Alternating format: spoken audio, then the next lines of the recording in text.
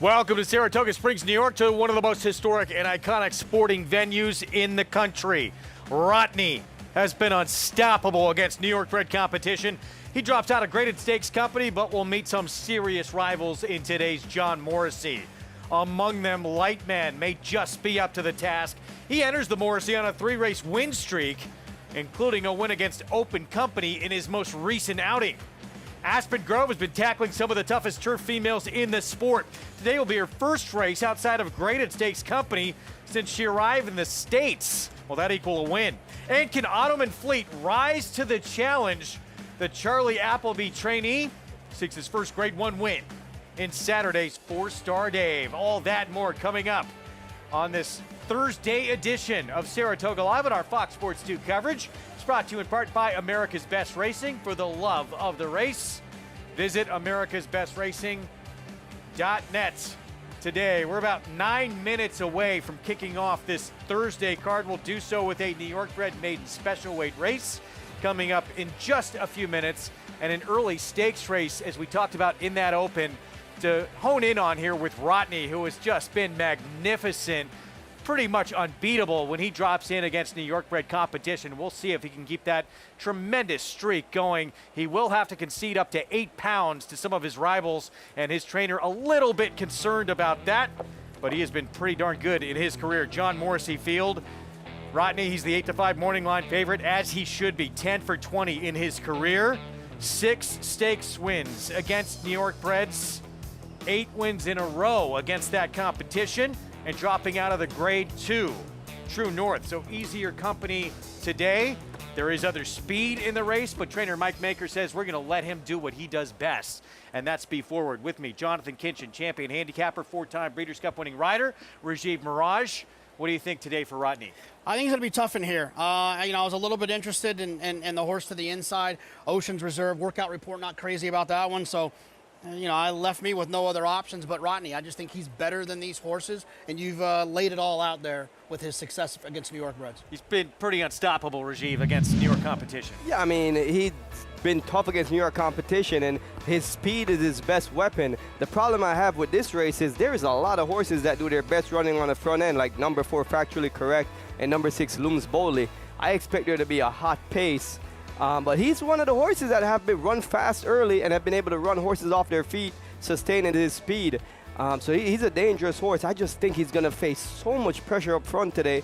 He's not going to be 2 or 3 lengths clear like he was this day when he won. And for that reason, I kind of took a flyer with Ocean's Reserve in this race. I feel like coming off the layoff, fresh, he's one of the best closers. I just expect that this is going to be a pace meltdown. He's about as reliable it gets, JK, isn't he, at this level? Yeah, I mean, look, he's been outstanding. And like you said, he just kind of shows up, and he's run well against Open Company as well. And so it's not just a New York bred thing for him. And he's got the style that I think is going to help him quite a bit in a race like today. That's race 3, named after man that helped found this racetrack, who you did not want to meet in a bare-knuckle fight. No, definitely didn't want to see him at all. What was his nickname? They called him Old Smoke. Yes. Light his hands Stay away on fire. from Old Smoke, indeed. Today's action presented by Claiborne Farm. Fast and good on the turf for now as we get set to start the early pick 5 here in just a few minutes. That John Morrissey with Rodney, race 3. We're going to see Aspen Grove as well later today. For the first time since she's come to the U.S., going to get a little bit softer spot. Will not be in graded stakes competition. That's in race 5 to start the pick 6. You can bet all the action today with the official betting app of Saratoga. That's Naira Bets. The offer, that $250 deposit.com. The opener on this Thursday. Trying to get that first win of their career in a maiden special weight, 2-year-old fillies, traveling 6.5 furlongs, and Blakely's Wish, sister to a pretty good one, JK, by the name of Firenze Fire. Yeah, a couple of good ones. Not just Firenze Fire, but Andiamo a Firenze was pretty good too as a 2-year-old. This horse is probably supposed to be a little bit shorter than 9-5 if she's anything like her big brother, Firenze Fire, who was outstanding. And we'll get a chance, hopefully, to see one of our favorite moments of Firenze, the savaging that happened here at Saratoga a couple of years ago. That's something that you rarely ever get to see. A horse running at such a high speed, turn around and bite at a rival, and did it for running in like 5 or 6 strides. I was very mad at him for that because I needed him to beat Yaupon. And I think if he wasn't wasting time trying to bite him, he would have ran by him. Shows his fighting spirit. He did not want to lose that race. Wound up getting beat that afternoon as they come down Champions Way. Getting set to kick off our post parade here for our Thursday action. As we get a look at Lady Wisdom, Lane Luzzy will ride here for trainer Bill Moritz, a first-time starter. The little bit of pedigree. Dan produced a runner named Cinderella's Cause, who was a 7-time winner. And the second Dan was actually a first-out winner on the dirt. Yeah, and when you're looking at these horses making their first start to their careers, you're trying to find hints on how they're going to run. You can look at their connections to see how their trainers do with first-time starters, their pedigree, the workouts, and the money on the board. So here's the sister to 14-time winner and multi-millionaire Firenze Fire. I just feel like she's meant to be a shorter price if she's well meant in here to run just like her big brothers. 9-1 on the filly we just mentioned, Lady Wisdom. Yeah, this one didn't seem to be working as well, and it's kind of showing on the board. She's the longest shot on the board currently. Endless Vow, 8-1 with Ricardo Santana Jr. The sibling done most of the best running over the grass, so I'm taking a wait-and-see approach for this one to go to the turf. And the 3 outside fillies all come out of the same race. This is the one who finished the best. I don't know if she ran the best, Bubby Dearest. Well, it's weird. She was the longest price, but she ran better than the other 3. What to make of that? Practically Summer, second back for Bill Mott, and a sharp work, allegedly, for the DRF Clocker report. And the one that was the shortest price had the most expectations going in and ran the worst race, getting bet heavily right now. And Trail of Gold, she was 4th behind Bubby Dearest, but she was a little bit wider that day. Yeah, absolutely. And in Dave Donk, we trust here. I'm just hoping that Dave can have an improve with Trail of Gold based on that first performance. So 3 minutes away from this opener with some steady drizzle. Well, maybe a little more than a drizzle coming down right now. Here's the forego from Firenze Fire. The $2.7 million earner. He's on the outside down the stretch. That's Yaupon down on the inside, and here it comes. And Firenze Fire and Yaupon was battling right here, and all of a sudden, boom! He goes over and tries to bite the other horse, and that's crazy to think that he did that for about 4 to 5 strides consecutively. Now, that's like walking down the street and reading a racing form. If I did that, I would trip over. The fact that he was still able to run forward, turn around and bite at the horse and keep doing it is just nothing short of extraordinary. And his jockey did such a great job staying with him.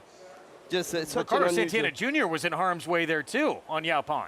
Yeah, it was like an alligator snapping at something. You know, you just don't want to get your fingers caught anywhere. And Ricardo was lucky not to get bitten. Now with more on Firenze Fire's sister, Blakely's Wish, the favorite. Let's go to Maggie Wolfendale. Yeah, and I remember that day vividly. I actually watched that race with Firenze Fire in the paddock, and I just couldn't stop screaming because it was such an entertaining renewal of that forego. But people may forget that Firenze Fire actually had it done to him in the Gallant Bob Stakes when he was a 3-year-old. So it may have been a learned behavior, not a inherited behavior, as we're taking a look at his younger sister, Blakely's Wish here.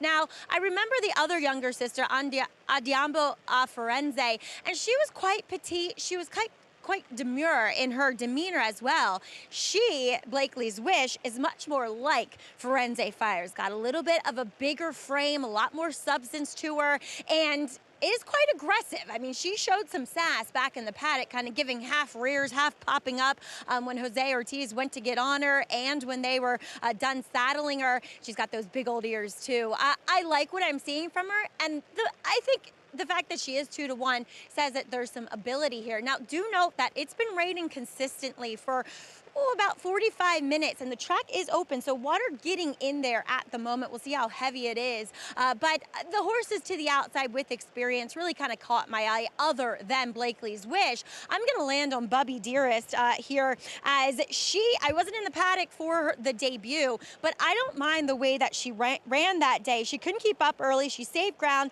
showed good late foot, but I think she's meant to show more early speed than what she did that day.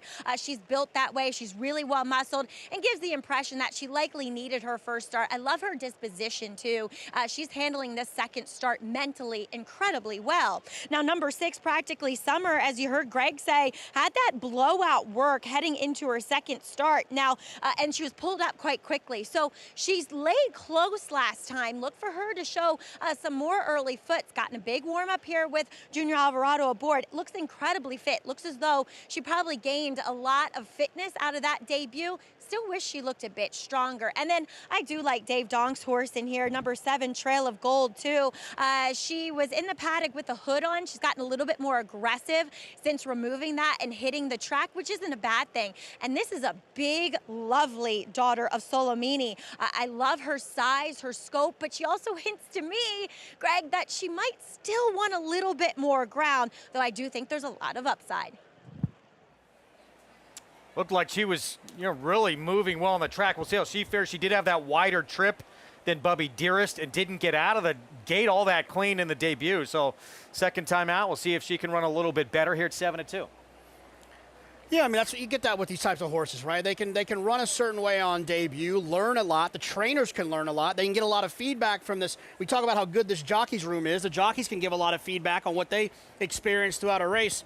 I just got to say, Rajiv, before they get in here, this one horse is cold on the board considering the pedigree here. You think, still a favorite coming. I get it. You think if she's a rocket runner, should be bet harder. Yeah, if she showed any ability in the morning or a real ability in the morning, wow ability, she'd be 4-5 in this group. I think she still might win. I just think they're a little bit unsure how she's going to handle her first start. Yeah. I will say when it comes to Practically Summer, she was disappointing first time, but the experience does a lot for a horse. 2-1 favorite, the sister to Fourstar Fire, the multi-millionaire. Let's go upstairs to Frank Miramati for the call. Here's Trail of Gold to the outside. They're in the gate.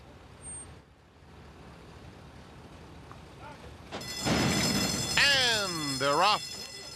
Bubby Dearest and Practically Summer are both out very alertly. Just in behind them comes Blakely's Wish along the rail in third. They are followed by Trail of Gold, fourth. The 2 trailers, Endless Vow and Lady Wisdom at the back of the field. So it's Bubby Dearest taking them toward the half-mile pole, leading the way by a length and a half. Practically Summer is second. Blakely's Wish, Trail of Gold right together. That quarter went in 22 and 3/5 seconds. Endless Vow, Lady Wisdom at the back. Around the far turn, Bubby Dearest, then Practically Summer, just a neck back in second. 3 more to Trail of Gold outside Blakely's Wish, who's back to fourth. Then Endless Vow and Lady Wisdom. They're coming toward the quarter pole. Bubby Dearest leads a half a length. Practically Summer, the half in 46-1. Trail of Gold. Endless Vow has been urged along and starts to pick up some momentum on the far outside. Endless Vow is kicking in as they come toward the 8th pole. Bubby Dearest on the far outside. Endless Vow keeps grinding away. Trail of Gold is in between them. Trail of Gold and Endless Vow come to the 16th pole together. It's Trail of Gold or Endless Vow. Trail of Gold digs in, fights off Endless Vow. Trail of Gold wins by almost 2. Endless Vow was second, Practically Summer third, Bubby Dearest tired to fourth. Trail of Gold, second time out. David Donk, John Velasquez with a win at 7-2. In Dave Donk we trust.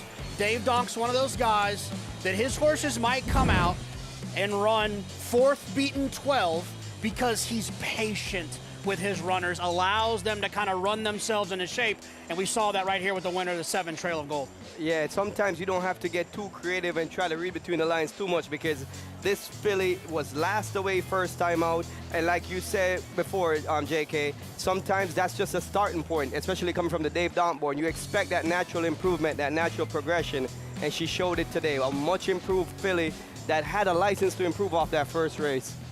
She sneakily ran best race of anybody in that common race back on July the 17th. She looked the part warming up, and she ran to those looks here. 7-2, second time out at 7-4-6-5. I can feel it for Ricardo Santana. You saw his crop go flying out of the number 4. When you're bearing down on a rival with some momentum And the last thing you want to do is lose the crop, your accelerator. And as soon as the crop went out of his hand, you can see Endless Vow kind of stop running forward. And Wolfie, I don't want to pick on the favorite in here, Blakely's Wish, but I just want to make the point that when a horse like this and a group like this, right, a field of kind of nondescript runners, nothing to get you excited. State-bred maiden special. Right.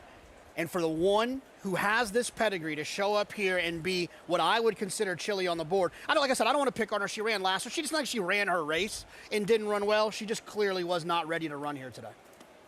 And sometimes at first time out, it's an education, and we see things completely turn around in start number 2. But you were right on the board. They were a little cool with Blakely's Wish, and she did not run what people were expecting here. And take a look at the horse on the far outside. That's number 4, Endless Vow. Ricardo Santana, he picks up the crop. He tries to motivate her. She's bearing down on the eventual winner. And when he goes to switch sticks here, all of a sudden, it just bounces off the filly and flies out of his hand. And that kind of, right there, his race was over. I'm not saying that he would have won, but there's no way the horse would have kept going. And I will say this, Rajiv, trust me, I don't want to ever tell you about what a crop means or doesn't mean. When I turned over my shoulder to look right here, when she ran by, she looked like she was starting to hang and was never going to go by the winner. So while I'm sure Ricardo would have liked to continue to have the stick with him, I'm not sure she was passing that horse. Right. It's just a terrible feeling as a jockey when you're in that situation when there is a chance that you might win a race or have a chance to win, and you know you're doing everything to get her motivated, and you lose your accelerator. 7-2 start to this Thursday card. Trail of Gold, D-O-N-K, donk, donk, donk. Mr. Jets fan himself with a win to kick things off. He's got another one a little bit later in the card who was a winner for him already at the meet. That'll be on the turf. Fancy Pants Juliana coming back. Yeah, I root for Dave Donk just because he does it the right way, right? He's got owners that are patient, that allow him to take his time. They don't care if he wins first time out, but I'm sure they're very happy that he won second time out. Good for him. We always like to see him win. Hard not to root for. We're going to take a timeout. 7-2 start to this Thursday card. Trail of Gold, second time out. Picture taken. Stay with us.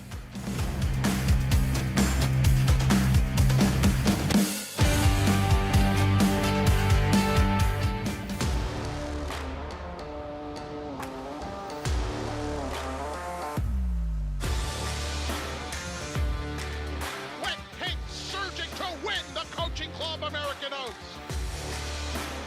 Forte to win the Breeders' Cup Juvenile.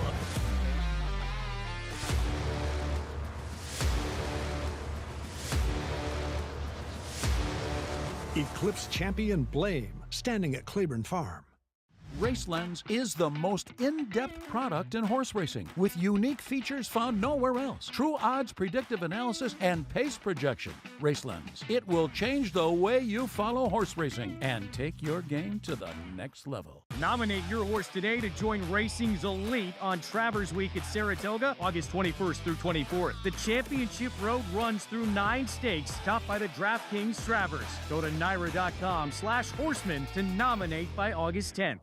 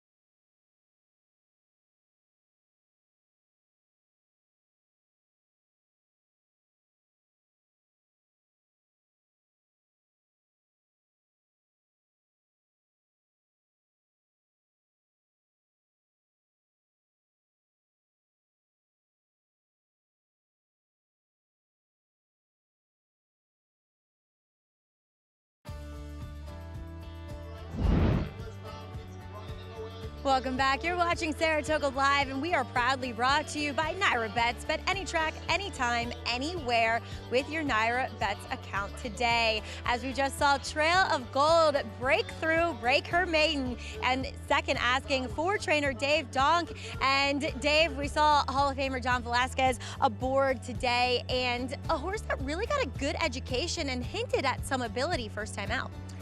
Yeah, she didn't break that well last time and then didn't run at all after leaving there. And was really far back. I thought early in the meet you had to be pretty close. You know, not that it was speed favoring, but you need to be pretty tactical. It's a good education. That's kind of my style anyways. You know, good feedback from Johnny. Listen, he was willing to ride her back. It wasn't, I didn't think it was a deep spot today. So what she couldn't do today. Well, she remained on her inside lead. Is that something that you'll work on with her in training?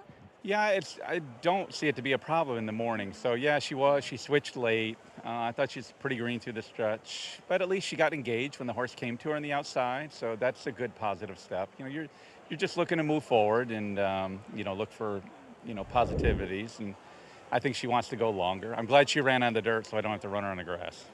Speaking of which, you typically do have a stable of grass horses. I know, you know, turf racing kind of hanging in the balance, at least as of now, but you do send out Fancy Pants Juliana, a already winner at the meet a little bit later on. Talk a bit about her stepping up today.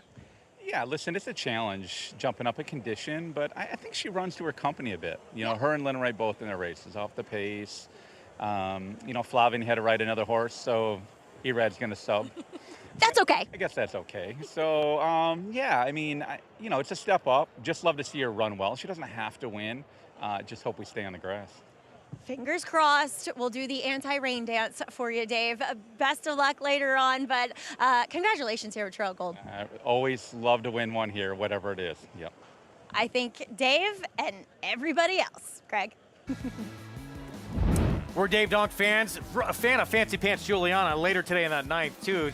She just comes from very far back, and she's going to need a trip. Yeah, but if, you know, if there's some moisture on the turf course, it'll, you know, tire some of the other ones out in front of her and set up nicely for her. And one thing that you see about this turf course, when horses like it, they usually run good over it all the time, and she definitely likes it here.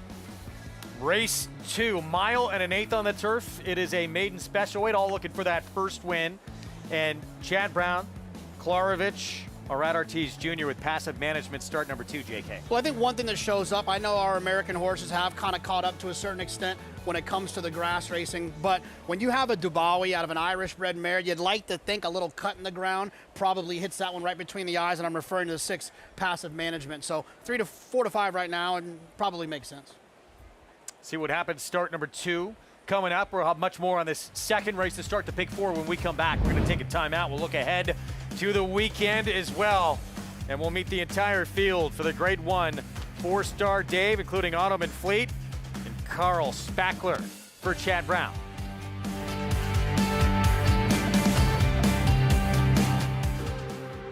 But it's all Pinehurst. Grade 1 winner at 2. Very impressive in the runaway Delmar Futurity. Graded stakes winner at 3. Pinehurst so gutsy. The highest earning son of Twirling Candy. Pinehurst lasted home to win it for the United States. Bred on the same cross as Gunrunner. Pinehurst, standing at Womack. Horse racing? Check. Weekly promotions? Got 'em. Huge payouts? You bet. With Naira Bets. Download the app today and bet on any track, anywhere, anytime with live HD horse races, betting tips and tutorials, expert picks, and more. You bet with Naira Bets. Join now for a new member bonus at NairaBets.com. And they're off at the Naira Bets Haskell. In the Belmont Stakes at Saratoga. Dornock setting up moderate pace, 3/4 of a length ahead. Right as the field turns for home. Mind frame on the outside. It's coming after Dornock. They're at it again. The 2 Belmont first and second place finishers will be Dornock to win the Belmont Stakes. Dornock wins the Haskell. New York breds. Race them. Respect them. Bet them. Respect them. Breed them. Respect them. Buy them. Respect them. Train them for a second career. Respect them. Join us in respecting thoroughbreds at every stage of life. Learn more at nybreds.com.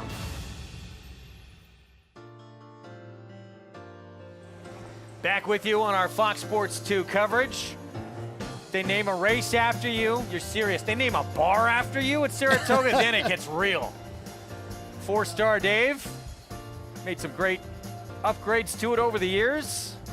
And a great spot here at Saratoga to catch all the action, named after the Sultan of Saratoga. And the Grade 1 Fourstar Dave coming up this weekend. It's our ABR race of the week. And we're going to meet the field that's going to line up. No Master of the Seas. Foot Bruise will not participate. Going to potentially go to the Woodbine Mile, trying to defend his title in the Breeders' Cup Mile. Start with strong quality for Casse. Dylan Davis will be aboard. I mean, look, he's at least going to be a pace situation, right? Which I think could be important considering Autumn and Fleet. The 6-horse won wire to wire, drawn towards the inside. I think Dylan sends away from there. Major Dude next door for Todd Pletcher. John Velasquez rides, coming off a win here at the meet at 1 1/8 miles. Yeah, Major Dude ran well last time, but there's some different types of dudes in this race. Carl Spackler, Autumn and Fleet, more than looks, significantly better than anything he's seen recently. Yeah, he's Major Dude, but you're right. There's some serious dudes like Carl Spackler he's going to have to deal with in here. Carl Spackler, Grade 3 Kelso winner back on July 13th here at Saratoga. Carl Spackler is the horse for course. 3 wins from 4 starts over this turf course, and he's rounding back into top form, coming off and pairing up his lifetime Buyer speed figure highest of 98. Money Supply, he put together 5 in a row at one point. How does he class up against his field? I mean, he's definitely got to class up, right? He won at Indiana in a stake race. Like I said, different level of dudes in here.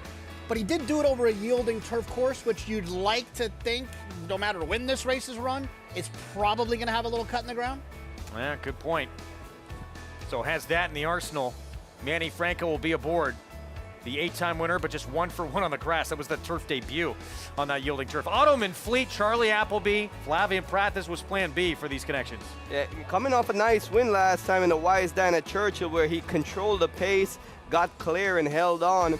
You know, this horse has done his best running at over a mile. He hasn't really run a flat mile as sharp, and I think that's something that's going to play against him from a dynamic standpoint in this race. And we know JK, immense talent with More Than Looks, but we've not seen him since the Breeders' Cup Mile in November. I might like More Than Looks in the Grade 1 at Keeneland later this fall, or maybe even in the Breeders' Cup. I just can't like him in the Fourstar Dave. Last week he was entered in the Lure, a very conservative spot, because it didn't feel to me they thought he was ready for the Fourstar Dave. That race was rained off. Now, suddenly, he's ready for the Fourstar Dave. I just don't trust that situation. I think maybe the next time's the time for More Than Looks. I mean, what about the arsenal that Godolphin and Charlie Appleby have to scratch the favorite and then still have the favorite with your backup here, Autumn and Fleet? Tells you what they're bringing to this meet. Yeah, I tell you what, I mean, other than Godolphin, the other 5 runners in here, 4 runners in here are probably a little excited that Master of Seas isn't in there because he is a talented racehorse. But it looks like I'm sure he'll be back around. They'll have to deal with him a little bit later this fall. So that's the Field Fan Duel Fourstar Dave, named after a horse who won 8 consecutive summers up here. One of the all-time fan favorites. Race 2, mile and an 1/8 on the turf, and it's Chad Brown, Klarovich, Arad Ortiz Jr. with the favorite. We'll talk Rotney when we come back as he gets set to stay.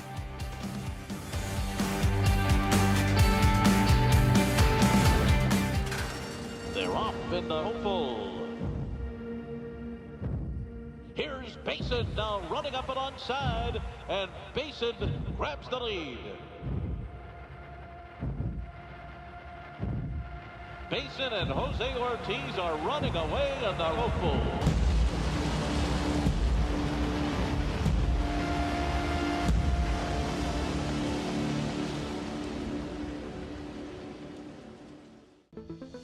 Serving others is our foundation. That's why Naira is building a pathway for businesses, individuals, and organizations to support charitable groups connected to horse racing in New York State. I think, Rajiv, you could probably speak to this better than I can when it comes to horses that are going to appreciate turf with give in it. To me, it's always the turfier the pedigree, the more they're going to like turf with give into it. I have shared the same sentiment because when you think about European influence, European races are run many times over wet turf. So I would expect that influence will make this horse run good on a wet turf. Well, you saw the trainer standings a moment ago. That's that man right there leading the way. And we're after Wednesday's card. That was the official halfway point of the meet. So 19 wins, trying to get number 20 here for Chad Brown. And it would take a big, obviously a very big second half, but not out of the question for him to take a run at his record. I believe 46 wins. Yeah, I mean, I think he's got a, I'm trying to think of the right way to say this. I think he's more likely to beat his record than someone is to catching him. I would agree with that. You know what I mean? Obviously days like this and what potentially could be this weekend with the weather that's forecasted, not ideal. I would say if he were to be above the midway point, above par, then I would say, yeah, but it's going to be hard for him to win more on the second half of the year than on the first half because I feel like you get geared up to win right away here. Here's our post break. We'll start with the Shug McGahee runner, Stop the Press. Yeah, cutting back a little bit, but definitely is one that makes some sense with this inside post. Let's see if Jose Lescano can work out a trip from down there. Cherie de Vauban has been live at this meet. We'll send out Prospero. It stretches out and blinkers on after getting beat by 3 lengths last time out. Looks like he'll appreciate the extended distance today. Legitimize the second dam, the 13-time winner, including the Breeders' Cup Filly and Mare Turf Intercontinental. Yeah, this horse is a threat to go wire to wire depending on what they do with the 5 Badge of War. Luis Saez rides for Tim Ham. Truly Warrior gets on turf for the first time. And the fact that Todd Pleasure doesn't just drop him into a claiming race and give up with him makes me feel like he sees something that he likes to try him on the grass. Badge of War, a brother to an after-the-fact Kentucky Derby winner. 3 times this horse has been in for a tag. That's a concern for me against this group. And brother to Mandaloon, Frankie Dettori rides. Passive management. So here's the even money favorite for the meet's leading trainer. I mean, clearly the horse to beat. After that debut was good because there was a slow pace in front of him. He didn't have such a great trip running into a slow pace, and he still managed to close pretty well. So Rad Ortiz Jr. was on board for the debut. He'll be back today. This was back on that early race in the meet here at Saratoga. Yeah, the pace wasn't particularly quick in here. This horse was trying to close into that and gets a little bit more distance to work with today. And like I said, probably some ground that passive management will appreciate. And like we talk about, he looks like the only horse that's actually making up some ground, him and the number 7, because in a slow-paced turf race, it becomes a really big sprint home, and it's hard for horses to close into it because the front runners, they're not slowing down. So I really like that effort, and it just makes logical sense. Rad Ortiz Jr., there he is. He is on board the even money favorite. He's got a chance to get his 28th winner of the meet. He needs to rack up some wins here because he's in a fight with Flavien Prat, and he's got 3 days next week where he is going to be suspended. Yeah, Irad is not eligible to ride August 14th to the 16th. And we have to watch every day from now until next week and every single day because at any point, either one of these jockeys can go on a tear and either make some separation or Flavien might be able to rack up some wins next week and possibly take the lead. The other problem, too, for Irad is that the mounts he's going to miss on the 14th, 15th, and 16th, not only is he going to miss them, some of those are likely going to be pickups for Flavien Prat because he's the second leading rider, he's red hot. So people that are going, oh, well, Irad's we'll take Flavien. I would imagine he'll pick up one for Chad that Irad was riding. Flavien will ride. It's a big tough swings. 3 days, yeah, for sure. See how it plays out. Are we going to run that promo? Do you want to read this or should I? Okay, here we go. Yeah, I'll read this one. It's your thing. Yeah, okay, yeah, this is nice. Subscribe to In the Money Media on YouTube for free tips and analysis from Fox's own Jonathan Kinchin and Peter Thomas Fornatella, who's named after, or Looms Boldly is named after Peter Thomas Fornatella in the next race. and the rest of the In the Money Media team. Search for In the Money Media on YouTube to subscribe. Nice. Nice. All right. So everyone, take note. Let's go to Maggie, minute to post. I like that, Greg, when you make Jonathan read his own promos. Fantastic. As we'll take a look at passive management here. Like I said, very aggressive in his demeanor, but I like what Arad did with him. And it was funny because as he was giving his connections a lot of difficulties getting the tack on, Arad was intently watching his mount in the paddock, kind of observing what he was showing him. And he immediately took him away from the pony, expended that, nervous energy. But what a smart looking horse. I mean, everything is where it should be. And a lot of times I do see these Dubawies just need a start. They're tough horses to get that excess weight. How the heck did we all pick the two? Anyway, I do respect number 6 in here, passive management. And I would think that he gained a lot of fitness from that first race in which he did have a wide trip and he kicked on pretty well through the lane. Number 1, Stop the Press, has had quite a few chances. There's a lot of more horses in here with the upside as opposed to him as he puts those fairly significant cheater cut blinkers on. He has a tall drink of water, really leggy, so the 9 furlongs is cutting back for him. I don't know if I love that for him, to be quite honest. He is quite sharp, though, as he's projected to possibly, I don't know how forward he'll be in here, Greg, but with those blinkers on, he is sharp. We'll see where he puts himself in the running of this race. He was, talking about Prospero in a loaded debut. Winner, 3 for 4 on the turf, stakes winner, second place finisher. Won next time out, was 3rd in the stake. 3rd place finisher. Winner next out, hit the board in the stake. Well, that was a tough group to debut in. Originally, I was going to pick passive management, and when I heard Maggie say that he was being a little bit rambunctious or whatever in the paddock, made me kind of lean towards the number 2. So yeah, Maggie, I ended up picking it on your recommendation. I got a weird stat. I don't think it means anything, but it's funny. Cherie DeVoe, when she, on the turf, when she stretches out, sprint to route, in their 2nd or 3rd career and there's start, her filly. she's got 3 wins, all of them were ridden by Johnny Velasquez rides today. On the 2 at 5-1, Prospero. Yeah, 2 sprints now stretching out for Cherie DeVoe. Start of the early pick 4, odds-on favorite, passive management for the meet's leading trainer and rider. Let's go to Frank Miramati. Thanks, Greg. Here's Legitimize going in.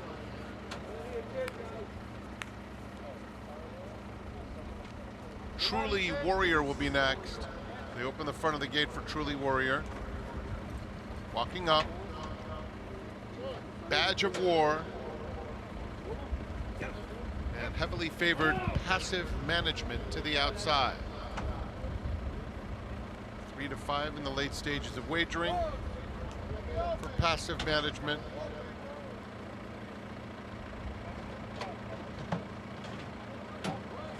They're in the gate. And they're off. Badge of War bobbled out of the gate and is last. Legitimize is going to the front. Stop the Press has early speed. Prospero between horses. And passive management is not far behind in the early going. Then Truly Warrior on the inside of Badge of War. They're covered by 5 lengths rounding the first turn. And it is Legitimized. And Luis Saez showing the way comfortably on the front end. Has it by 2 lengths. Stop the Press second with Prospero up alongside. That quarter went in 24 seconds flat.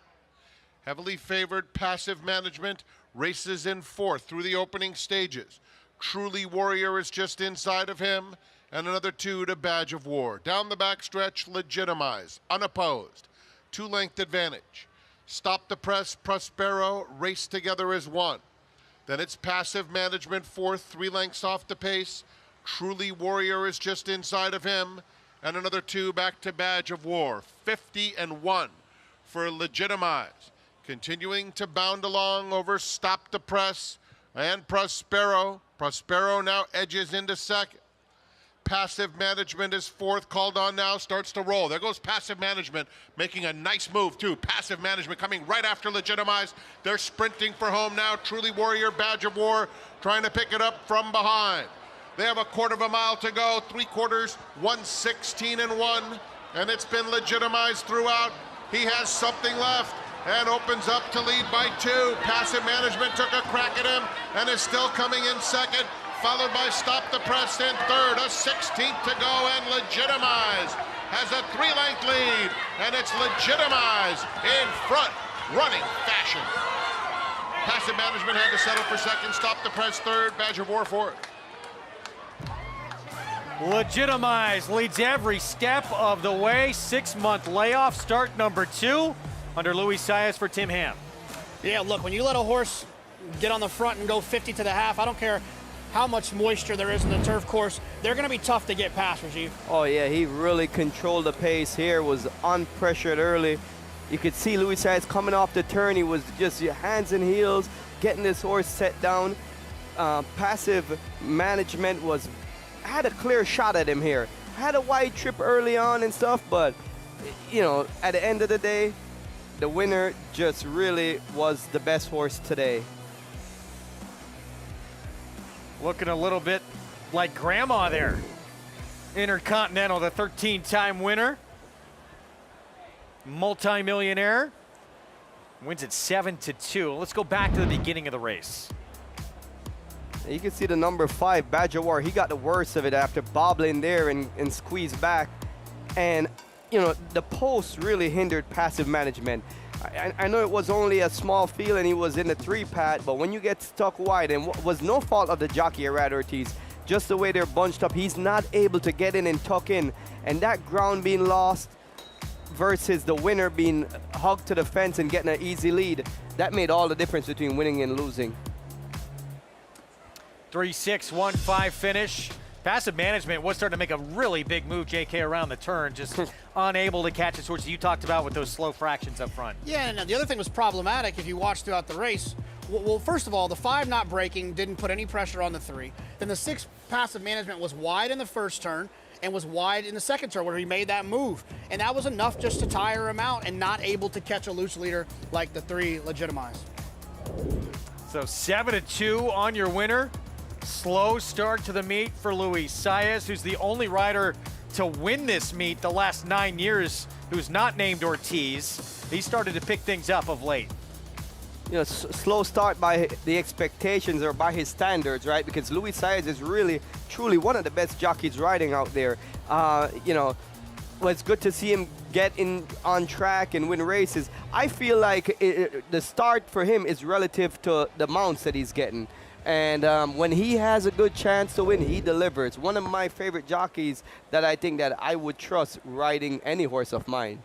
Tim Ham, there he is, owns and trains this 4-year-old son of the Triple Crown winner, Justify.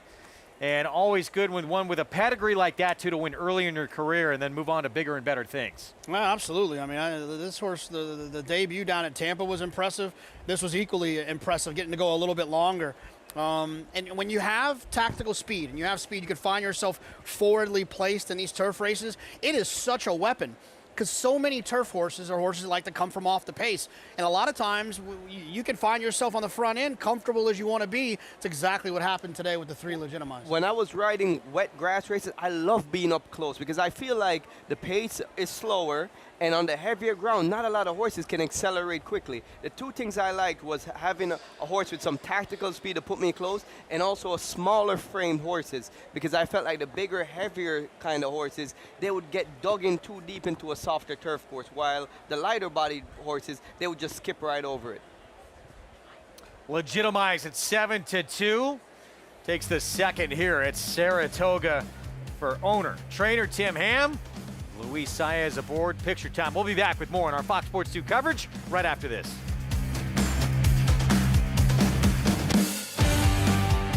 Introducing a stallion, as top class as they come. In 22 career starts, he won or placed in 12 graded stakes, competing in 15 grade ones, earning over $1.7 million.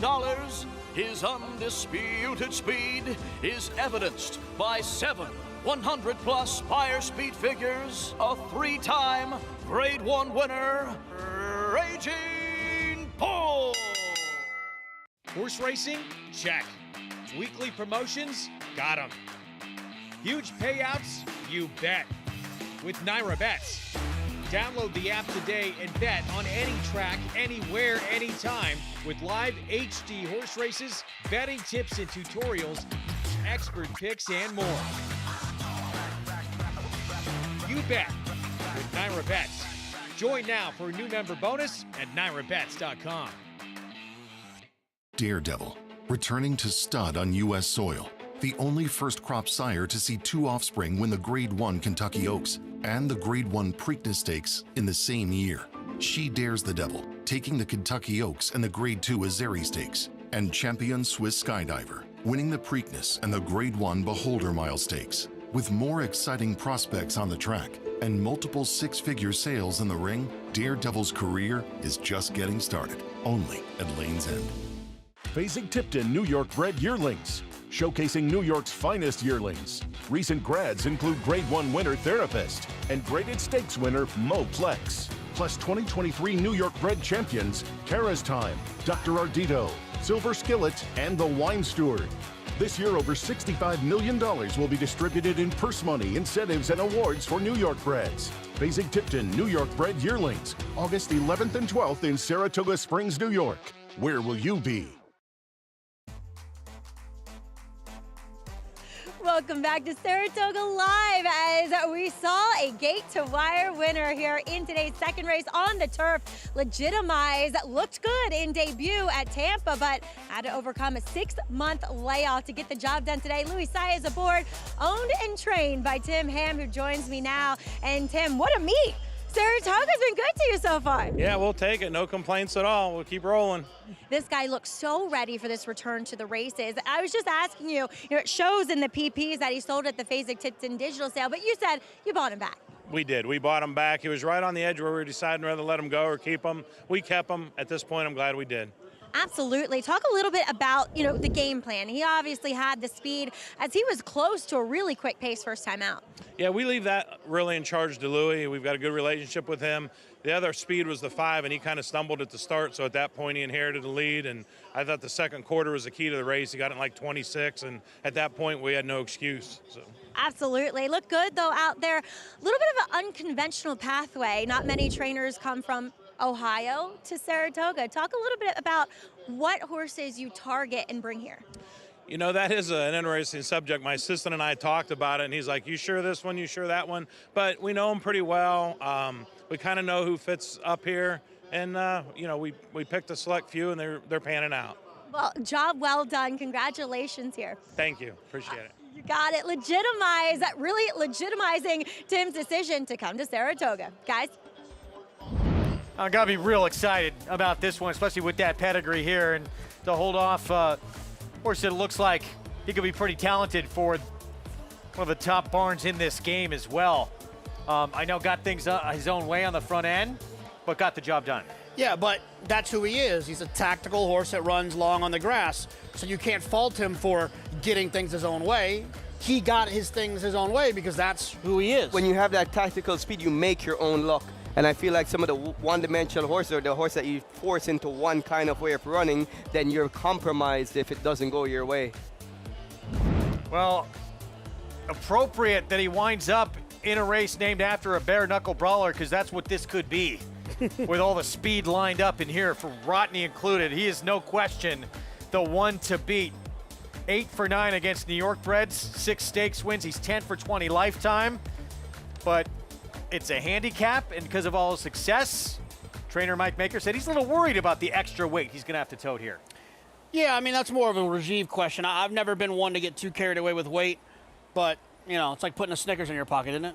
Yeah, that's, the horses are so big. You look at the size of a horse, they're about 1,000 pounds on average. So I don't believe an extra 5 or so pounds makes a big difference. But, that's a speculative argument. I don't have the facts to know one way or another. What about in terms of running style here? He likes to be forward. His trainer says we're not going to take away what he does best. There's a lot of other speed in here. Yeah, I mean, I like that. I think sometimes that can be trainer talk where they'll say they're going to be aggressive so that everyone thinks, oh, I heard Maker said they're going to be aggressive. Maybe we're going to need to take back. Irad can send away from there. Everyone else takes back. Next thing you know, he's loose on the front end. Playing that mind game, but I don't see any other way that they're going to do with number 4 factually correct. And if I'm on the 6, I'm going to be putting pressure on him. I feel like this race is going to be separated into 2 groups. Number 4, 5, and 6 battling out up front, and 1, 2, and 3 coming from behind. And I'm going to take, I think the winner's going to come from the second group. 9-5 favorite Rodney dropping out of the Grade 2 True North last time out. So we look forward to this race coming up in just about 17 minutes as we take a look ahead of the Week 5 stakes schedule. Evan Shipman, Union Avenue on Friday, and then Grade 1 Fourstar Dave Saratoga Derby, berth on the line to the Cox Plate in Australia. 2-year-olds in the second of 3 graded stakes for the youngsters. Troy and the Galway, and then Sunday the Mahoney. Let's look at that Saratoga special. And Wesley Ward with a second-time starter who showed quickness early, although beating the Tremont first time out. Yeah, I mean, I just think he was unfortunate. I think Joel was trying to be a little cute carrying out the 5 Studley Do-Right, but he dipped down to the inside and really caused some problems. Once Joel tried to get re-engaged, might have just been a taste too late. Or maybe that engagement is what actually kind of got him to run back on. Yeah, and they're taking the blinkers off of him for this race, which they're probably thinking that, look, he had the blinkers on, he didn't see his competition and all that, so they're opening it up. I don't know how that's going to affect him, but sometimes when you take the blinkers off, it makes a horse see the whole playing field and probably engage his rivals more. It's race 8 on our Saturday card, 4:29 Eastern time for that Grade 2 Saratoga special.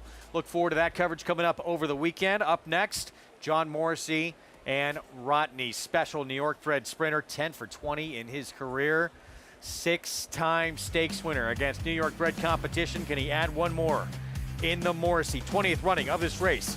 Coming up when we return, we're 15 minutes away.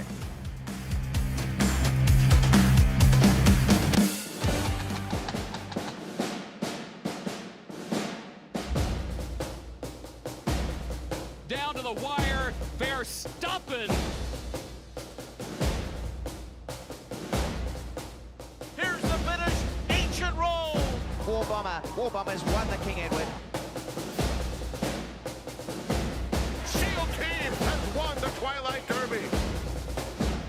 Warfront, standing at Claiborne Farm. Why do the most successful owners, breeders, and horsemen select the Green Group as their tax advisor? We simply save them money. Over the past 40 years, founder Leonard Green has owned and bred some of the best racehorses in the history of the sport. His hands-on industry knowledge, combined with cutting-edge tax-saving strategies, has produced positive results for his clientele and has made the Green Group the top-rated accounting and tax firm in the business. For a confidential and complimentary consultation, contact us at 732-634-5100 or visit our website at www.greenco.com. The Green Group, proven strategies to save you taxes.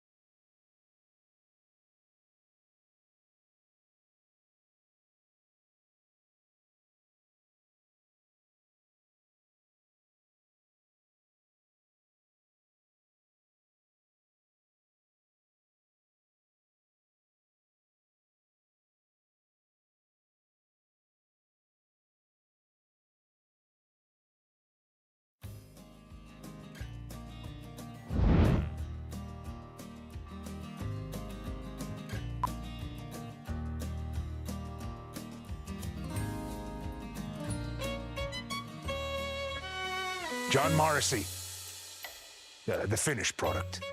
Hard to believe I started with nothing but these two fists. From poverty to high society, a wild life, seemingly fiction, yet all true. I'd amass a fortune, enjoy the company of presidents, millionaires, even twice elected to Congress. And oh yeah, I created the Saratoga race course. Irish born in 31, that's 1831. American bred, poor but proud. A gang enforcer on the streets of New York, no man could lick me. Professional bare-knuckle boxer in my 20s. They called me Old Smoke, the American champion too. 'Twas gambling that would bring me to Saratoga. Sure did love a dance with chance. I ran legitimate establishments. They flourished, bringing roulette wheels and cards. Wealth came to our tables. But as the Civil War raged, thoroughbred racing was halted in the South. More opportunity, and I had to plan. It was summer 1863, just weeks following the Battle of Gettysburg, only 300 miles away. We staged Saratoga's first true horse racing event. Quite the tale, and it remains the American dream come true.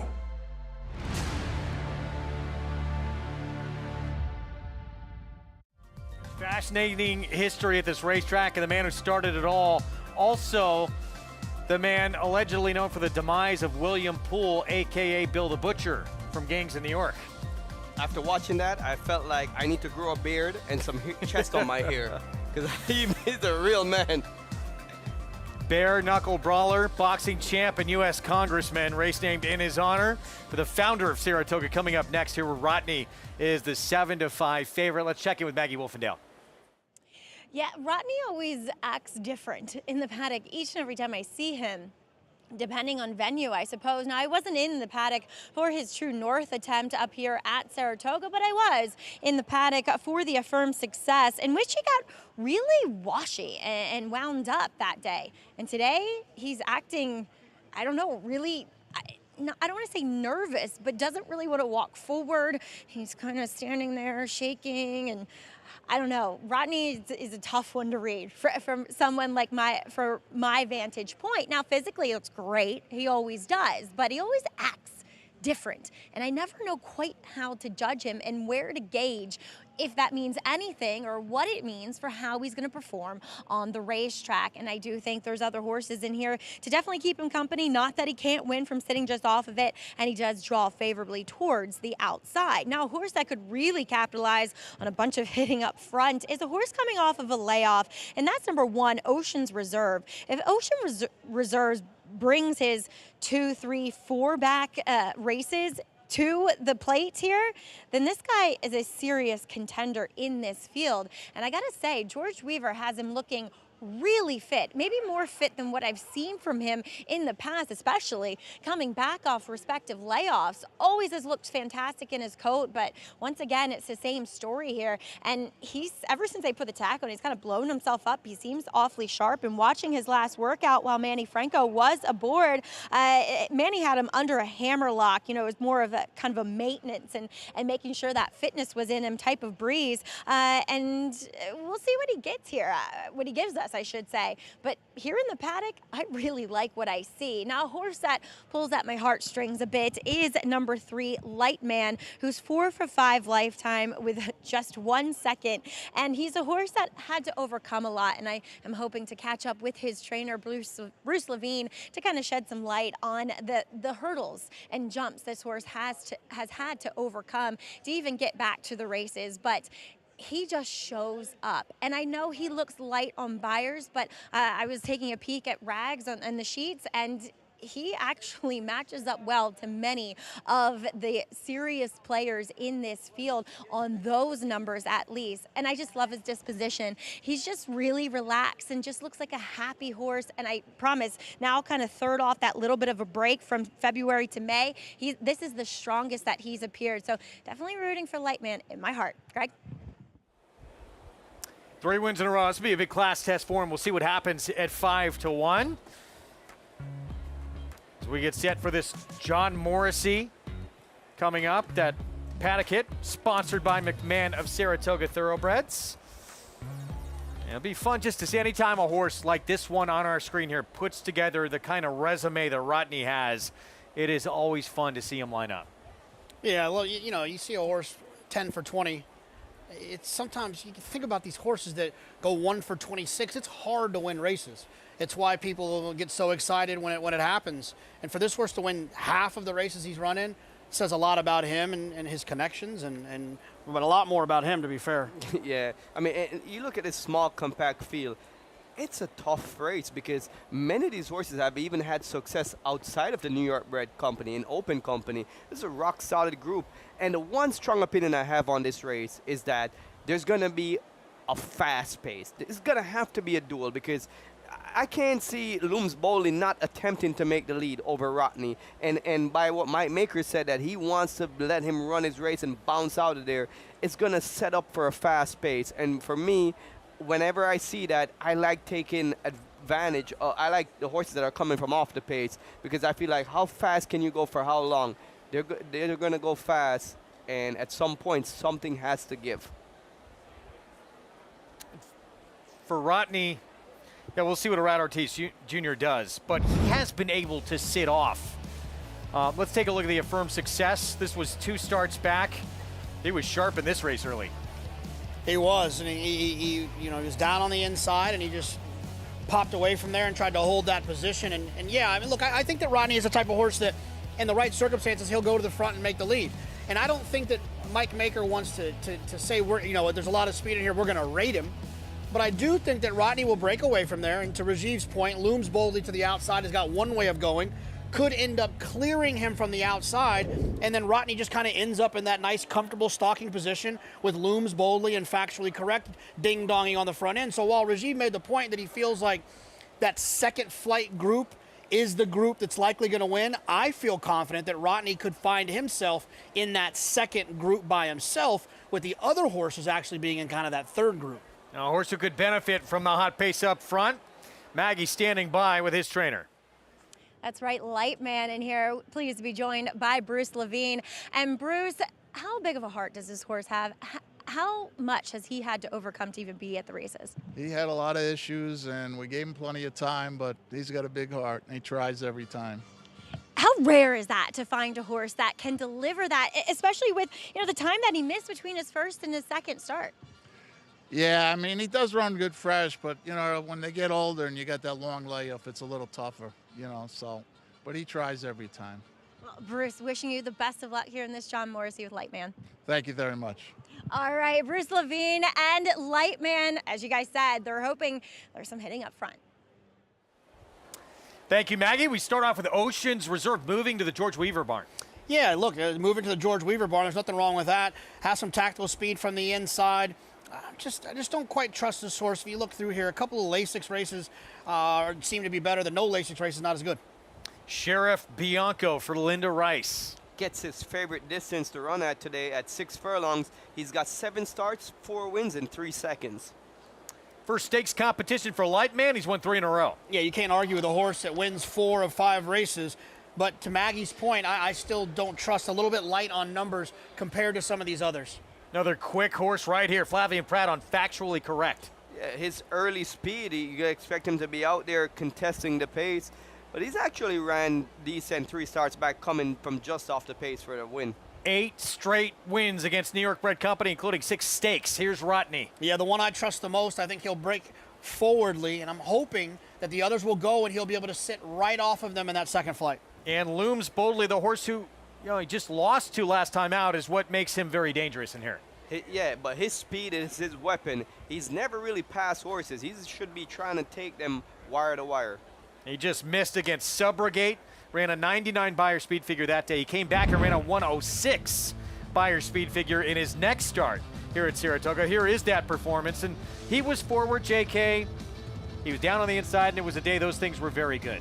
Yeah, he's always forward, this guy, and you're right. I think that maybe you could take this performance with a grain of salt, but that horse to the outside was some people's picks in a grade 1 recently. The Vanderbilt, Subrogate, yeah. So I think Looms Boldly is the type of horse that can get bold on the front end.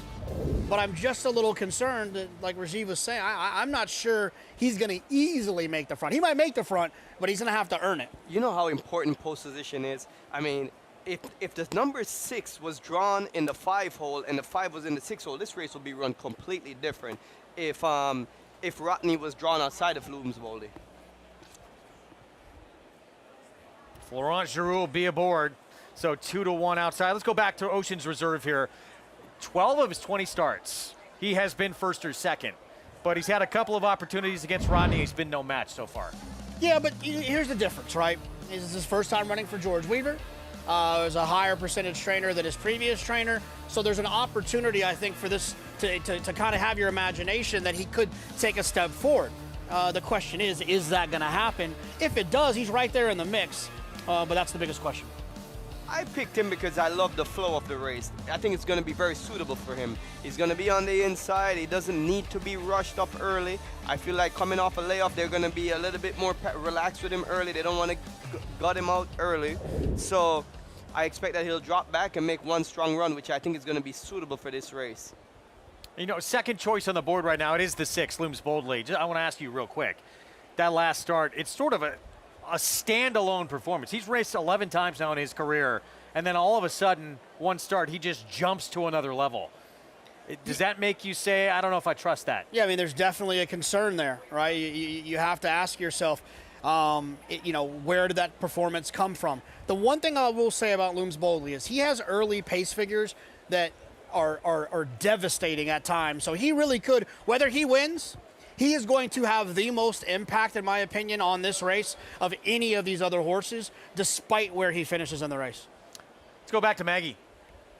And he draws outside, so I think that gives a rider so many options. As Florent Giroux aboard again here with Looms Boldly, got along with them well. First time he tried him back up here on Belmont 6 Racing Festival weekend. A horse that at times has really struggled to look very fit and defined. And now he does. A horse that maybe has taken a while to really kind of turn into an athlete. And I think now as a 4-year-old, we're finally seeing that maturation from this guy. And I like what I'm seeing from him because he's not hot. This is 6 furlongs. This is his gig. As JK was saying, he's wickedly fast. And I think maybe he just throws, sand, aka dirt, in everybody's faces at the break here. So I went with a horse that, yes, tugs on my heartstrings. I will say this about Rodney, moving and acting so much better on the racetrack than what he was in the paddock. I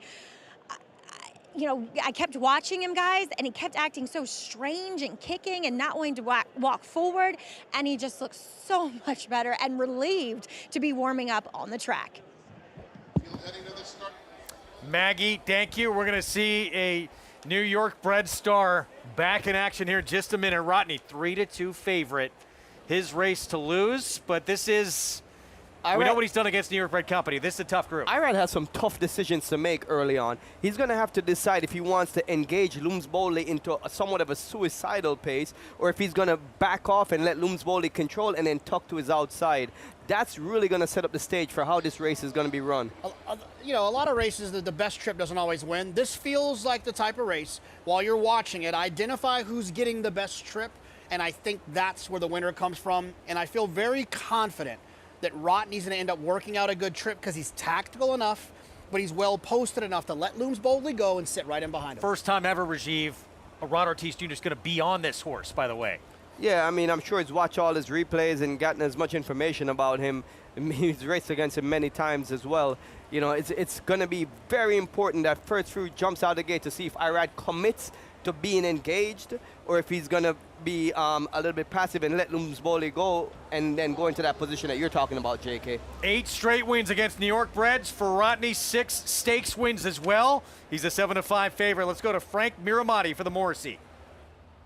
Thank you, Greg. Son of Run Happy. Rodney is in the gate. Here's Looms Boldly. All set.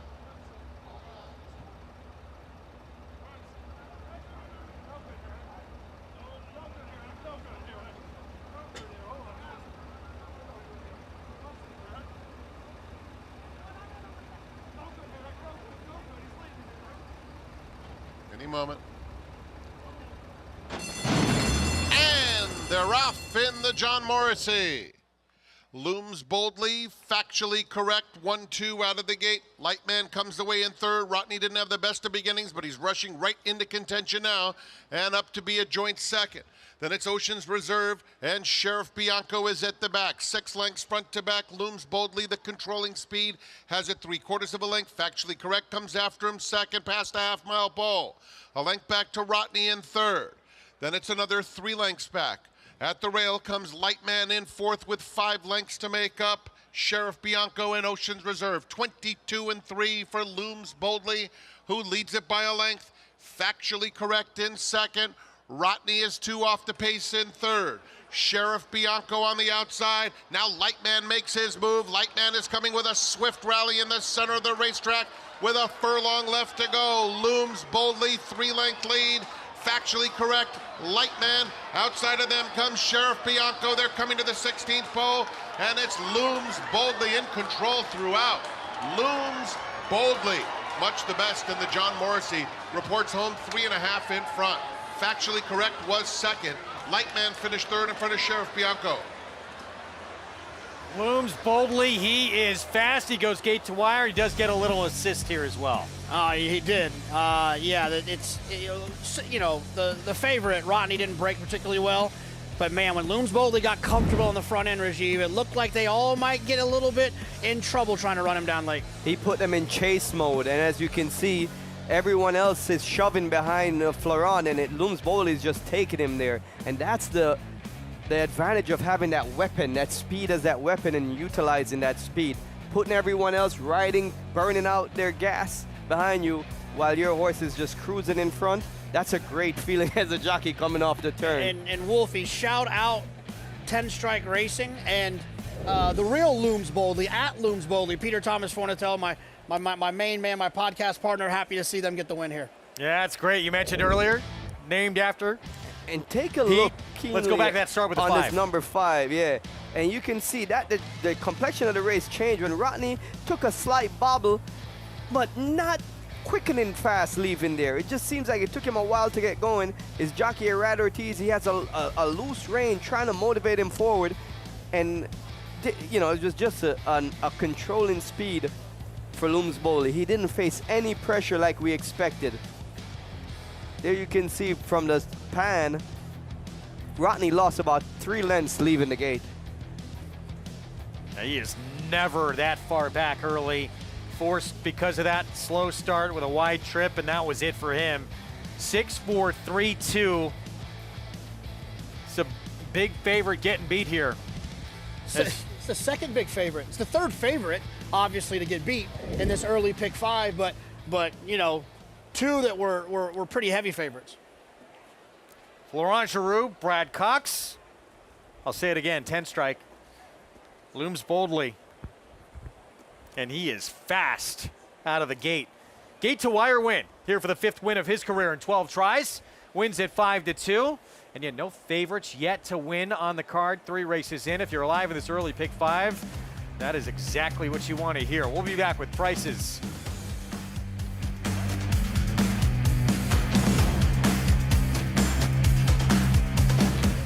The classic looks of a 2-turn type, yet the precocious brilliance of an undefeated G1 2-year-old. Maxfield, a breathtaking run at the top of the stretch. Maxfield. He took it to the max in his chosen field. Now you need a mini Maxfield in your chosen field. His first yearlings are selling now. Maxfield. Classic looks and precocious brilliance. Darley.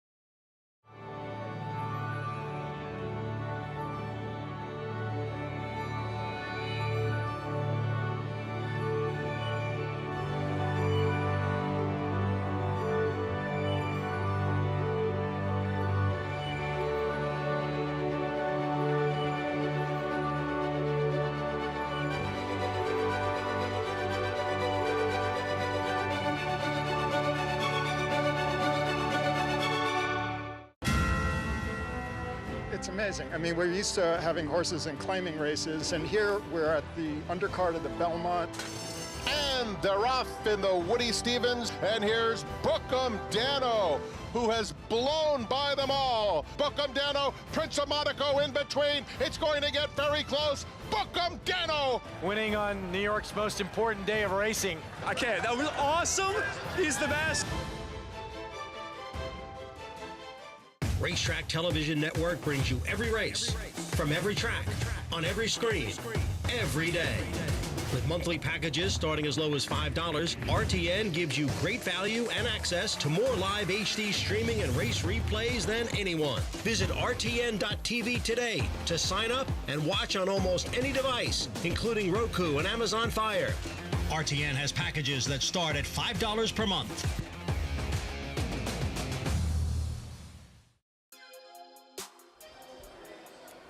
Back on our Thursday coverage here on Fox Sports 2.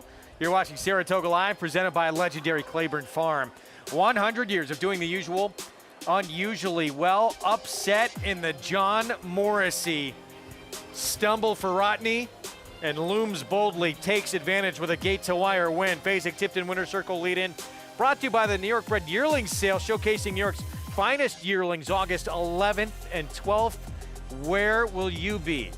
Brad Cox, Florent Giroux, 10 strike. Team up for the win. Let's go to Maggie. Great segue for this New York bred. Greg is pleased to be joined by Florent Giroux. And Flo, you rode him for the first time last time, and what a huge performance we saw here at this track on Belmont Stakes Racing Festival. What did you glean from that performance that day? I thought he really ran a great race, in defeat. He was digging in all the way until the end, and the horse who beat him, Subrogate, he was on a roll and still a really nice horse.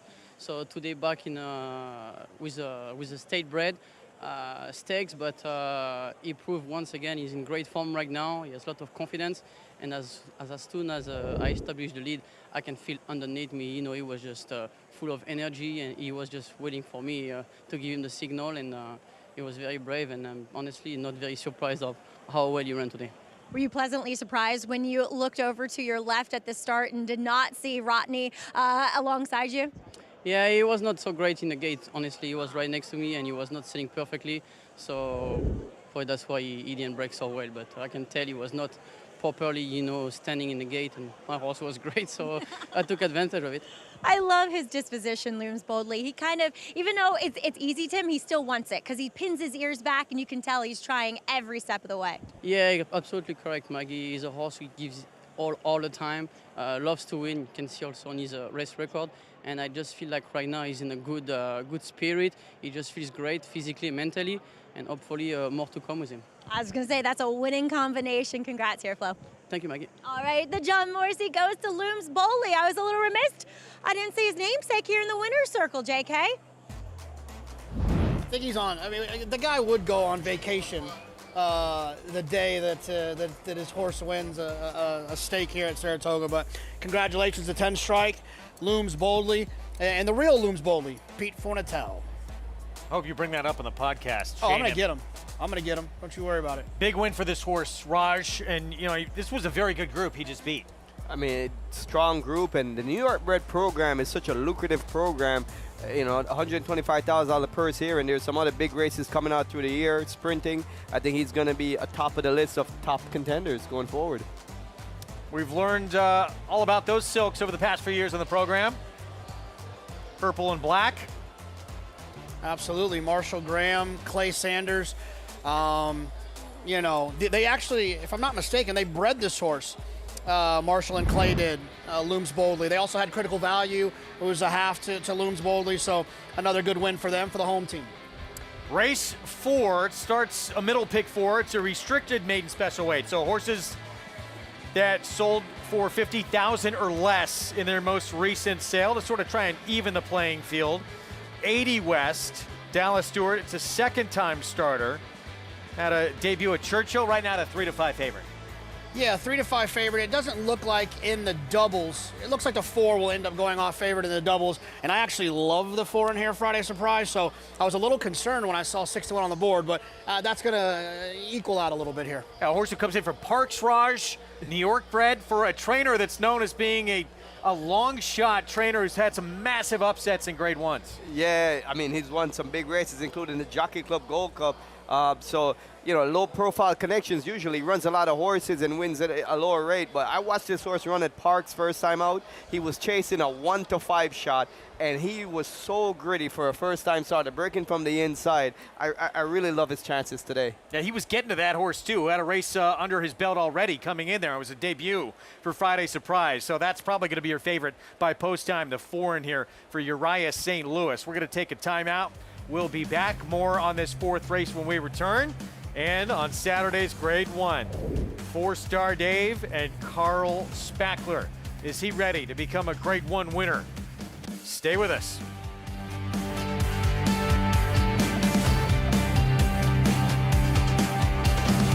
And they're off at the Naira Benz Haskell. In the Belmont Stakes at Saratoga. Dornock setting up moderate pace, 3/4 of a length ahead. Right as the field turns for home.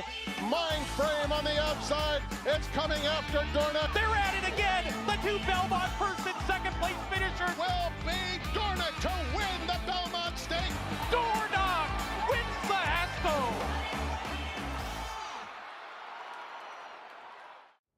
Good afternoon, ladies and gentlemen. On behalf of the management and staff of Keeneland, I would like to welcome you to the September yearling sale. Good to have you back with us.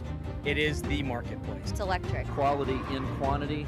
Some of the absolute best horses. These are the horses we're going to be cheering on in the next 4 or 5 years to come. It's shareholder to win the Northern. Dornock win the Belmont Stakes at Saratoga. Randomized in a dramatic photo finish in the Ogden Pit.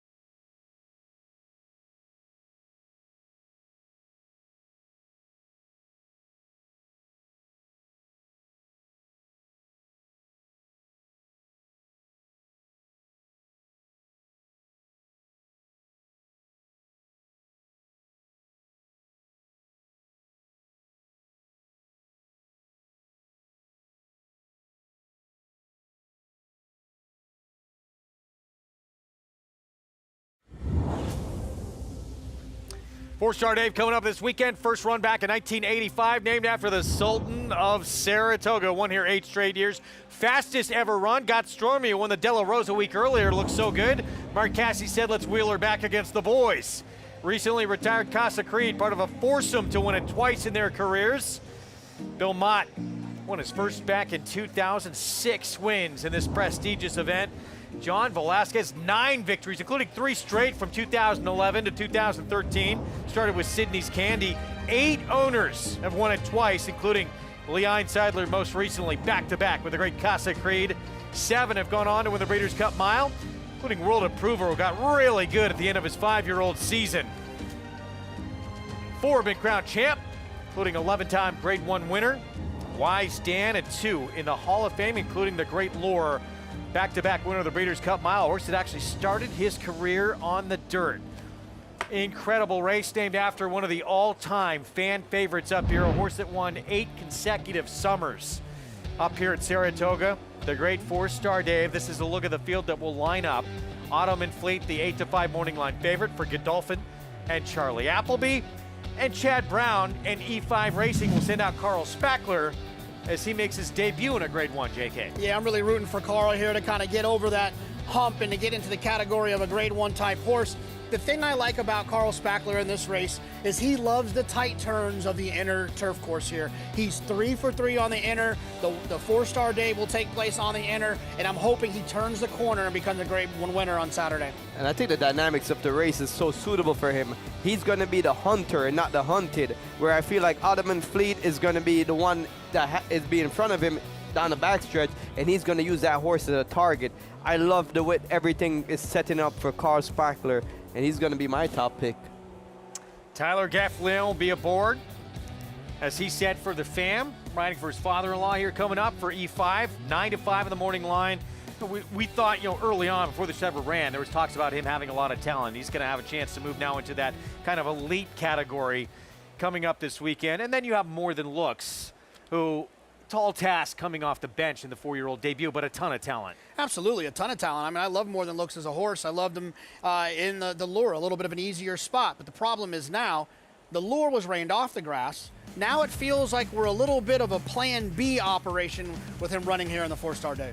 We're going to get into race 4 on this Thursday card. When we come back, we take a look there at Taprit's Temper.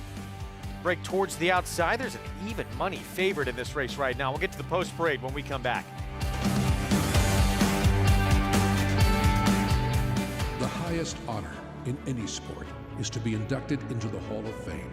Those who enter these hallowed halls bear witness to greatness, as the horses enshrined within are known as the Great Ones, the Immortals. With just 4 crops to race, Horse of the Year Gunrunner has sired 10 Grade 1 winners and 13 millionaires, which has him poised to etch his name alongside the greatest stallions of the modern era. Gunrunner. Horse racing? Check. Weekly promotions? Got 'em. Huge payouts? You bet. With Naira Bets. Download the app today and bet on any track, anywhere, anytime with live HD horse races, betting tips and tutorials, expert picks, and more. You bet with Naira Bets. Join now for a new member bonus at nairabets.com.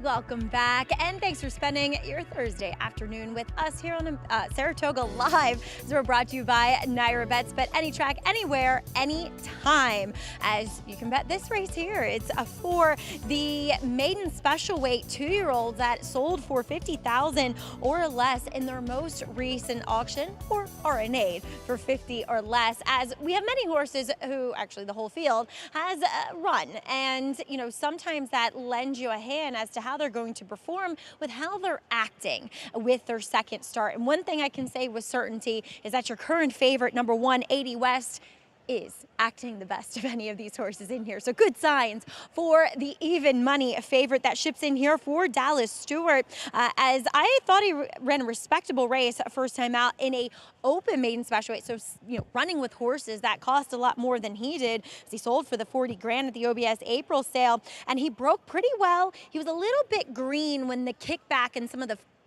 more fleet-footed horses started getting in front of him, and then he got a little intimidated between, but he kept fighting. He kept finding stride. And what I see here in the paddock is a mature acting horse, and one that represents that physically too, in that he's really well balanced, well muscled, everything is where it should be, and I really do like the chances of 80 West in here, though you're not getting a great price with him. Another one that ships in here off of a big figure at least, but 4.5 furlongs at Parks. I feel like there aren't that many of those races run, so sometimes it's hard to get a gauge on what the number should be. Now, he ships in here for Raya St. Louis, who ran another horse here yesterday that had the same kind of look. Maybe didn't run quite as fast when you look at the speed figures, but didn't run well in their second start, but that one looked a bit light, seemed a bit nervous. This guy, however, is really, really relaxed shipping in here to Saratoga, does wear front wraps, and front wraps only here in the paddock, which he did not have on, reportedly, there at Parks. Looks pretty fit. Wish there actually was a little bit more of a lively disposition, to be fair. I mean, it's almost like he wants to go take a nap. But if he runs what that first number would indicate here at second asking, then I suppose everybody could be in trouble, as we'll take a look at a horse that I actually did get to see first time out. That's number 6, Storm the Streets. A horse that I thought kind of looked, somewhat effeminate in his first race, has really strengthened up here at second asking, which is a good thing. Now, on the other side, he was really laid back for the debut, and today he's really on it, really awake, has been, kind of living on the edge a little bit. But I suppose that's a good thing, because that proverbial light bulb seems as though it's gone on, Greg. Maggie, thank you. We'll get to the post parade here coming up momentarily.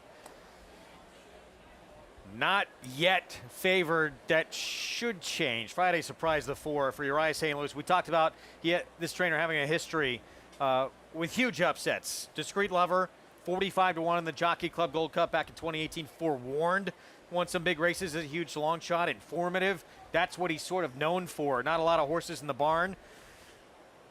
This horse ran very good first time out. Didn't take much money, but now the secret's out. Yeah, well, look, I mean, Uriah St. Louis, he's a 5% trainer overall, right? So those aren't phenomenal numbers by any means. But I will say about this horse, if you look at all of the horses, the young horses that Uriah has started, in their first, second, and third career starts, he started 114 horses in their first, second, or third career starts in the last 5 years. Only 2 of those horses won. To me, Friday's Surprise is an outlier. This is possibly the fastest horse he's trained in the last 5 years, outside of some of those talented older horses, but definitely the most talented younger horse. And the fact that this horse has run so well into the teeth of that quote-unquote negative stat for Uriah, it makes me feel like he's extremely talented. Plus, Uriah, like you said, he doesn't have strong numbers winning first time out. This horse raced in a 9-horse field against a 2-5 shot and was 14-1 in debut. That means that it was somewhat bet, in my opinion, because you would expect the horse to be a much longer shot if he couldn't run. So there was some expectations for this horse to be a runner. And when you watch the race visually, he was as gritty and gutsy, because he broke from the inside, which is the one place for first time starter that is the most, it's a toughest spot, because you have horses bearing on your outside and everything. He showed a lot of heart and courage to be able to run forward throughout the whole race, and kept chasing that loose on the lead big favorite that had experience on him. So here they come. We'll get to our post parade here in just a minute. New York bred was at Parks first time out, now comes here and showed a lot of talent in that debut, and is getting a lot of attention on the board. An apprentice rider as well. It's going to be in the irons. Never hurts to get a little weight break. Jackie, do you agree with that point that horse being 14-1 in debut, it was actually bet? Yeah, I mean, for connections that don't win first time out and don't run well first time out, 14-1 into the teeth of a 2-5 shot, a 9-horse field, I would say there's some financial interest there. But remains a very short price on the rail. Dallas Stewart has had some very good success with his youngsters here, JK, at the meet. And this one, according to the DRF Clocker report, pretty big work. leading into start number 2. Absolutely, and the horse ran well on debut, took money on debut. So, Rajiv, we talk about taking money first time out. 80 West took some money first time out. And I'll say this to your point, Wolfie, about how it feels like the 4 is going to end up favored. The reason we're saying that is in the doubles, the 1 is paying $10 and the 4 is paying $9. So it suggests that the 4 should come down. Here's 80 West, second time out for Dallas Stewart. Yeah, ran well on debut, and you look to improve off of that effort second time out. 8-1 next door on a second-time starter, Play the Gray. Incredible debut at Parks, ran 4 by 8 lengths after breaking slowly. Needs to step it up a bit, though, to make an impact against these horses. Here is the Uriah St. Louis runner, Friday Surprise. Clearly the horse to beat after a solid debut with the highest buyer speed figure of any in this race. Kai Anansi, the debut actually came on turf for Amir Shishakli. Yeah, took no money on turf, did no running. Blinkers go on today for the dirt debut. Here's the 6, Storm the Streets for Joe Sharp.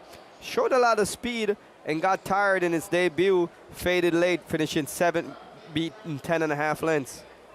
Taprit's Temper, it's the Wayne Potts barn with Arad Ortiz Jr. Yeah, the Wayne Potts barn, 0 for 15 for this meet, and he's only an 8% trainer with first-time starters. Arad showing up, a little interesting, and a horse that was 50-1 last start. And then Strength and Guidance outside, start number 4 are coming up. Sneaky long shot, who had an impossible trip last time after breaking slowly, got forced wide. And if you look back at his 2-start race, ran a decent third against Open Main Special competition down at Gulfstream.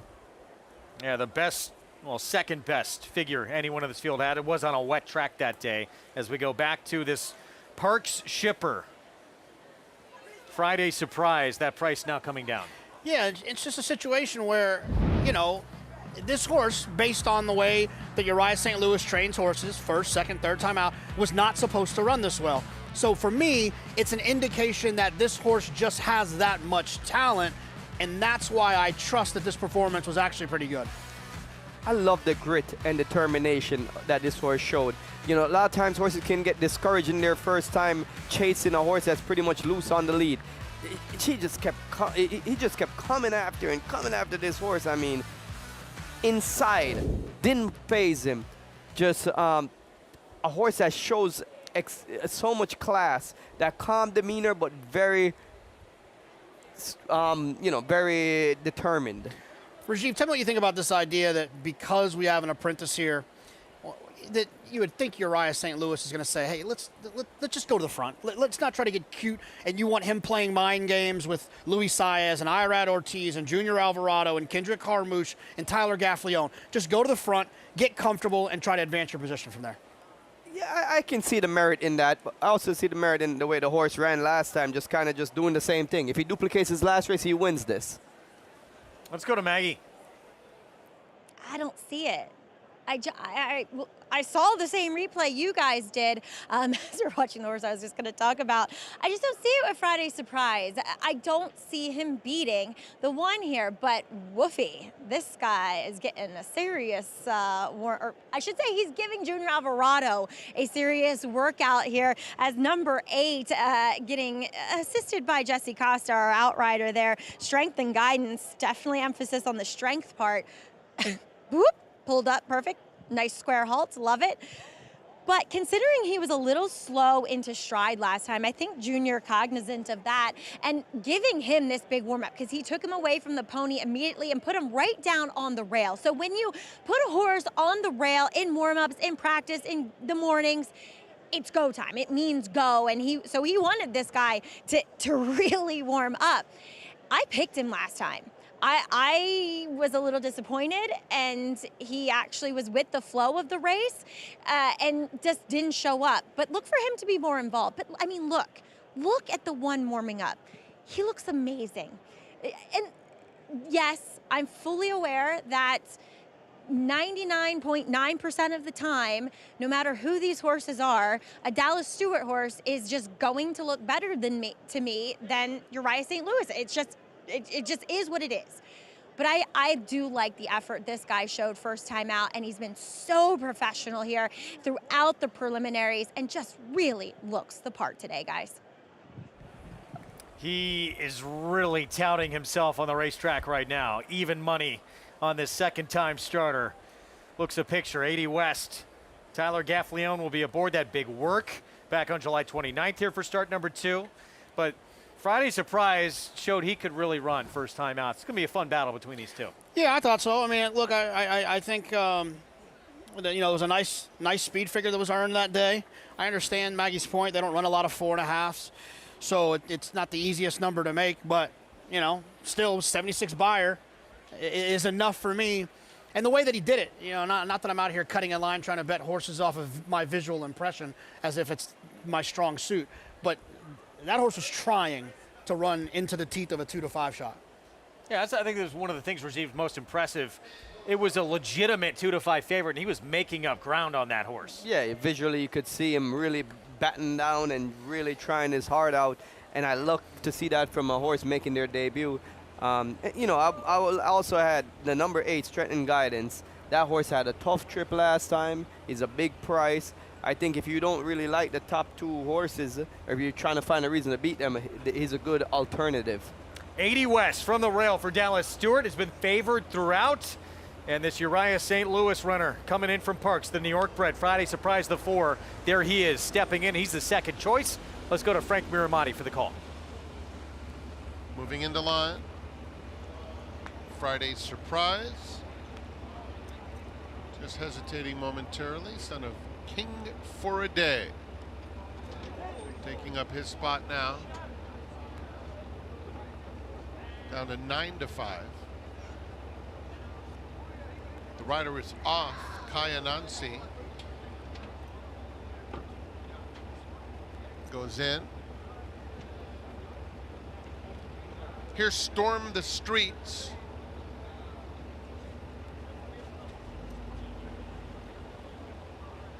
Two back. Taprit's Temper coming up. Friday Surprise now 8-5, 4-5 for 80 West in the final stages of wagering. Strength and Guidance. Junior Alvarado completing the line. They're in the gate.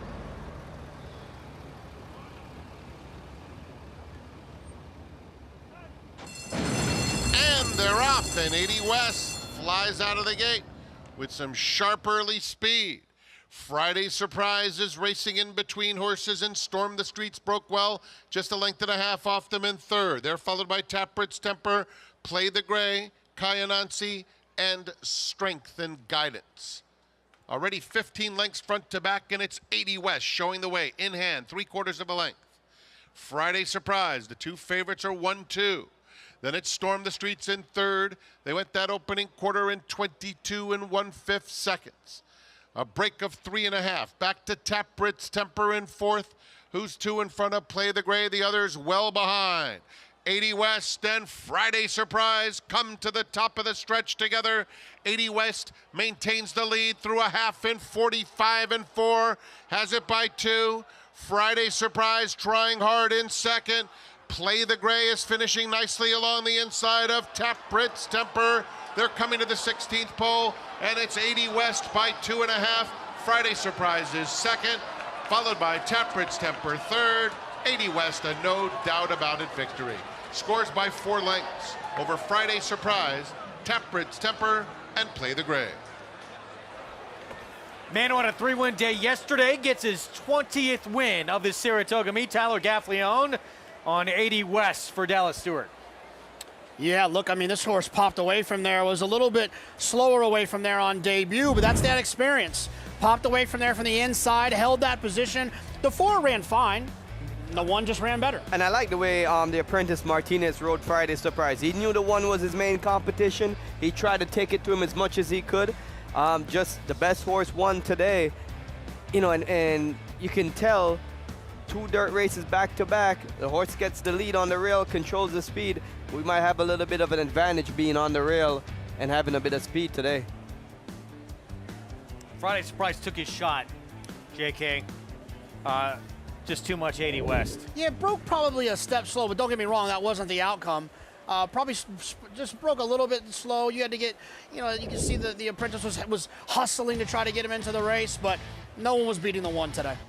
Yeah, I mean, it broke a little slow, not impacted by anything other than the one was just quicker leaving the blocks. And Friday's Surprise was kind of just chasing him around there. The race looked like a dog chasing the rabbit at the Greyhound track. That's what it felt like watching it, because Friday's Surprise was just always chasing 80 West and just couldn't get to him. 80 West, quick start number 2. Big improvement here for the Dallas Stewart barn to break his maiden. And again, Tyler Gaffleone is 20th winner of this Saratoga meeting as he remains red hot. It's the 4-5 favorite here in the 4th to start off a middle pick 4. 80 West breaks his maiden, start number 2. Prices for you when we come back. We'll get into the pick 6 next.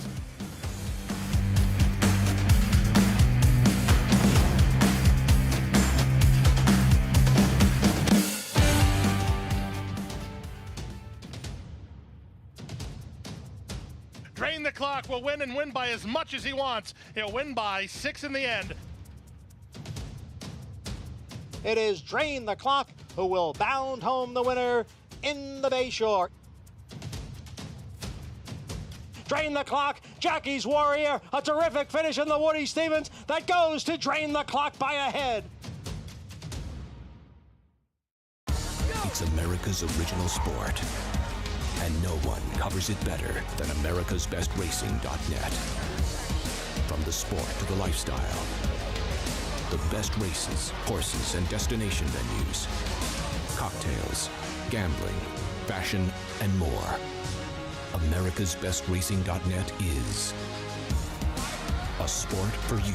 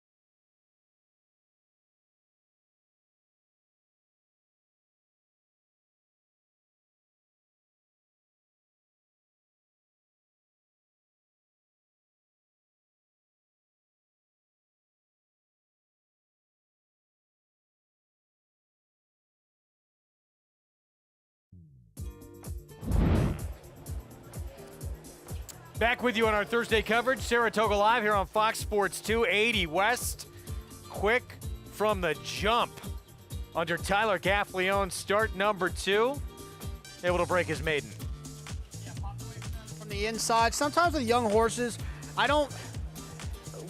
in certain scenarios, I don't have a problem with the inside draw because it kind of gives the rider one plan. Get away from there. You don't want to eat a bunch of dirt with a young horse. And that's exactly what Tyler did. He popped away from there, found forward position, and was just too much for the rest of them. $3.90 for the win. Dallas Stewart continuing to send out very live 2-year-olds. Let's go to Maggie.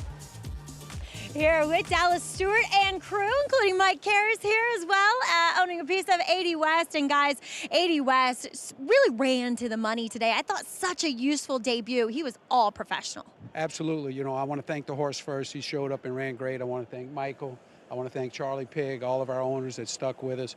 We got the horse very reasonable, but when we started training him, we loved him, and he just marched on, and He broke his maiden at Saratoga. I mean, that's just the dream come true. Talk a little bit about how useful these, restricted maiden special weights are, Mike, when you pay not that much for a horse, reasonably speaking. Well, they're really beneficial for the owners. I think it was a great addition to the sport, and it really helps people pay their bills, and it's a boost, exactly. And you get a horse for under $50,000, and you know where to put them.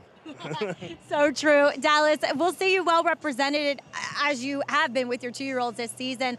Though with Smokin' Wicked, you said a Louisiana bred that you're pointing to the Saratoga Special. Absolutely. Murray Valine, excuse me, who buys most of his own horses. He bought the horse for like $30,000 as a yearling. Debuted him at Evangeline. He ran off the screen. Sent him up to me to Churchill. I had never seen the horse and just fell in love with him. He trained with all of the best 2-year-olds. Ran fabulous in the Bashford Manor, and I think he'll show up and run hard Saturday. I think he'll be tough. How much do you love your Louisiana breds? It's a great program. We've got another good one in the barn named Dapper Moon. It's going to run on the 31st, I think, 7 furlong. So it's a great program, and hope we can keep rolling with it. Absolutely. Well, congratulations here, though, guys. Big win. Shout out to our Muhammad Bareback. Muhammad, way to go, buddy. Keep up the great work. He keeps picking them. He's the best bloodstock agent in the country. He picked a good looker, that's for sure, here in 80 West. Greg gets the job done at second asking. That shows you it is so exciting to have a talented 2-year-old win at this meet. Well, there's nothing like it. Rajiv, like to win here, if you win here, you've got something. You got something. The best of the best show up, and they point for this meet and show up. So when you're able to win here, you got some good quality for real. And restricted maiden special weight, it's kind of even that playing field a little bit. But what's not saying this horse could go on and play with the big boys one day? Yeah, I mean, look, British Idiom for Brad Cox went on to become the 2-year-old juvenile fillies champion. So that's fine. No big deal. Winning races here is winning races here. Torpedo Anna would have been eligible for this race. She sold for less than $50,000. So, any horse could be eligible for this race. Impressive 80 West, and it certainly looked the part, too, leading up to that start. And there was no doubt about it. Performance from the jump in that race. Race 5 starts the pick 6. Aspen Grove, we talked about at the top of the show. She has faced the best of the best on the turf. Been a graded stakes company. She's Grade 1 winner of the Belmont Oaks last year. This will be a major class relief today. Yeah, look, she's looking to kind of get her confidence back, right? She hasn't won since that Belmont Oaks, and I think maybe now it's a nice opportunity for her to kind of get her groove back, and I think she will as well. Faced Didia in the New York. Even though she was 7 feet 5 lengths, she actually ran pretty good against that incredibly difficult group that included Warlike Goddess as well. More on this 5th to kick off the pick 6, 1 3/8 over the inner turf, and all eyes on Aspen Grove. Tyler Gaffleone, can he add another one after a 3-win day on Wednesday? Looking to go back-to-back here. He's got some more live mounts to come as well. We mentioned about Irad Ortiz having 3-day suspension next week, and how Flavian is going to be, expected to pick up some of those mounts. Well, Tyler is 3rd in the standings now. He's going to be on the short list of picking up some more live mounts, I expect. It's always more fun when we have a race go down to the wire. We're going to have Rajiv's ride of the week, and it's that man right there, Dylan Davis. We'll have that for you when we come back on our Thursday coverage here on Fox Sports 2 from Saratoga Springs. Pick 6 coming up next. Stay with us.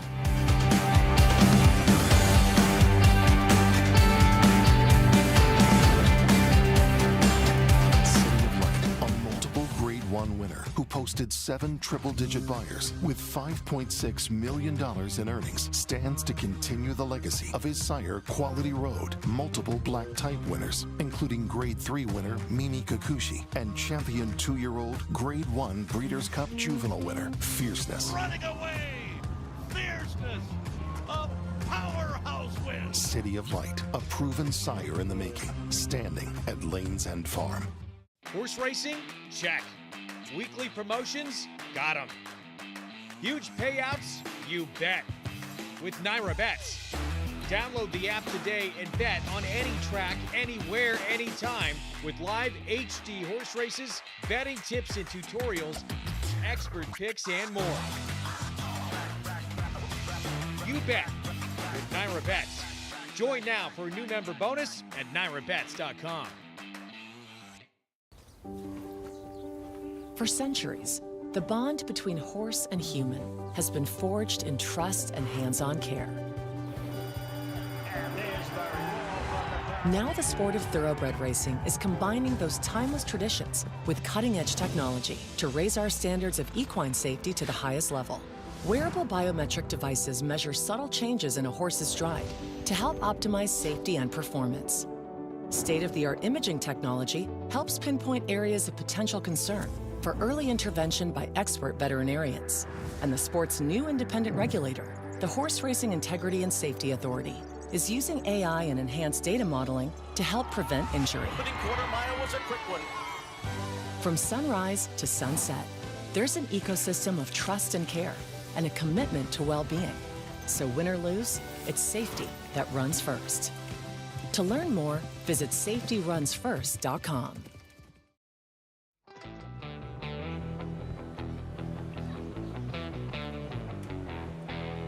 Welcome to those just joining us on Bally Sports SoCal, those already with us on Fox Sports 2.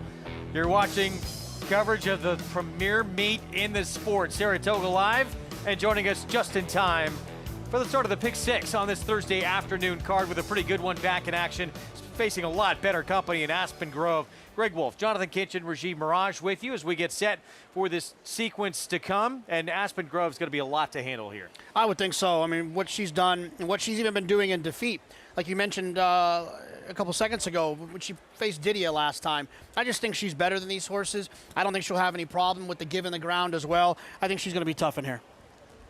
She's even money right now. We'll have more in this race coming up. Sort of a new segment, Raj, that you have for us, former jockey, with your ride of the week. Man, what I'm looking for a ride of the week when I'm selecting the winning ride of the week is the jockey that makes all the right moves and potentially winning a race that probably wouldn't have won if they would make any other decision. And last week I picked Dylan Davis, right about Jackson Heights. He made all the right moves to win by this much.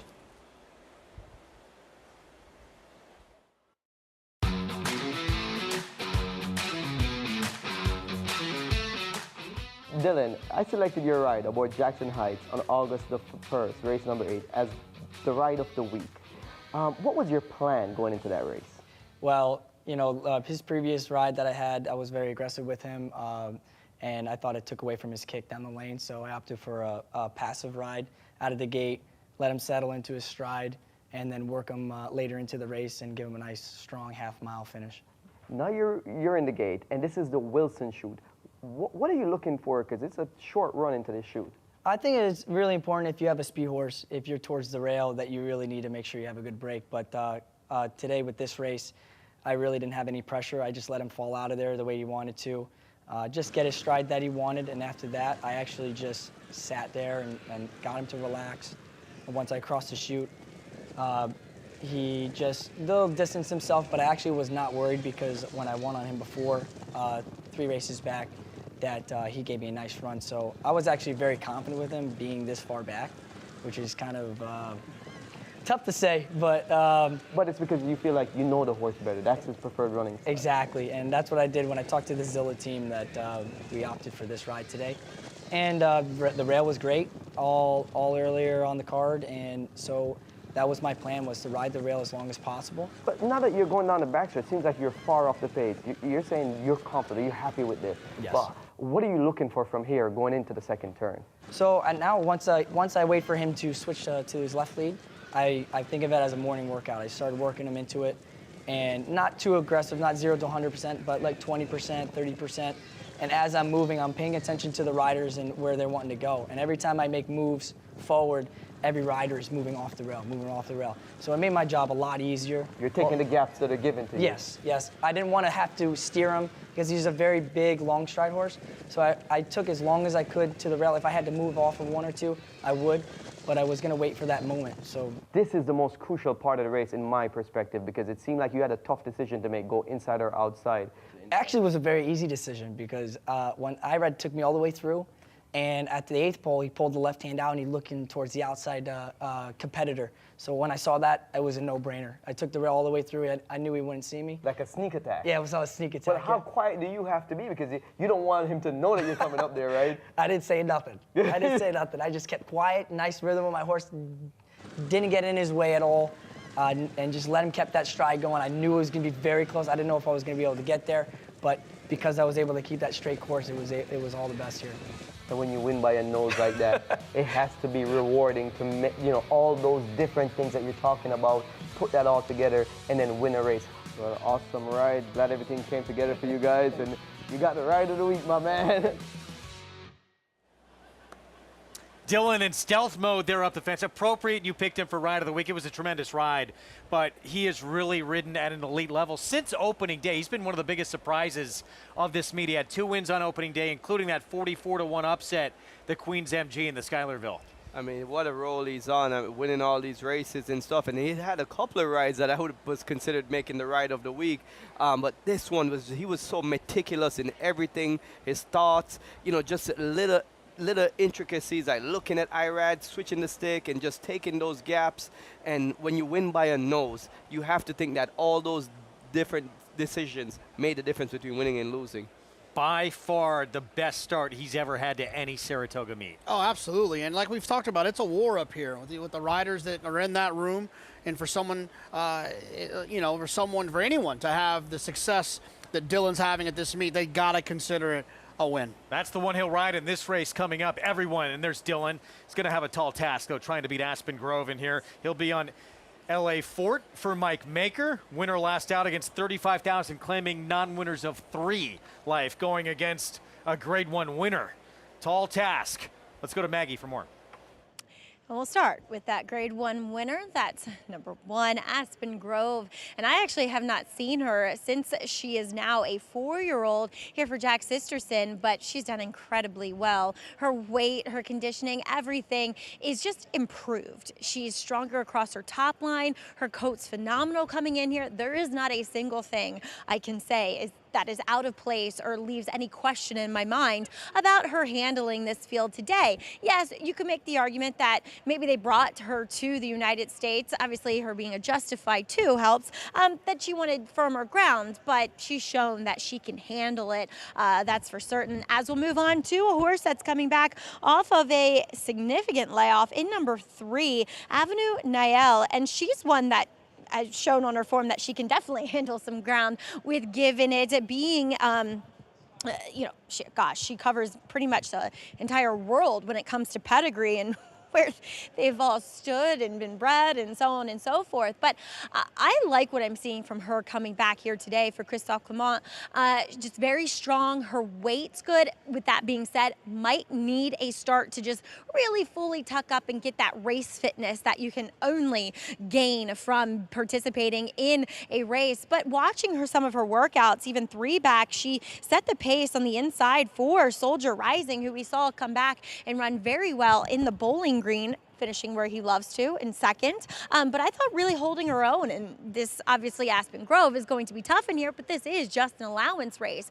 So I think she is definitely a horse to pay attention to and could step up and run better than what those figures suggest in her 3 starts as a 4-year-old in the States, guys. Maggie, thank you. All eyes on this one right here. Aspen Grove, grade 1 winner. Multiple graded stakes placed and getting big class relief here. This was the Modesty JK 2 starts back. Yeah, we talked about it a little bit earlier on the show. The horses in front of her did not go that fast early, meaning the pace wasn't particularly quick. So she was having to close into horses that had a lot of energy left. This performance is a lot better than it looks on paper, Rajiv. Yeah, and with a big crowd like that bundled up, the jockey had no option but to swing very wide off the turn for clear sailing, because he would have never had a pad inside, and that didn't help her chances either. She overcame a lot in there to run a very good third, and based on what Maggie said, how she looks in the paddock and her past performances and everything, I'm not going to try to beat her. I just think she's a very, very likely winner of this race. Wolfie, some of my favorite silks, those historic Glen Hill Farm silks, the yellow cap with the orange, white, and black, some of my favorites. Won a lot of big races over the years. And we'll see if Aspen Grove here can get the first win since that Belmont Oaks Invitational last July. Dadia, Sparkle Blue, faced in that Modesty we showed you. Fastest Flight, who's a 6-time winner, is just shy of being a millionaire. Just really tough company. I think you hit the nail on the head, JK, when you said that this might be a refresh button for them, because she's been running against such tough competition and running very good races, but sometimes you want to get that confidence back and just kind of take a little bit of a step back in class, regroup, get the W, and then move forward from there. I just feel like it's a logical point for that. And you'd like to think that Jack Sisterson has to have a little bit of comfort in the idea that she ran so well in the Modesty on a turf course listed as yielding. While we're listed right now as good, we've had rain off and on this morning. There's likely some cut in the ground. There's cut in the ground. Any question about the distance here for the favorite at 1 mile and 3/8? No, I don't think so. I mean, she's run well at the distances at or around this. Here she is, even money. Tyler Gaffleone riding for Jack Sisterson. Yeah, I think she's going to be tough in here. She gets Lasix, and I think she can run back to what she did in the Modesty. She could win this thing for fun. Frankie Dettori next door on Sabalenka for Whit Beckman. Hasn't run since November of 2023. This one does have some class. She won allowance race 2 years ago. Christophe Clement Barn sending out Avenue Niel. Yeah, I thought she was a possibility. My concern was just that the out of character way the barn is going so far for the meet. Lady Emily Catherine Junior Alvarado rides. One that I expect to outrun her odds, because she was pinched back at the start. She's one that likes to be forwardly placed. I think that took away her run last time. Expect her to be a bit closer to the pace today. Dale Romans has Flavian Pratt on Dreaming of Mo. Yeah, you definitely consider that a plus. Taking some money, too, at 4-1. I thought this one maybe was just a taste too slow if the real Aspen Grove shows up. Be Your Best. Probably deserves to be second choice. Oh, definitely deserves to be second choice. Multiple grade 1 place, filly. And, you know, she did run close to the pace in the American Oaks, which I think is going to benefit her because this race doesn't have a lot of early speed in it. And here's our ride of the week honoree, Dylan Davis on LA Fort. It's a confident move by Mike Maker to claim this horse for $35,000 and throw her in this spot with some of these horses. So here's the main challenger to the heavy favorite. Has been against very tough company as well. Be Your Best for Horacio de Paz. The problem I have with Be Your Best is a few. One, she ran extremely well back at Santa Anita in the American Oaks, but that was on firm ground. That's where she made the front. I'm not sure she loves it with some cut in the ground.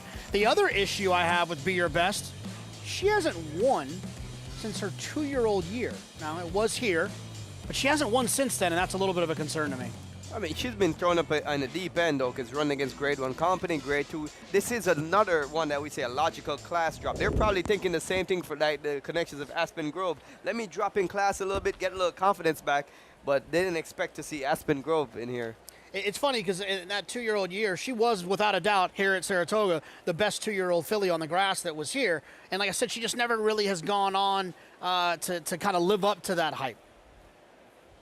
4-1 right now. I want to remind everyone you can get the inside track on handicapping with Naira Bet's track stats. Want to know how many winners are closing from the back at Saratoga? Track Stats has the answer. For more stats on tracks across the country, go to nairabets.com. So a pick 6 where this even money favorite is going to make it. Should she win, I think for a lot of people, a pick 5. We're going to single in this spot. What did you think about the rest of this card? Yeah, I mean, I thought it was tough, especially, I was a little bit unsure what was going to happen with the weather situation, but so far so good. I think Aspen Grove should be tough in here. I thought the Shug McGahee first-time starter could be interesting in the second leg. We'll see what happens there, but the rest of the way, I thought was extremely, extremely tough. Let's go to Maggie. Yeah, we'll take a look here at number 5 for Dale Romans, Dreaming of Mo. Guys, she has been so wound up ever since setting foot in the paddock. She gave them a real fit to get the tack on, and she's a horse that once upon a time did have some early speed. So now, as she goes from the mile to the 1 mile and 3/8, I think we can look for her to be forward here, Flavian Pratt aboard and handling her well. So maybe that's the way she could possibly steal this away from Aspen Grove. But again, I hope she hasn't done too much expending of that energy pre-race. Physically, she does look like a horse that should be able to handle this type of distance. She's tall, leggy, and rangy, very much of that Uncle Mo ilk. But again, we'll see how she's handled and should be handled forwardly in the running of this one. All right, Maggie, thank you. Post time coming up. 4-5 right now. I didn't think we were going to get even money on Aspen Grove. We'll see how low she goes. Yeah, she felt like one of the shorties on the day that would be a free square. She was entered last week, and she was a short price there as well. But I think that I think that it's just a reset button for Jack Sisterson and Glen Hill Farm. Just to look, we got a nice horse. We have a horse that can go on to probably do some more fun things to add to her value as a broodmare. Glen Hill Farm, a great breeding operation, right? She's going to end up being a mom, I would imagine, at Glen Hill. So let's try to bolster some of her accomplishments.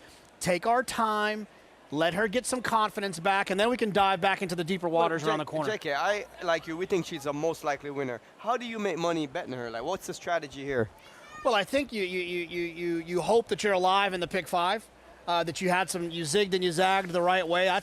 That's the way I like to take short price horses. Kind of hide them a little bit in the back end of multi-race bets where people might not see some of the money they come in on. It's a little trickier on the first leg of the pick 6, right? People that are sitting at home or out here at the track that are playing the pick 6. Oh, they're like, oh, this is a 4-5 shot. Maybe I'll single there. Sometimes that can hurt your value a little bit. The other way is to have some opinions of some horses that maybe you like underneath, and some exactas or trifectas. Here she is, 4-5 favorite. Aspen Grove has been all graded stakes company ever since she came to the U.S. back in July of last year, and she came with quite a splash at 15-1, winning the Grade 1 Belmont Oaks Invitational in that state's debut. She has not won since, but again, she's been tackling the toughest of company ever since. Pick 6 starts here. Aspen Grove from the rail, the one to beat. Let's go to Frank Miramati. Lady Emily Catherine comes up. 3 more left to load.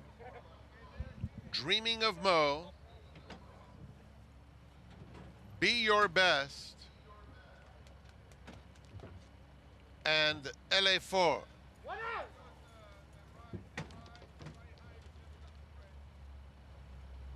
They're in the gate.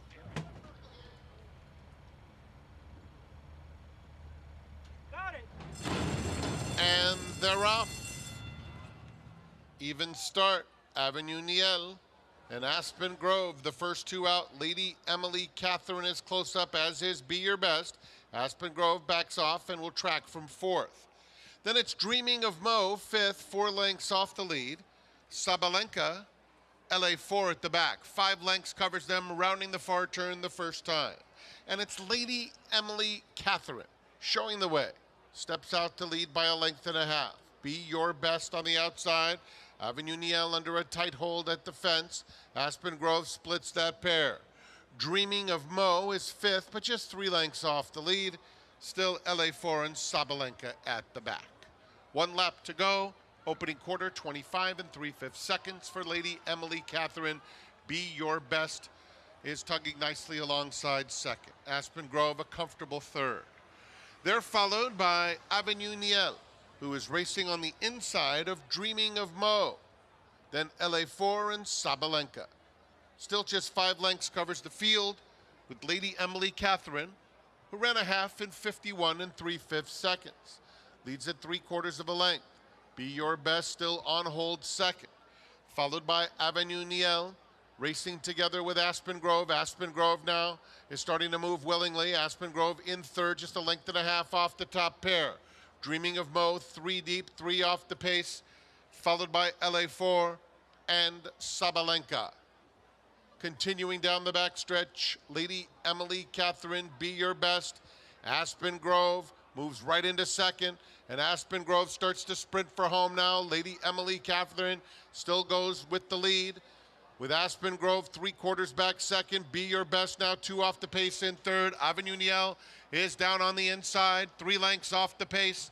Then it's LA4, followed by Sabalenka. Dreaming of Mo outside of then there at the top of the stretch. Aspen Grove and Be Your Best. Go on with it.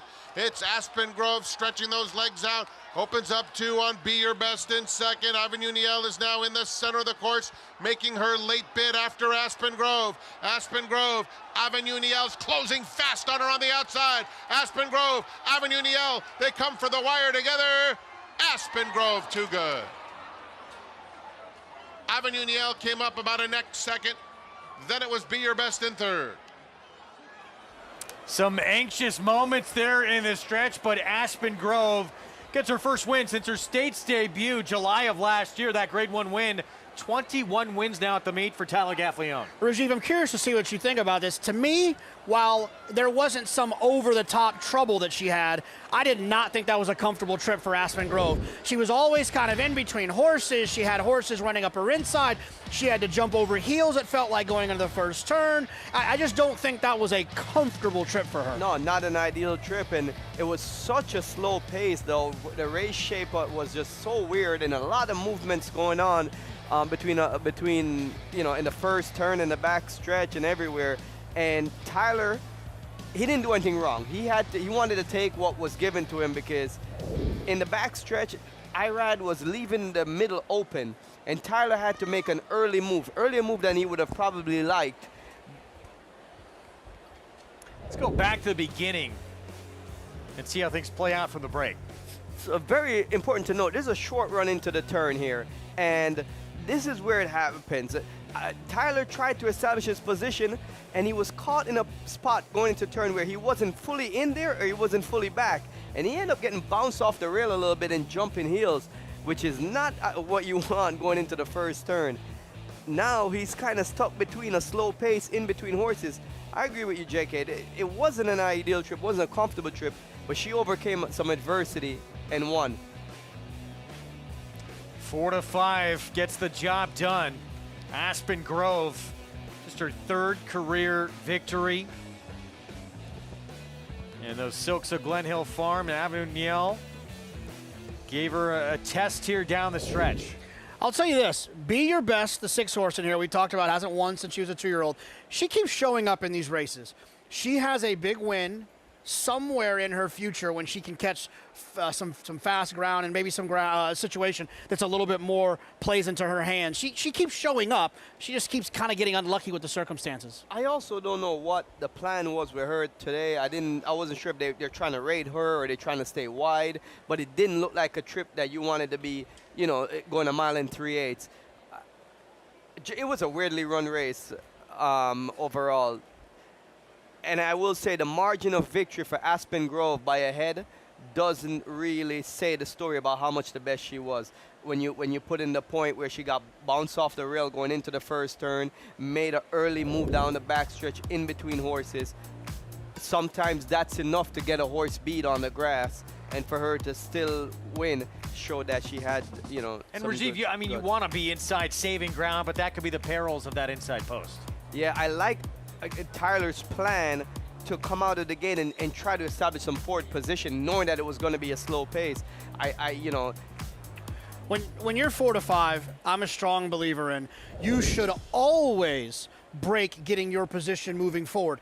You're the best horse in the race. Why do you want to invite trouble in? I thought the way that Tyler popped away from there was definitely a smart way to do it. Oh, especially too. Rajiv, you're a 4-5 favorite like that. Everyone knows where you are. There's a target on your back. Yeah, there's definitely a target on his back, and being on the inside, it makes it even more for target. So it was good that he was able to navigate that inside and ended up getting clear and getting a clear run in the stretch. Aspen Grove, your winner to start off this pick 6 at odds on here. 4-5 for trainer Jack Sisterson, Silks of Glen Hill Farm, and back-to-back wins now for Tyler Gaffleone. We'll be back.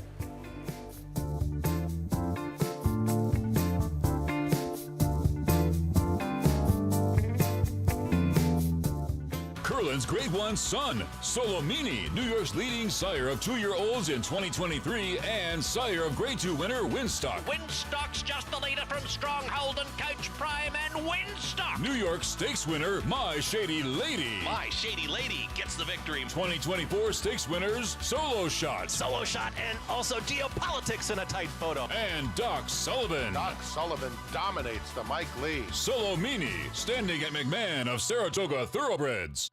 There's a big, bold, beautiful world waiting to be explored by you and your friends, of course. But not just any friends, the best of friends. The kind of friends who let you do you. Because in this world, it's positive vibes only. And when you get in the zone here, you stay a while. These aren't just good times, they're the best of times. And your time is now. So come explore. Resorts World.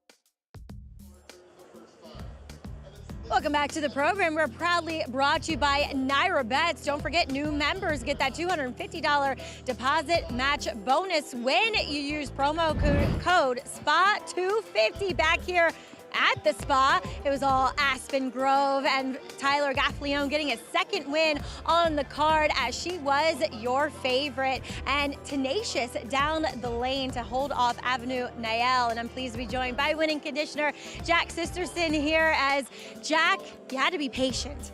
2 times that she was rained off the turf, and as the umbrella and the arm are in front of me now and overhead, talk a little bit about just having to wait out to get her to the track. Well, like you said, patience is key, Maggie. Like, I think if you do what's right by the horse, in the end of the day, the horse will do what's right by you. And thanks to Glen Hill Farm and, you know, Paul, MV, Mr. Maggie, that patience is key. We had to scratch her twice, but at least we got to run her this afternoon and try a new dimension, the 11 furlongs. And, you know, she did it. She won. Did she do it well? You know, at least she got the confidence going there this afternoon back. Well, you'll feel good to know that Rajiv and JK were saying that this effort probably is better than what it's going to look on the form because, you know, it was a slow pace. She was the first one to have to make the move. And 2, do you feel as though she's a horse better on firmer ground? I think so, Maggie. And I was a little concerned watching it live. There were no pace up front. Tyler did a great job. You know, when they go so slow up front, you want to get stuck in behind. He made the move, and it looked like she was going to win quite convincingly. Actually, the filly that loomed up has probably helped us out to engage us a bit, so don't tell Christoph that. But well, yes, she was game. She emboldened coming to the wire. But, you know, talk a little bit about a filly like this. Such a lovely pedigree. And as you said, a confidence booster. Where do you go next with her? You know, we thought about, you know, we kept entering opening dead in the 2 of them, and we entered her back. It kept scratching off. In the back of my mind, the flower ball was always a plan to see how she ran here.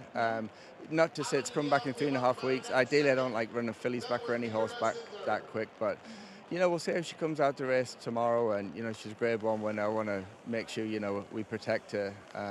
great connections behind it. Just fortunate I'm in this position. Well, Jack, congratulations here. Patience definitely paying off. Thank you, Maggie. All right, Aspen Grove, guys, as he said, already a Grade 1 winner, lovely pedigree, hopefully managed and has been managed well, maybe gets another Greatest Stakes in the future. Wins with a big favorite here. He had a pretty huge upset a few years back when he had a filly beat Midnight Bijou in a stakes race here. Vexatious, Yes. I believe. Yes. Well done. $3.70. Aspen Grove starts the pick 6. A little bit of rain starting to come back down again as the late pick 5 starts in the next race. Enjoyed it though with this crew. We're going to turn it over to the next group here in a minute. I wonder if they're getting rained on over there. Rain is our cue to go. I hope so. A lot more coming up. Late pick 5 ahead, and the story of the Sultan of Saratoga, the great Fourstar Dave. 8 summers in a row, a winner up here and an all-time fan favorite.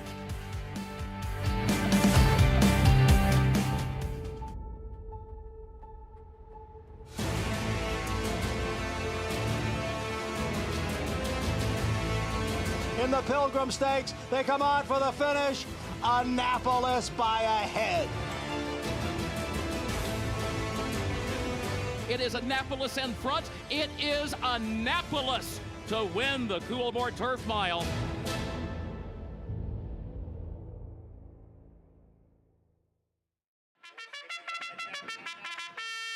Monmouth Park's summer season rolls on with live racing action every Friday to Sunday. Monmouth's 2023 season featured our highest average field size since 2015, the perfect recipe for a prolific payday. With a stakes race every Saturday and Sunday, plus our Winter Early Pick 5, Monmouth Park is your summer place to profit. Joining us on site, lock in your odds with fixed odds wagering at Monmouth Park Racetrack. He's a running son of a gun. Papa Cap now has the advantage. A graded stakes winning 2-year-old. Grade 1 Breeders' Cup Juvenile runner-up at 2. Multiple Grade 1 places at 3. Finished in the top 4 in 11 out of 12 starts. And from here on in, it's just a matter of how far. Papa Cap, an easy winner of the best pal. Papa Cap, standing at Walmack. Racetrack Television Network brings you every race, from every track, on every screen, every day. With monthly packages starting as low as $5, RTN gives you great value and access to more live HD streaming and race replays than anyone. Visit RTN.tv today to sign up and watch on almost any device, including Roku and Amazon Fire. RTN has packages that start at $5 per month.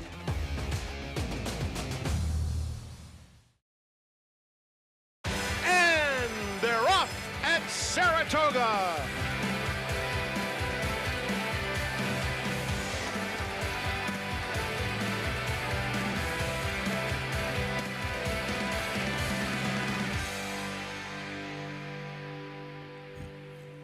Saratoga Racecourse in Saratoga Springs, New York, day 21. Still ahead, Spendthrift 2-year-old race of the day. This is where it all starts. Who knows what kind of talent could emerge? Speaking of which, more 2-year-olds will preview Saturday's Saratoga Special. Touchy is the favorite, not a traditional Saratoga Special favorite. His next victory will be a first. Plus, the story of Fourstar Dave. A very good reason why there's a Grade 1 race named in his honor. Look at that shot. There he is, the rock star, Fourstar Dave, Saratoga legend, as always. Saratoga Live, brought to you in part by America's Best Racing. For the love of the race, visit americasbestracing.net today. Richie will explain why he was watching television in his stall. And for us here at the spa, that's a live look. Overcast skies. Yeah, something's brewing in upstate New York. Good crowd on hand, always energetic at the August place to be. From the Paddock, welcome everyone. I'm Lafitte Pinkai. Excited for the second half of the Thursday card, but Frank Miramati announced about 90 seconds ago all turf racing has been removed. No turf racing the remainder of the afternoon on this 21st day of racing. Hard to believe this kicks off the second half of the season. We won't focus on that. Far too depressing. What we will focus on is the fact that you're just in time for this late pick 5. Gets started in about 17 minutes. As promised, 2-year-old fillies in the 6 start that late pick 5. The late pick 4, 1 race later. Main track is fast. No turf racing. Temperature around 77 degrees. So I welcome in my co-host. He's a champion jockey, Richie Migliore. He rode Fourstar Dave. He's a 4-time Major League All-Star, Paul LaDuca. New York Racing Association analyst Andy Serling. Gentlemen, we'll get to what you're looking forward to most this afternoon, but Andy, now really have to go back and pivot and change in terms of the handicapping with the turf racing just having been removed. Right. Now, I had handicapped these races well in advance and had made picks for off the turf races, though I'm not really sure that the horses that I liked are still in the races because the MTOs did come out. But unfortunately, I mean, it's just been hard. And obviously there's weather coming or expected to come. And it just has sort of nagged at us all day. And the turf couldn't really take much more rain. And with 2 turf sprints coming up, races that can really chew the course up, it's just an inevitability, unfortunately. Yeah, you know, there's a safety concern, especially with turf sprints when you're starting to get more and more water. Not only are they going to dig up the course more, but there's potential for more slide, and you got young horses going very fast into a turn. It's the right thing to do from a safety standpoint. I know it's inconvenience for the players, but we got to do what's right by the horses and the riders first. They put a couple extra minutes to post on for this to start at the pick 5. I would think scratches are going to start to come in, so you'll start to know what you want to play in your pick 5. But keep in mind, for the pick 5, the change was made before the first leg went off. So playing a pick 5, you got to play these races as dirt races because they will not be all races. Now, the glass half full approach is the simple fact that, as you've mentioned time and time again, on days like this and surface switches and the opportunity that can be presented for the handicapper, the horse player at home. No question about it. I mean, you want to at least sort of look at it and bank on Anna, still in the race, and MTO in race number 9, though I don't really know that she's a major contender in the race. It's a race where, for the dirt, I like the number 5 Weekend Rags over the 4 latest edition. They look like the best 2 dirt horses to me. And as far as the last race off the turf, while the 13, actually the 3 MTOs, 11 and 12, 13, are already out. I had already liked the number 8 in there, Ninja Barrio. Will probably take money as a turf horse and looks like the best dirt horse left, at least to me. Yeah, I think that horse is going to be a heavy favorite in the last race. And maybe the 7 Sizzle. Well, this is a Yoshida. I just wonder if they'll even stay in. Yeah, that's kind of true, too. I mean, with all the MTOs being scratched, it's really tough to tell who's going to be the favorites here. I'm in agreement with Andy. I do like Weekend Rags. That would be one of my horses I like in the sequence. They just scratched Dangerous Ride, who I did like. I think Lark's Mischief might be tough, too, in race number 8, but we'll see what happens. Yeah, handicapping on the fly, just having learned that the turf racing has been canceled the remainder of the afternoon. We do have the Spendthrift 2-year-old race of the day coming up. The feature, in case you're just joining us, was contested about an hour ago. The Morrissey, and this one, Richie, perhaps decided right at the start. Rodney does not break, Looms Boldly does. Yeah, Rodney getting off to a kind of a bumbling beginning. He bobbled a little bit, just didn't react as fast as he normally does. Allowed Looms Boldly to get the drop on him and Factually Correct, who was able to get to the outside of him and try to put some pressure. But when he got that first quarter pretty moderate, he was game, set, and match. Well, I mean, let's make a comparison. Looms Boldly is one of the faster horses on the grounds going early. I believe he went 22.78, just under 22 and 4/5 first quarter. Yep. A 2-year-old second-time starter in another 6-furlong race right after this one went 22.2. Over a half a second faster first quarter, and that horse held on. Yeah. How could this horse was 1-9 after the first quarter? And the thing that's weird to me is, okay, horses get left, Rodney got left, that happens. Sure. The rider on the 4 just abdicated the lead to this horse and wanted no interest, and maybe it worked out for him because he ran second. Maybe if he dueled with him, he would have finished nowhere, so maybe he was right. But a little surprising from a handicapping standpoint. You could like this horse, but you could not realistically envision this scenario to have taken if you place. look at her PPs, every time she gets to the far turn by herself in front, like she did today, she's finished the job. Now, I do agree with you. Flavien Prat, usually very aggressive, did back off. And I don't think he wanted to get in a speed duel. Looking back at it, and, you know, like Andy said, he ended up finishing second, but nobody was catching Looms Boldly today. You see that old school Astro jersey in the winner's circle? Like Jose Cruz, Terry Poole. Wow. Old school. Very, very well done. Congrats to Team Looms Boldly in the feature today, the Morrissey here at Saratoga. Meantime, as always, we invite you to sign up and play with us at NyraBets.com. Get involved. When you do so, use that promo code SPA250. Earn up to a $250 deposit match after your first deposit. Bet any track, anywhere, anytime. Join now, NyraBets.com, to earn your $250 deposit match. I think Met fans still think Mike Scott's doctoring up the ball still. I would slightly disagree. That 86 They don't think NLCS that. was epic. Up next, always exciting Spendthrift 2-year-old race of the day. Home of North America's 5-time reigning champion General Sire Into Mischief. There's the field. Now on the main track. Still 5.5 furlongs. I'm Wishing on a Star is out. Pop Idol, the favorite, at 2-1. Maggie, so now, things change a little bit with the surface switch as far as their behavior and what you're seeing from the Paddock in the Spendthrift 2-year-old race of the day. Paddock, report. There are some fillies in here that I would say aren't necessarily enjoying the rain. Some of them a little bit keyed up, ones of which making their second start of their careers. So, but when the trainers and horses arrived in here, our Paddock judge, Patrick Davis, called them all over and asked them individually if they would like to run, and everybody is going to run here in this 6th race. So therefore throwing a major monkey wrench in handicapping and how you view this race. But let's start with the favorite. That is number 3, Pop Idol, daughter of McLean's Music. And the dam, she was actually really well accomplished on the synthetic, so I don't blame these connections and also her being an Ontario bred. Shipping her up to Woodbine first time out. She was a step slow, but really quickly found her stride out of the gate. She battled on the inside, took back, went outside, and to her credit, the horse that was on the lead finished well back, while the first and second finishers came from much further back in the field early on. So I thought a pretty good effort, and she has that quick looking appearance. And I will say that she, of the second time start, is actually behaving beautifully here in the Paddock.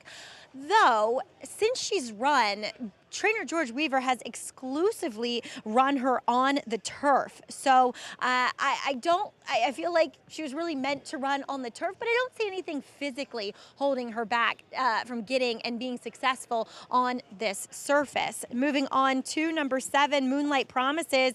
She debuted in an off-the-turf event back at Belmont at the Big A. And despite, being entered for that race, I thought she looked as though she should handle the main track. She just kind of chased the eventual winner around there, who has turned out to be a good one, Delightful Flame. She was a little bit bad to saddle here, but she settled nicely. Really nice size to her. She just looks more physically mature than a lot of her other competitors in here. And like I said, I am A-okay with her getting to this surface. She's going to have to go the 5.5. Yet again, gives the impression that she might want a little bit more ground. Now, Mark Cassie's other runner in here on the flip side of that, and one more time, she debuted on the main track and was the beaten favorite that day in a race that we've seen produce some next time out winners, including Reliable Source as well as the 4th place finisher. But this daughter of Omaha Beach, the dam, she only ran on the turf, but she never won on it. She ran some decent numbers, and I would have loved to seen this filly on the turf, especially at this 5.5 furlong distance. It just looks what she's made for. But she is presenting herself kind of like a coiled spring in here. So that gives me the impression that she's going to be quicker here at second asking than what she was first time out. The problem, Lafitte, I just really think she's turf meant. And one more time, Maggie. Charlotte Weber's Live Oak Plantation, several acquisitions at the Saratoga sale Monday and Tuesday, and Mark Casse, a solid summer to say the least, Andy, with his 2-year-old. No, it's interesting with Mark Casse. Some would say, well, what's he done for me lately? He hasn't really run that many horses. I feel like he won 6 races in the first 5 days or so of the meet. 3 he with 2-year-olds. Hasn't run that many horses since then. So it's not that his barn's gone cold. He sort of had some bullets ready for me in the meet, and now he's reloading. As often, Richie, happens in this meet. Guys are ready early, and then it takes him a few weeks to get ready to run again. And he talked about that early in the meet, that his approach was different this year, that he got races into horses with the idea to come up here ready to crack the first time they ran in Saratoga. He was confident coming in. And the 8 horse, interestingly enough, now, the reason I liked the 8 was betting the 8 on the turf and still picked him on dirt was he has a tremendous pedigree to move forward on the turf. But this is also a horse that was 2-1 in his debut, and I felt as though the rider kind of gave up on him a little bit in that race. So they thought enough to think to bet him in that race. So I think he's the likeliest winner here, but you have to be a little concerned, and I would rather be betting him on the turf. Talking about, and one more time, to be ridden by Jose Ortiz, brother Arad will be riding a debuting filly, homebred for Will Farish. Rematch, there is Arad. I'd be smiling too, having the kind of meet he is. Not the sheer domination, Richie, but a 3-win cushion between he and Flavien Prat. The issue is he's going to be missing some time very soon here at the Spa. He's going to miss 3 days, and he's going to be losing some winners there. And Flavien and Tyler Gaffleone, guys that are looming in behind him, are going to pick up some of those winners. So it's going to narrow the gap. But Irad's not going quietly into that good night. You see him, it's raining a little bit. He's walking out to ride a two-year first-time starter, and he's smiling like a kid getting on the merry-go-round for the first time. Last person I heard quote that poem was Rodney Dangerfield in Back to School. I don't get any respect either. Would have served as a perfect segue to Caddyshack. And Carl Spackler for the Fourstar Dave. Pretty soon, if this rain doesn't stop, you'll be able to do a triple Lindy. Heavy stuff.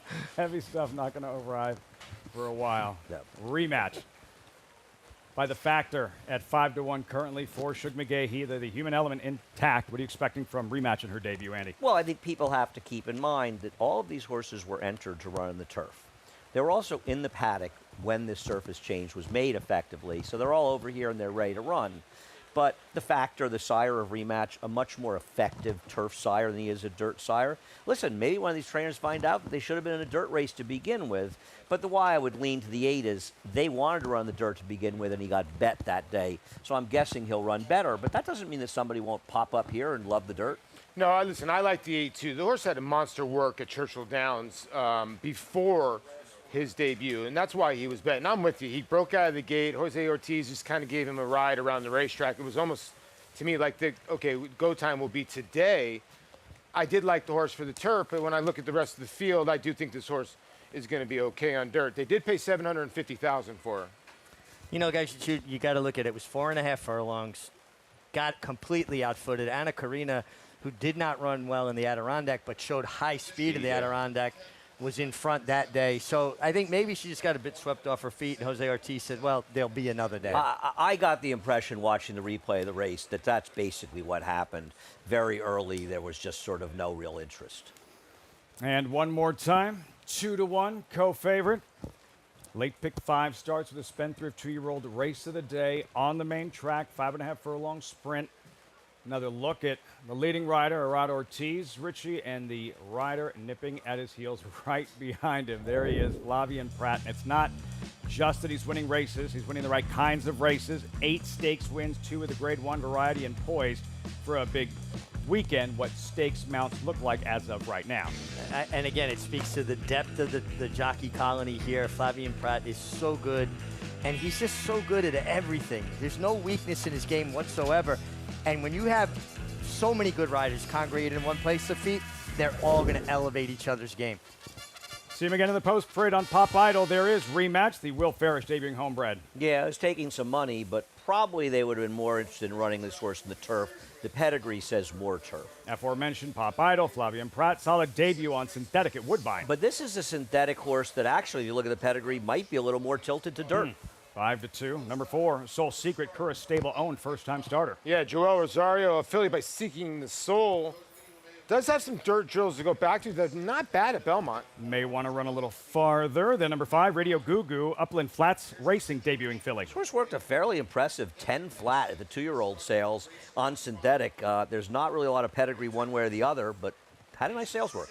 Flirting with time, Quick Filly needs to carry her speed a little farther. Yeah, this horse did show speed, and usually turf speed will equate to dirt speed. We'll see if she has any stick late. Promises fulfilled, Filly. Moonlight Promise, 1-2 for Mark Casse. Yeah, I was interested to see they went to the turf, even though the pedigree is more dirt. And this horse, before faltering at a short price in her debut, did show speed. Now the favorite, and one more time, Casse-trained fillies will break side by side. Yeah, Jose Ortiz sticks aboard this Omaha Beach filly for Live Oak Plantation. And Mean Eileen towards the outside, 5-1, another fresh face with lots of turf pedigree. Maybe taking money because of the name, but maybe there's some story. I will say from a from the workout standpoint at the 2-year-old sales, this horse was not impressive.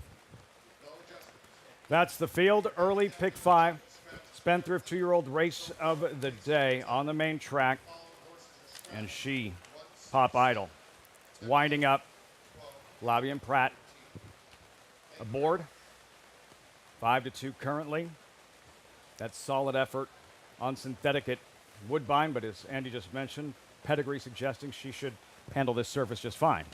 Well, I mean, you don't really know. I mean, all I can say from a pedigree, I think there's always this sort of assumption that turf horses like synthetic and dirt horses don't. To me, that's completely inaccurate. I think it's 3 different surfaces, and some may handle all of them. Some might handle 2 of them. And maybe it's more likely that a turf horse could go to synthetic and run okay, but it doesn't mean you like one, you like the other one. I think it's a very fair statement. I mean, it's been my experience that you get a horse that handles turf, they usually run okay, and vice versa on synthetic. But that being said, I'm going to land on the 1 here, guys. Rematch. The mare's produced 10 winners. She's been good on dirt, turf, and she's had 2 debut winners, too. So there's that precocity in the family. And she's also got a really good workout out of the gate, according to the DRF Clocker report, on the dirt. So I'm taking a little bit of a stab, taking your leading rider for a Hall of Fame trainer. Strong human element. Shug McGahee, Arad Ortiz, Will Farish, homebred in rematch. We check in with Maggie as the rain really starts to come down. Yeah, the cameras do always make it look worse, Lafitte, to be fair. But yeah, it's pretty strong and steady at the moment, but we do see a big warm-up here with Arad Ortiz and number 1 rematch, as you guys were just mentioning. Definitely has some decent workouts on the main track. To me, though, looks so turf-meant and also quite small. Now, maybe she'll have some speed in here, and watching her workout 2 back from the gate, she broke outside. Both of them were a step slow, but she found her stride quite quickly and always held the advantage. So I get taking her. Richie, I get it. I would have been much more inclined to take her if it was on the turf, though, just because of what I see from her physically. And furthermore, she just gives the slight impression, despite having a pretty lengthy work tab, still might need to start. So, and there's just some more developing to do with her, as we'll bookend the field here and talk about number 9, Mean Eileen. I see what Andy's talking about, the 10 3/5 workout. It wasn't that impressive because there was a lot of wasted action, meaning a lot of lateral action to her stride. So that usually means turf. So probably, just staying in here to get the experience. Does look very, very fit, though. Joe has her ready. I'm sure he's a little upset that it's on this surface now. But again, she gives the impression that that turf's better and maybe longer too, guys. At 7-1, Mean Eileen. Luis Saez looking for a second win on the afternoon. Final thoughts as they have reached the starting gate? Be about trips and just kick back in mud. Usually horses, young horses especially that are forward, have an advantage. Yeah, I'm going to guess the race will be 1 forward, or at least forwardly. One more time, number 8, 8-5, the favorite for Mark Casse with Jose Ortiz aboard. We hand things over to Frank Miramati, Spendthrift 2-year-old race of the day. Start of the late pick 5. It's post time. Eileen goes in.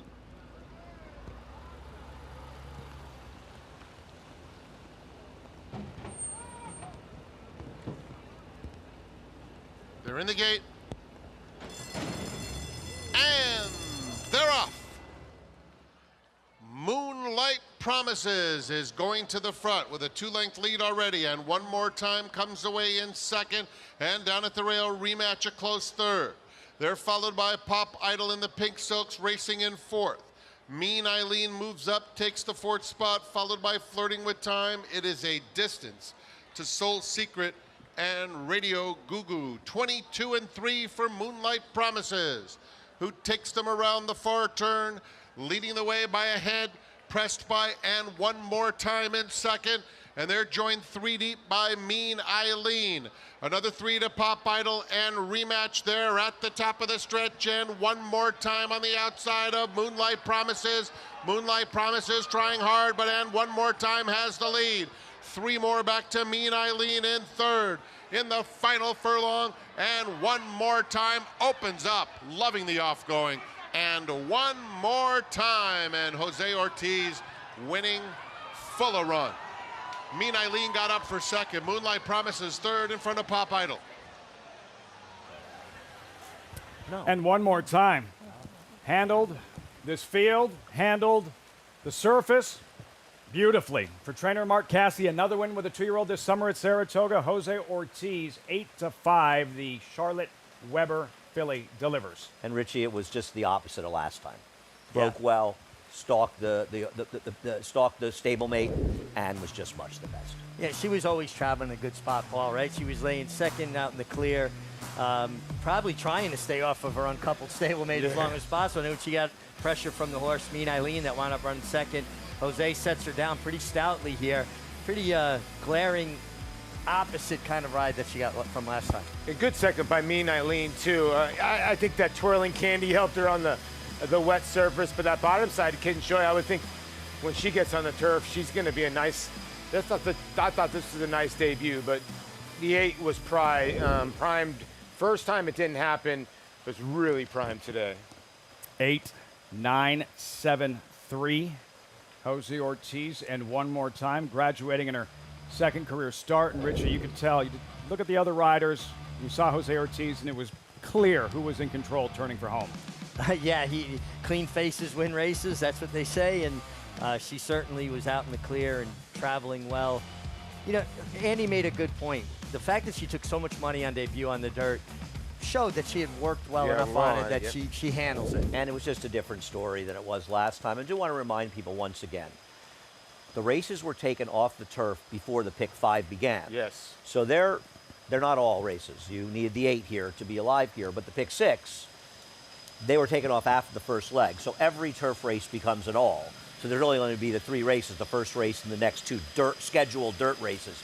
The race number 6, race number 9, race number 10, and the pick 6 are all races. But for the pick 5, got to have the winner. Yep.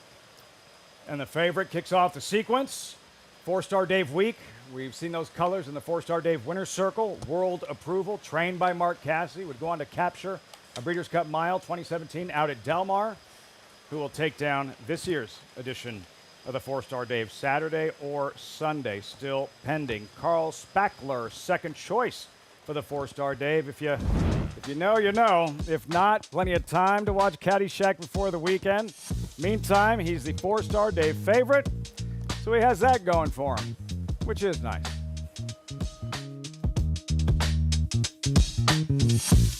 And they're off in the Naira Benz Haskell. In the Belmont Stakes at Saratoga. Dornock setting up moderate pace, 3/4 of a length ahead. And as the field turns for home, Mind Frame on the outside. It's coming after Dornock. They're at it again. The 2 Belmont first and second place finishers will be Dornock to win the Belmont Stakes. Dornock wins the Haskell.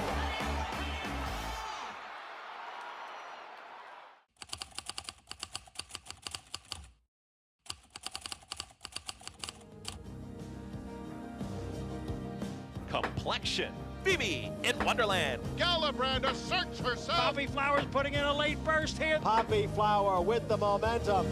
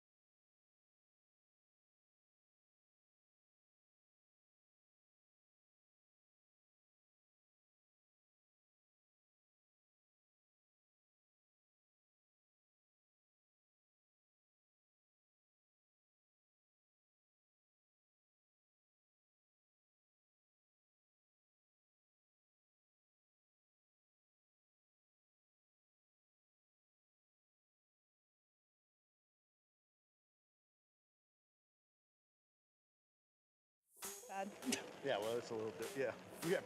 Welcome back. You're watching Saratoga Live. A little wet, but we're still having fun and smiling here. As always, if you want to play today's races, make sure you do so with your Naira Bets account.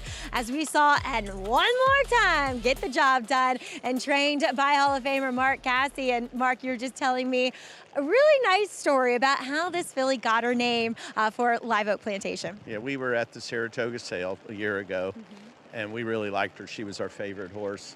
And we would bid, and Mrs. Weber said, "What do you think?" And I'd say, "And one more time." and so at the end of it, she said, "I'm going to name it and one more time." She's the best with her names, too. Yes. And talk a little bit about what happened first time out with this filly. She took so much money, obviously flaunting her ability in the mornings. Yeah, she's always I've always put her in the A group. And she was down inside, just kind of, we never put a lot of emphasis on first-timers. I like them to learn, and Jose does a great job. He let her kind of learn some things, and I mean, of course we want to win. We would never not want to win, but it just didn't work out. But I never lost faith in her, I was really wanting to run her on the grass, but she's good either way. But you're just telling me both your fillies, as Moonlight Promise is carving out the fraction, settling for third, that both of them are likely better on the turf. I think so. Yeah, definitely. Well, that's a little scary, considering they both ran so well here, Mark. Your summer, a successful summer, especially with the 2-year-olds, continues. Thank you. We have a great clientele, and they let us do our thing, and it's working. Well, keep it up. Mark Casse here getting, and one more time to the winner's circle today, guys.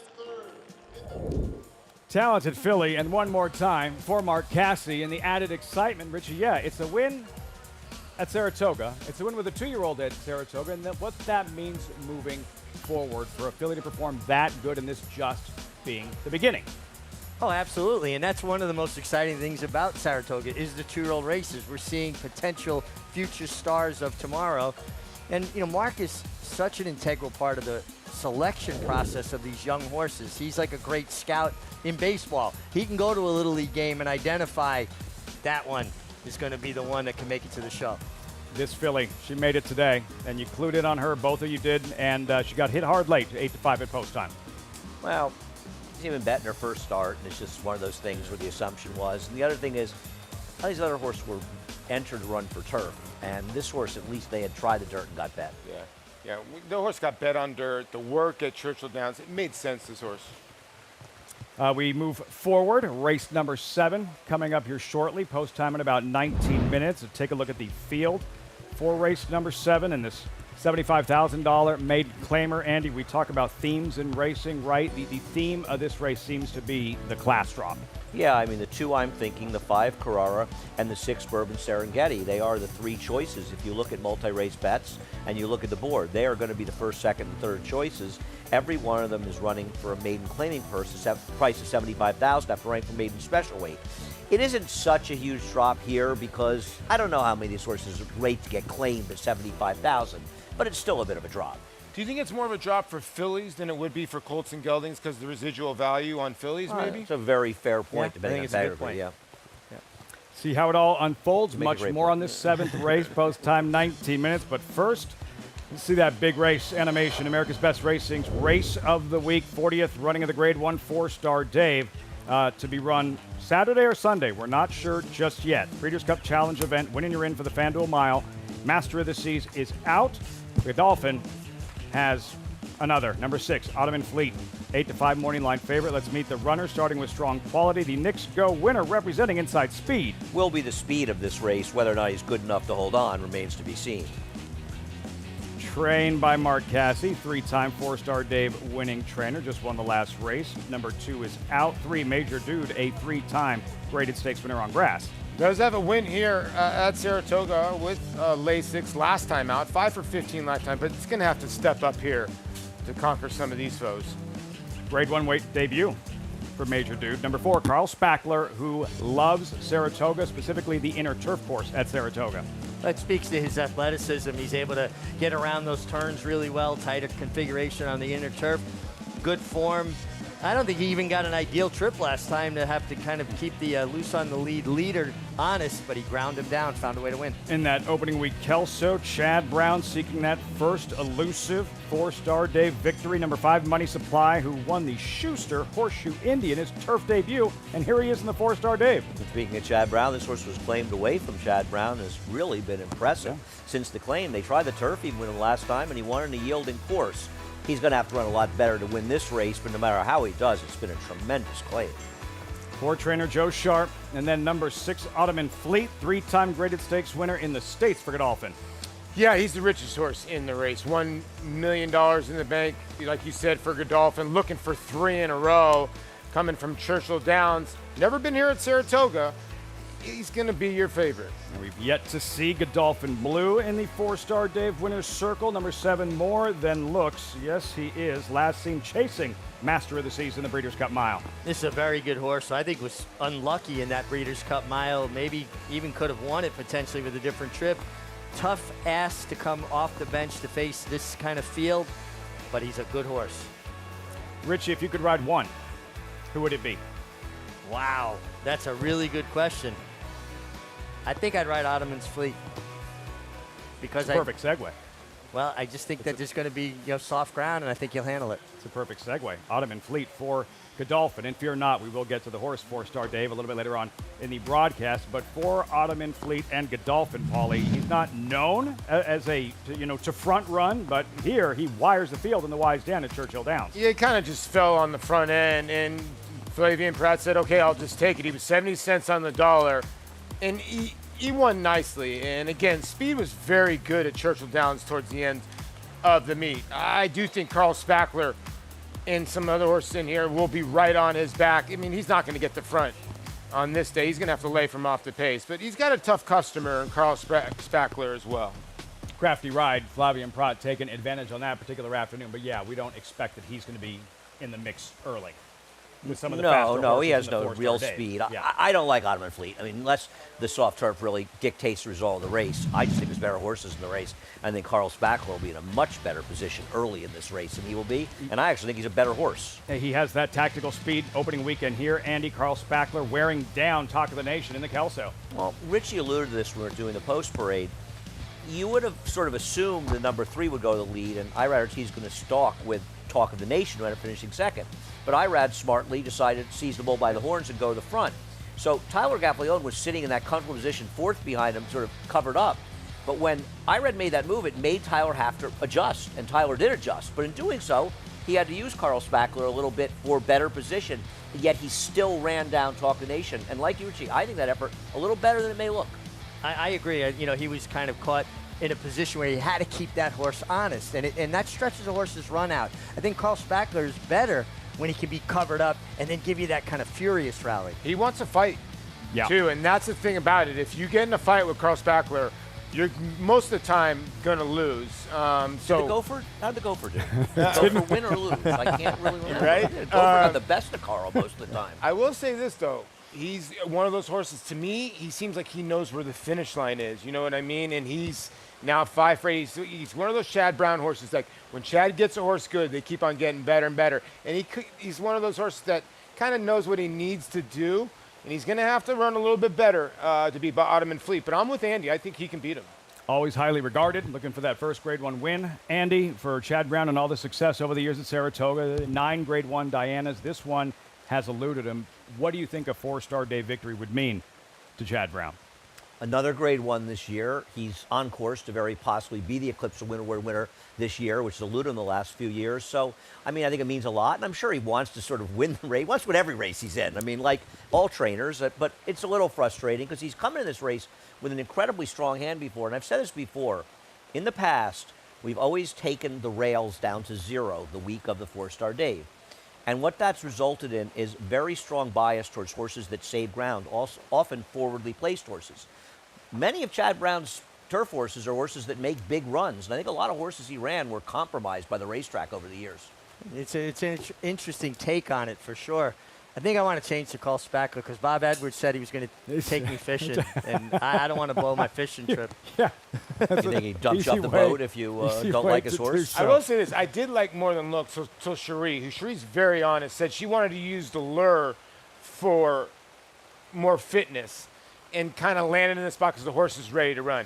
And Andy and I both love this horse. We think More Than Looks has got a ton of talent. I think if we were certain all of these horses would run their very best race, I'd make my biggest bet of the year on More Than Looks. But his first race, since the Breeders' Cup Mile, where he ran 6th, but only 2 lengths behind. Master of the season. Can't wait to see what More Than Looks does the rest of the year. As the skies continue to fall here at Saratoga, the show continues. The late pick 4 in about 12 minutes. You're looking at Carrara, 5-2 favorite. Who graduates? We'll find out next in the 7th at the Spa. Spun to Run. His brilliant speed figures were among the fastest of any 3-year-old at a mile or more, and he hails from the legendary Danzig sire line. Now, this multiple graded stakes winner, millionaire, and Breeders' Cup champion is passing his remarkable talent along to his progeny. 955, 200, 200 down, 2, in the back. Patrick, 200,000. Thank you. Spun to Run, standing at Gainesway. Horse racing? Check. Weekly promotions? Got 'em. Huge payouts? You bet. With Naira Bets. Download the app today and bet on any track, anywhere, anytime with live HD horse races, betting tips and tutorials, expert picks, and more. You bet with Naira Bets. Join now for a new member bonus at nairabets.com. They say breed the best of the best and hope for the best. Macoma broke well on the outside. And But you don't expect to get speed like this. It is Macoma, the one to catch. Macoma has a 5-length lead in this Grade 1 corner.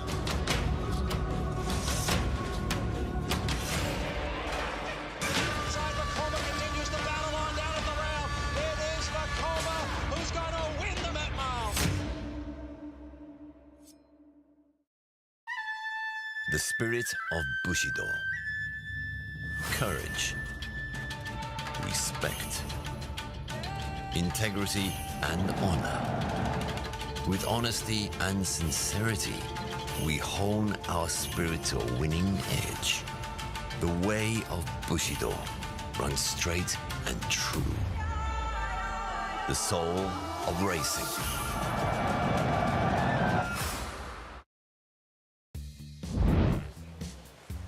Welcome back. Saratoga Live on Fox Sports 2. Gearing up for this 7th race. Start of the late pick 4, $75,000 claiming event. Mile Wilson Shoot. Good track sealed. And the current favorite, Bourbon Serengeti at 5-2. And we're going to start with her as we welcome Acacia Clement to the broadcast. Right behind us in the paddock. Acacia, you got here just in time for the best part of the afternoon.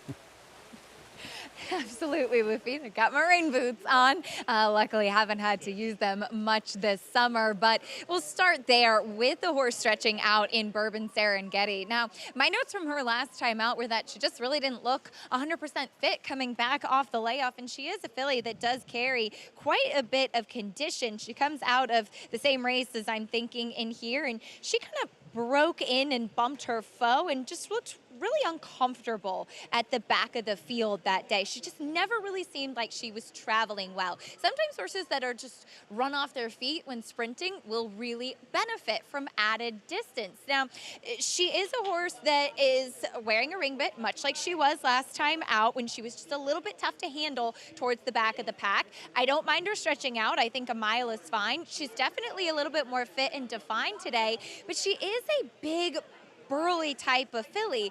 Sometimes those types have a little bit of trouble over a wet track. So I'm going to watch how she warms up. But like I said, I do think she has stepped forward from her last race. The 5 Carrara is taking a drop in class as well for Ken McPeak. And she had an outside post last time out at Churchill. And when she couldn't clear, just got very headstrong on Colby Hernandez that day. It has been a relatively live race. The second place finisher came back to win, though regressing a couple buyer points. But this is a filly who really looks like she should handle a wet track well. She has kind of those smaller deer-like feet, which sometimes I look for, especially when it is raining significantly. Certainly not a hard and fast rule, but sometimes those types just really seem to be able to skip over the surface a bit better, and she fits that bill.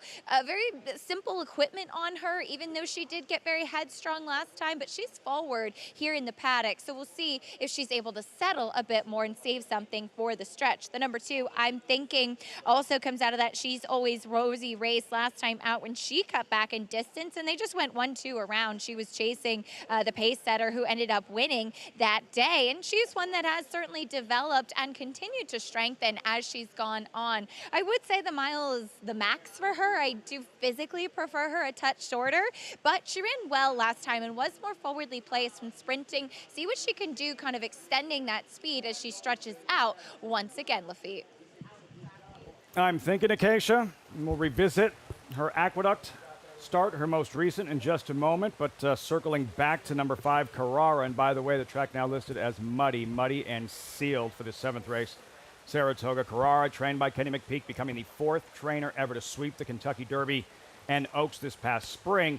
And for jockey Brian Hernandez, the 8th rider ever to sweep the Oaks and Derby, announced yesterday, Richie, Brian Hernandez, the Mike Venezia Memorial Award winner, one of the highest honors for a jockey in the sport. It means a great deal. Mike Venezia embodied being a sportsman, a good family man. He just was a great mentor, somebody that meant a great deal to me, taught me a lot. And Brian Hernandez embodies all the things that the award stands for and what Mike stood for. So I was really, really happy with this selection. I was in on the process with Naira, with the Jockeys Guild, as well as the Venezia family, and we all felt pretty strongly that Brian was an extremely deserving recipient of this honor. Almost seemed like one of the best kept secrets in racing, not within the racing industry, but for sports fans that tune in for a handful of horse races a year that we're not as familiar yet. That's not the case anymore when you sweep a Kentucky Oaks and Derby. No, doesn't happen that much. And when you put on one of the best rides in Derby history. His Derby ride, he made all the difference. He makes one little different move any place in the race. He does not win that Kentucky Derby. And, you know, it's kind of funny. Here's a guy who won a Breeders' Cup Classic on Fort Larned, and it kind of just almost people would forget that. Yeah. You know, and all he does is consistently show up and do his job every day as a professional. He's a pro's pro. Riders know the riders that can ride, and if they're not getting the opportunities or not is the difference. What's the trick to something he's so good at, which is constantly saving ground, sticking to the fence, and even though you know he's there, he still somehow finds room to operate? It's clarity. It's being able to see a race so clearly. You know, when a hitter's hitting well, Paul, they're seeing that 96-mile-an-hour fastball. You know, when you're riding well, you see every inch of the racetrack. You see everything the other horses are doing, how a horse is carrying their tail, whether they're going to drift out, if you can get through inside of them, or you have to find plan B. He is just a tremendously consistent rider. And he'll be back this summer. Brian Hernandez, who won the Acorn here, Belmont Stakes Week, the Coaching Club American Oaks, Week 2 of the meet, and a date with Torpedo Anna, the filly, taking on the boys in the DraftKings Travers late August, trying to make history and become the first filly to win the Travers, going back to 1915. Andy was here. He bet on the runner-up. Did you? It's a tough beat. I had the exacta. Small. Still lost money. I thought Richie gave a very bad ride in the 4th place finisher. Touché. That is going to be an incredible week, an incredible story heading into the Travers. Torpedo Anna, the filly, taking on the boys. And congratulations to Brian Hernandez, recipient, the winner of the Mike Venezia Memorial Award. Call to post. 4 minutes out, race 7. Let's meet the field. $75,000 maiden claimers. Muddy track. There is Street View. Jose Lascano claimed from George Weaver by Linda Rice. One of 2 for Linda Rice in this race. I actually picked this horse on top. I'm taking a little bit of a gamble in a race I'd love anybody that she can improve off the claim. I'm thinking for sale today after a solid effort against straight maidens. Yeah, and a filly by Candy Ride here for Jordan Wyckoff, and I would think on the send here, and come catch me if you can. Classy Mischief, 13-1. The 4 is Out Ascension. Number 5, Contender Carrara, for sale today. Big class drop. Of the 3 short prices, she's the only one you can be confident is efficient at the distance. The favorite, Bourbon Serengeti, 2 starts now. She's for sale. Her last race was not that good considering she was 7-5 in that effort. She needs to improve today. The Taco Lady, Kendrick Carmouche at 5-1. Yeah, off the claim, now Linda Rice. She's dangerous off the claim, but she raises this daughter of Enticed up to 75,000 in class. Celestial Express, tough sledding, hence the price. I was going to say we'd have a pick 6 carry if this horse wins, but there's only 3 live races in it, so probably not. Probably not. That'd be difficult. The field for this 7th race and accelerating post time as well, about 6 minutes out. Another look at I'm Thinking. Let's go back to her latest. Facing straight maidens, much tougher. She's 17-1, Andy. I'm Thinking. Bang up, 2nd place finish. It was a race that was dominated forwardly. The horse who won the race, She's Always Rosie, wired the field for Linda Rice, came back, and while she lost her next start, she ran pretty much a similar race, so I don't think it knocks this effort. My worry with her is she going to be as efficient going longer? She kind of fell apart going longer in her prior start. So I wonder if she's a horse that might be better off, in shorter races. And the other thing is, while she has speed, I think you're going to see a lot of speed from the 8, the Taco Lady, who got engaged in a very big duel last time. She took advantage of the racetrack to run 2nd, but she has a lot of speed, and even Bourbon Serengeti, if she's live, stretching out, you'd think she'd have speed. So I don't love her chances, and at 2-1, I'm against. Acacia, as you mentioned, though, I'm Thinking visually, she does look like a filly who will handle added real estate. Is fine for her. I wouldn't like anything more than that, but she was pretty sharp in the warm-up as you saw Tyler Gaffleone take her away from the pony and really give her a good warm-up out there, which I like. I expect her to be forward, and that should make things interesting given the presence of the Taco Lady, one of 2 for Linda Rice, who's had a relatively quiet warm-up out on the track, though she was pretty forward before back in the paddock. She's very athletic in the way that she's put together. She actually doesn't look overly like a turf horse, so I can understand why Linda, since claiming her, is keeping her on the main track in here. But I liked what I saw from her. I just think her best chance is to go, and with the presence of I'm Thinking, we'll see what kind of setup she does get. Linda's other horse is the one Street View, who also is off the claim. I love her stretching back out. She definitely does not look like a sprinter in any way, shape, or form, but she also physically looks much more like a turf horse. That's always kind of what I've noted from her. But one thing I will say, she has done well since I've last seen her. She's definitely strengthened up a lot, which I really appreciate for a run on the main track, and especially with this muddy and sealed surface that we do have as well, especially on dirt. When horses are switching surfaces, you need to see that strength in their hind end, and she's definitely developed more. If she can handle it, we'll know pretty early, Lafitte.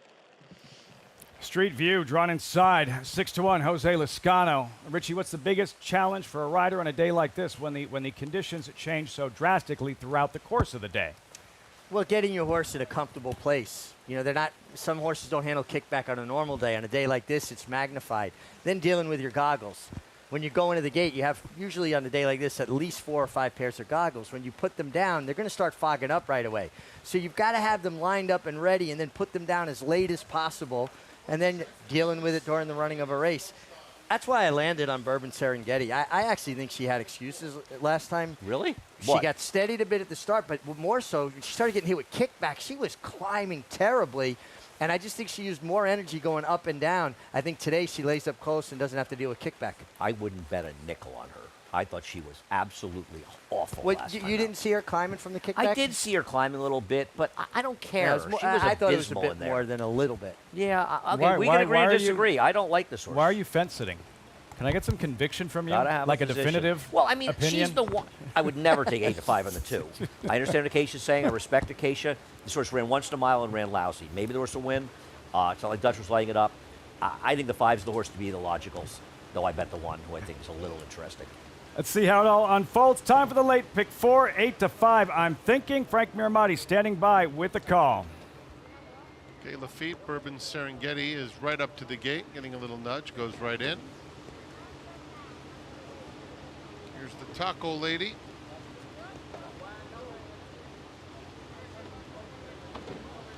Celestial Express walking up. They're in the gate.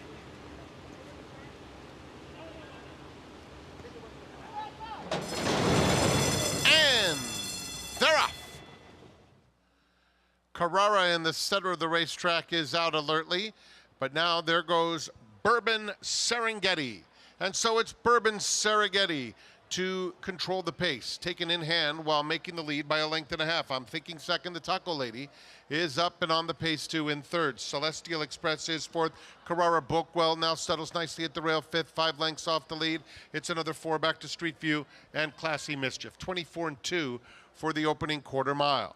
And it is Bourbon Serengeti leading the way by a length and a half, with I'm Thinking along the rail in second. The Taco Lady third.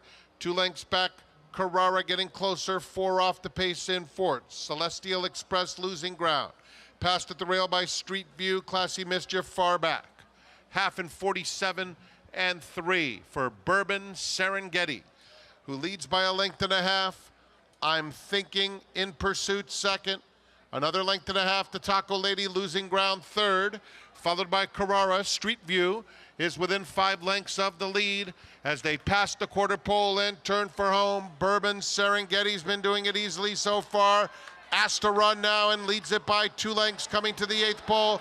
Carrara comes after her now, and here comes Carrara in the center of the racetrack is Street View. They're in the final furlong, and it's Bourbon Serengeti all out. Carrara up alongside, and Carrara goes on by. A beautiful trip under Julian leparoux as Carrara wins it by 2 lengths. Bourbon Serengeti second. Street View third. 3-way photo for fourth involving the Taco Lady.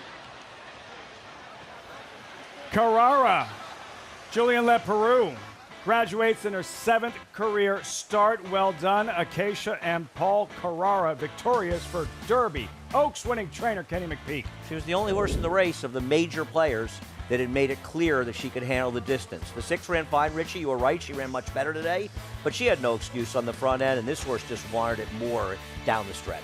And you know what? She was very brave to win a Carrara, sitting in behind horses. She took that kickback. You see when she gets out in the clear here, she has the measure of Bourbon Serengeti, who had every opportunity to run away from them. She gained a nice, easy lead, got in a very comfortable rhythm. Just second best, and 2 horses taking that drop in class that we talked about. Logical result. Oh, I think it's wild that this horse was the 3rd choice of the 3 short-priced horses. Well, given you knew she could handle it. Well, they see Brad Cox, and they go crazy for Brad Cox, and you see Richard Dutrow, you go crazy for Rick Dutrow, and Tyler Gaffilone's riding good, and this horse was the horse to beat from the outset. I just don't understand why this horse was your 3rd choice. With all due respect to Rick Dutrow and his many amazing accomplishments in this game, he's not exactly been lighting the world on fire over the last 6 or 8 months. Whether it was, spreading out his horses around the country or whatever the reason, they can keep betting his horses. They're not running like the Rick Dutrow horses we once saw. It's interesting you bring it up as we go back and look at the start of the race. Clean start, Carrara, Julian leparoux. Right after the Breeders' Cup Classic, Rick Dutrow, when asked about this incredible comeback story, having been away for a decade and what it meant to come all the way back and to win a race like the Breeders' Cup Classic, and he kind of put that notion to rest. He says, you know what, guys, congratulate me when I am all the way back. Congratulate me when I have a barn full of horses like Chad Brown, like Todd Fletcher. This is really nice. I want more horses like White Abarrio, but I'm not back to where I want to be. No, and I don't think he'd disagree with anything I said. Rick's a realist. Right. Rick knows his numbers haven't been good. Sure. I'm sure he's frustrated by it, and he was long. I personally think he got a very raw deal, getting a 10-year suspension for that. People have done worse and gotten less. Yeah, but it is what it is. And his horses, listen, there are great trainers that go on bad runs. So I just feel like I don't want for betting his horses expecting some sort of Rick Dutrow magic, because it ain't there. Kenny McPeak on a serious run. Got that first Kentucky Oaks after finishing second 3 times, that first Kentucky Derby. And we'll see Torpedo Anna in the Travers. McPeak, meanwhile, celebrating this win. Julian leparoux, Carrara in the rain at the Spa.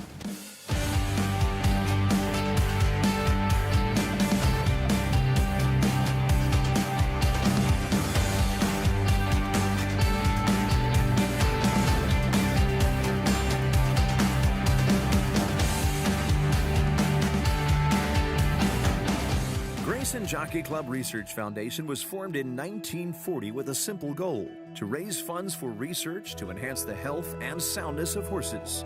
Since then, we've provided millions of dollars to hundreds of projects at universities around the world, leading to major advances in welfare.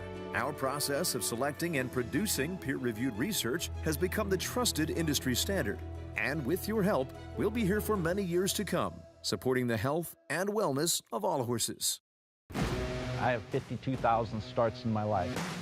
I've never seen one that could take as much as he did early and continue to improve. And it is Gunite. He's strong, he's attractive. And he's going to win the hopeful. He's extremely smooth and fluid. Gunite is a tough customer here as they come on for the finish. How sound he is. Gunite got the jump. Consistent mentally, physically. He will defeat Elite Power in the forego. Complete package.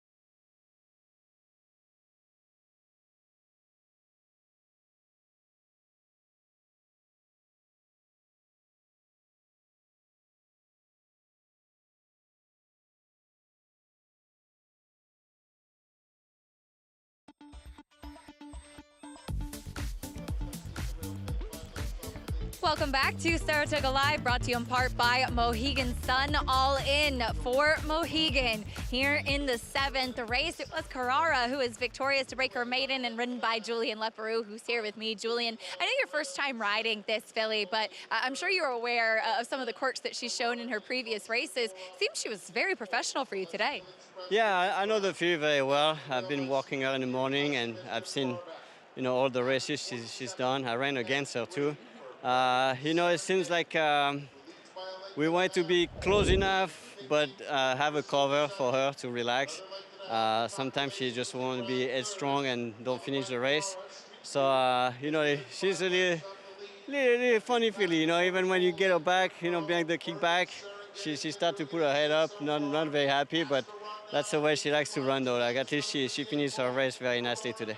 She certainly did, able to run down the pace setter. When you tipped her out in the clear, it seemed at that point there was plenty more to offer. Yeah, no, exactly. I mean, when she finally got over the kickback, which was about the half-mile pole, she was traveling very good, and I was very confident from there.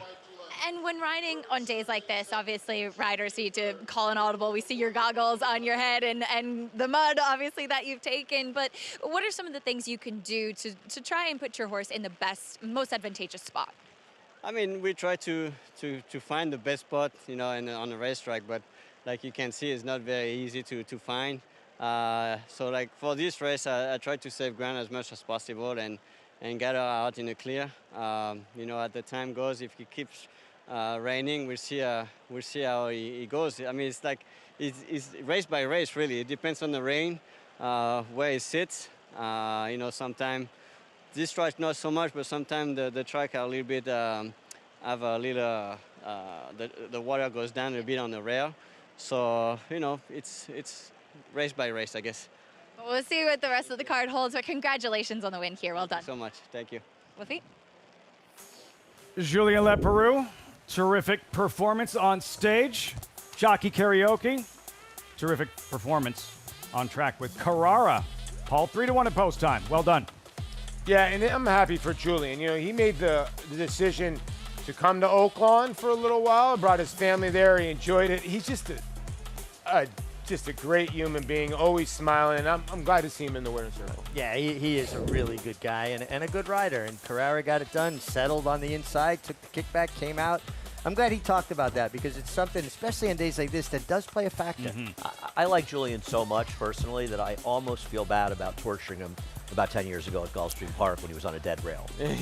He was on a dead rail. You almost feel bad, but not quite. I happen to really like the guy, though. I really do. He's a good guy. Good guy, good rider, and another win here. Saratoga, Carrara, 850. What we've seen thus far in the first two races in this late pick 5 sequence. The pool over 520,000. Moving right along, race 8, $40,000 claimer, 6 furlong sprint in the mud. Older horses. Check the odds with Lark's Mischief at 2-1. The favorite, about 17 minutes out. Andy, this one, challenging. It's a challenging race, and listen, I landed on the favorite, the challenging race, which I kind of hate to do. And maybe I just caved onto the Flying P freight train with the number 5, Lark's Mischief. And the scratch of the 6 makes his job so much easier because he does project to be the controlling speed. Yeah, that's why I landed on him.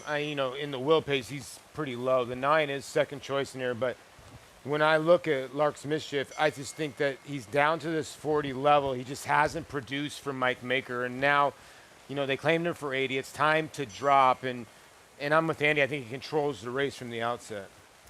Jay Provenzano, Flying P Stable, in a tie with Seth Klarman, leading owner thus far after the first half of this Saratoga meet. Victory here, and he hits the front, so to speak. Meantime, time now to introduce the Great Jones New York bred performance of the week. Richie, last Friday, evaluation. Frank Mirmati said she means business. Yeah, she meant business. Certainly. Love the way she's finishing here. And you like to see this kind of, professionalism, right? Sit behind horses, come out and kick on. And these colors have become iconic. Years ago, it was, colors like Green Tree Stable and Darby Dan and Calumet. Well, now it's Seth Klarman's colors are kind of up in that category now, aren't they? Seth used to say to me years ago, I'm the worst owner in racing. When he won the Eclipse Award, I said to him, bad news. And, you're right. This horse was very professional because broke really sharply from the inside. But Ira didn't want to get caught into a big inside duel, even though he knew the rail was the place to be. I talked to him after the race, and so he let Geopolitics go. And let's be honest, Geopolitics is becoming one of those horses that somebody gets on the outside, and she goes, come on by. Yeah. You're good. But she's run some fast figures and a nice debut by this horse. 82 buyer, I think. One to keep an eye on moving forward. Evaluation, the Great Jones New York bred performance of the week. When we come back, much more from Saratoga, about 15 minutes out, race number 8, plus a look ahead to the 2-year-olds. The Saratoga Special, touchy morning line favorite, despite the fact he's yet to win a race. Second career start in the Saratoga Special and first resort. What will he do on Saturday as the road to the hopeful continues? You're watching Saratoga Live. He always showed up. From June at 2 and through 2 championship seasons, week after week after week of consecutive works. That's toughness. He always showed off. You know all about those 4 G1s. Here's his maiden on the Derby undercard. That's brilliance. Now his yearlings are at the sales. That's opportunity. Essential quality. Showtime. Who's in for Mohegan? Obviously everyone. We're off to the races, and it's you for the win. A moment of calm before the dark and stormy. High score, one more, dance floor. Who needs skill when you have style? And feeling like it's the best time ever? Smile. Abs, craps, and nightcaps? Yes. Then it's down for the thread count to start it all again tomorrow. This is how it feels when you're all in for Mohegan. Mohegan Sun. Good afternoon, ladies and gentlemen. On behalf of the management and staff of Kayla, I would like to welcome you to the September yearling sale. Good to have you back with us. It is the marketplace. It's electric. Quality in quantity. Some of the absolute best horses. These are the horses we're going to be cheering on in the next 4 or 5 years to come. A shareholder to win the Norfolk. Dornick win the Belmont Stakes at Saratoga. Randomized in a dramatic photo finish in the Ogden Pit. Racetrack Television Network brings you every race, from every track, on every screen, every day. With monthly packages starting as low as $5, RTN gives you great value and access to more live HD streaming and race replays than anyone. Visit RTN.tv today to sign up and watch on almost any device, including Roku and Amazon Fire.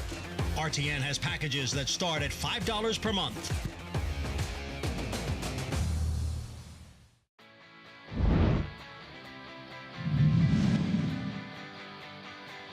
And here comes Favorite Trick on the inside, and Case Dismissed on the outside, off the turn and into the stretch, and Favorite Trick cuts the corner and takes charge.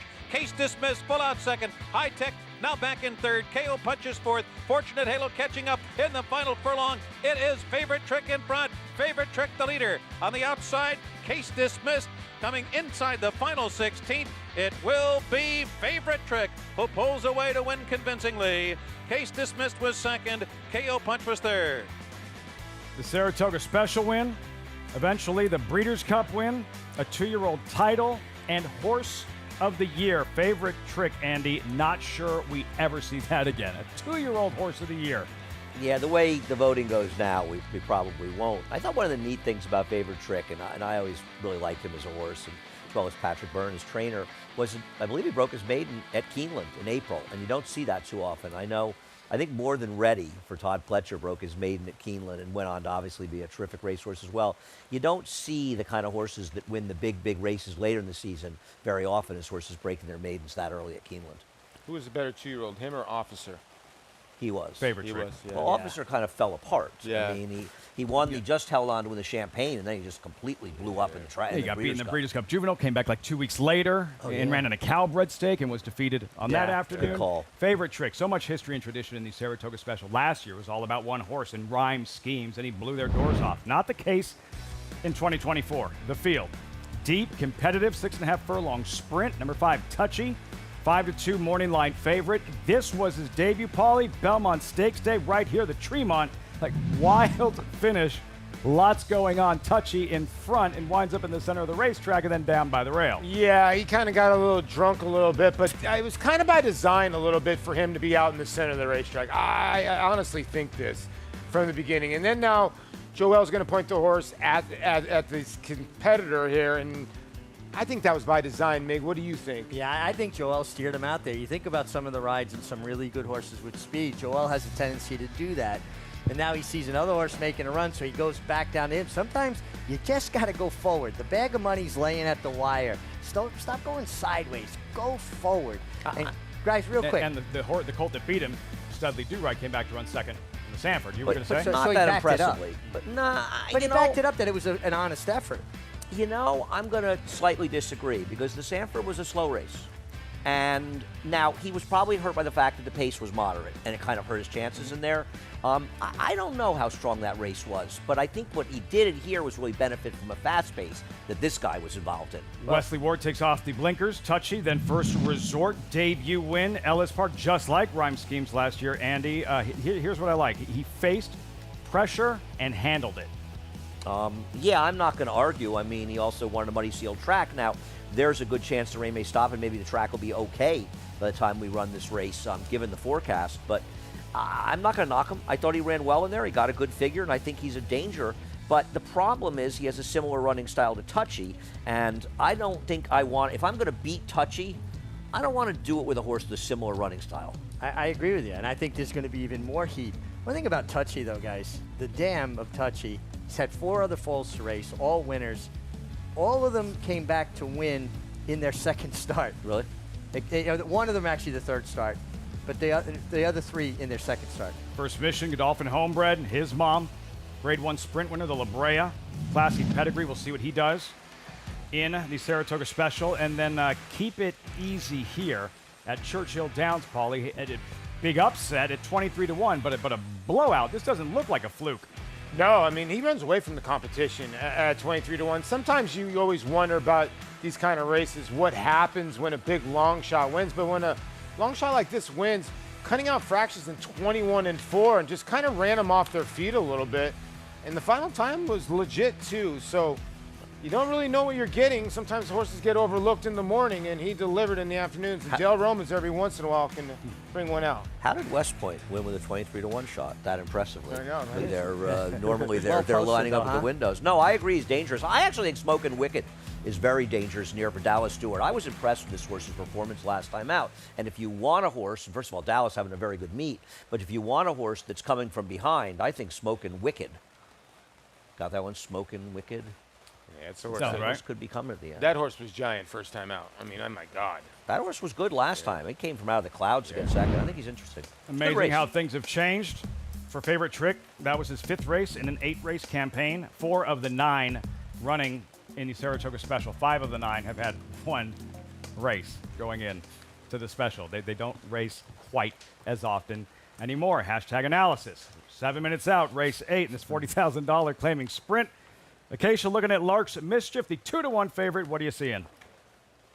Well, he's taking a big drop in class, and that really should bode well for this horse. You know, sometimes we talk about horses that were claimed for a higher price tag or have been running against much tougher competition. And as you look at them taking a significant drop in class, is it maybe something you should be a little bit suspicious of, or is it something you should just kind of take at face value? And you mentioned the owner's Flying P Stable in a tie right now, 4th leading owner, and that's the kind of aggression you're going to see from certain ownership groups with dropping horses in at this meet to be effective. And I do think that this horse fits here. Tried the turf to no avail last time. 2 starts back, pressing the pace setter, and just couldn't keep up, fading. But again, against significantly tougher competition. He is a very stout and strong son of Into Mischief, that typical kind of Into Mischief build. Definitely a dirt sprinter, and he does have speed, which should bode well too. He is 0-2 on a wet track. He has handled it fine in the past, and again, I'll watch in warm-ups, but so far I don't think it should be a problem for him. And again, just the drop in class really does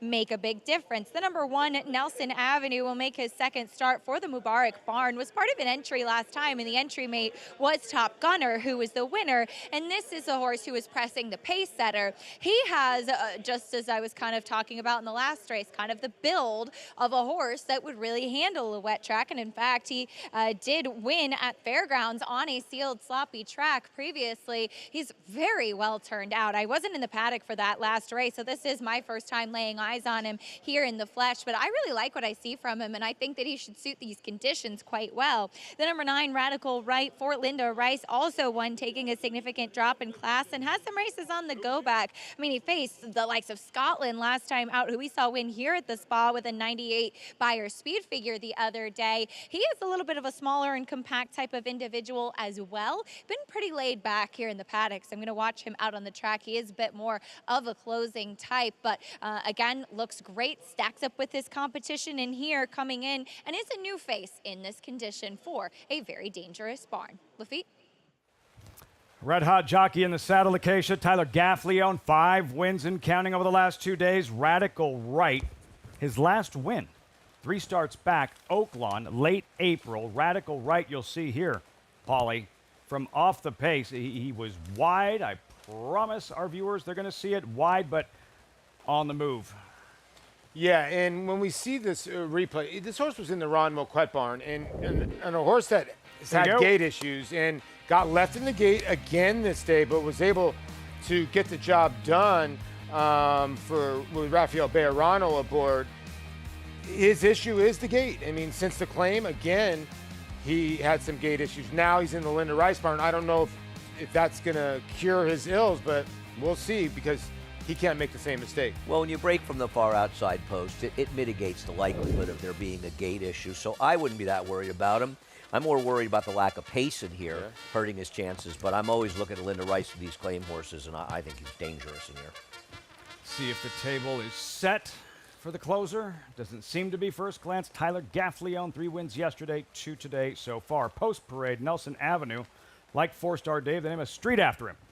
Yeah, and he was disappointing last time, maybe against slightly tougher, and we'll see if he can improve today. Good Juju won 11 days ago at Monmouth. Yeah, and beat a horse named Lloyd, who actually parked a couple starts back, but this horse needs to step up. Diddinger in the Afleet Alex Cash's King colors. I'm just always weary of betting against big-priced horses from Butch Reed. He's so good. 18-1, dangerous ride. I think this would be my long shot, maybe to hit the board. I don't think this horse should be that big of a price. The strong into Mischief colt, Lark's Mischief, 8-5. I got to think Irad's thinking one thing. I got to break cleanly and get to the front. Let her rip. Number 7, Pipes and Drums. Dismiss Al Stall at your own peril. I think this horse is a little interesting, guys. Running at 6 furlongs, he usually runs longer. Why would Al Stall even ship this horse? It looks a little slow. He's too sharp for me to ignore. Had me at Al Stall. Number 8, Lost in Rome. He's 7-year-old and a 9-time winner. Yeah, Dylan Davis aboard, and a horse that does have some wet track experience. And when you look back at the 7 is 2 for 3 over wet surfaces. Radical Right. Yeah, you're right, Paul. The last 2, sluggish, poor starts in his last pair. I'm taking a lot of money here, too, for Linda Rice, which is usually a good sign for that barn. Listen, I thought it was a tough race, and I picked the race 5-9, so call me a chalk-eating weasel. Chalk-eating weasel. You try, Mig. You just try. Chalk-eating weasel. Mig's still upset about Moccasin. He should be. He is. I'm upset about Moccasin. Lark's Mischief, there he is, the big colt. 3 starts back, early April, Oaklawn. He's 20-1, Paulie, and a solid effort for the colt with a big white blaze. Look at that. Yeah, he got beat by Trackmate on this day, and Echo again is behind him. So, this was a giant effort with Ramon Vasquez aboard. He had to start 2 before that, before the layoff, where he ran a 99 by her. So he's got some really big races in his tank if he can get loose on the front end. You harkening back to those glory days of Oaklawn, Paulie. Oh, I loved it there. I was almost the mayor. Almost. You were locked in. You had a hell of a winter and spring, my friend. Yeah, I tell you, trust me, I wish I was picking as well up here as you picked down there. Me too. Keep quiet. Nelson Avenue, 6-1, Richie. I just thought this horse's one race in the mud was very, very strong. I think he can be competitive here. I think this horse is tactical, can be forward enough without being completely immersed in the pace. And you get Frankie Dettori, an international talent. Being forced to do the flying dismount for every win. He said he was only going to do them in important races. The fans aren't letting him get away with that. Dangerous Ride, Acacia, an outsider who could potentially make some noise in this 8th race. What do you think?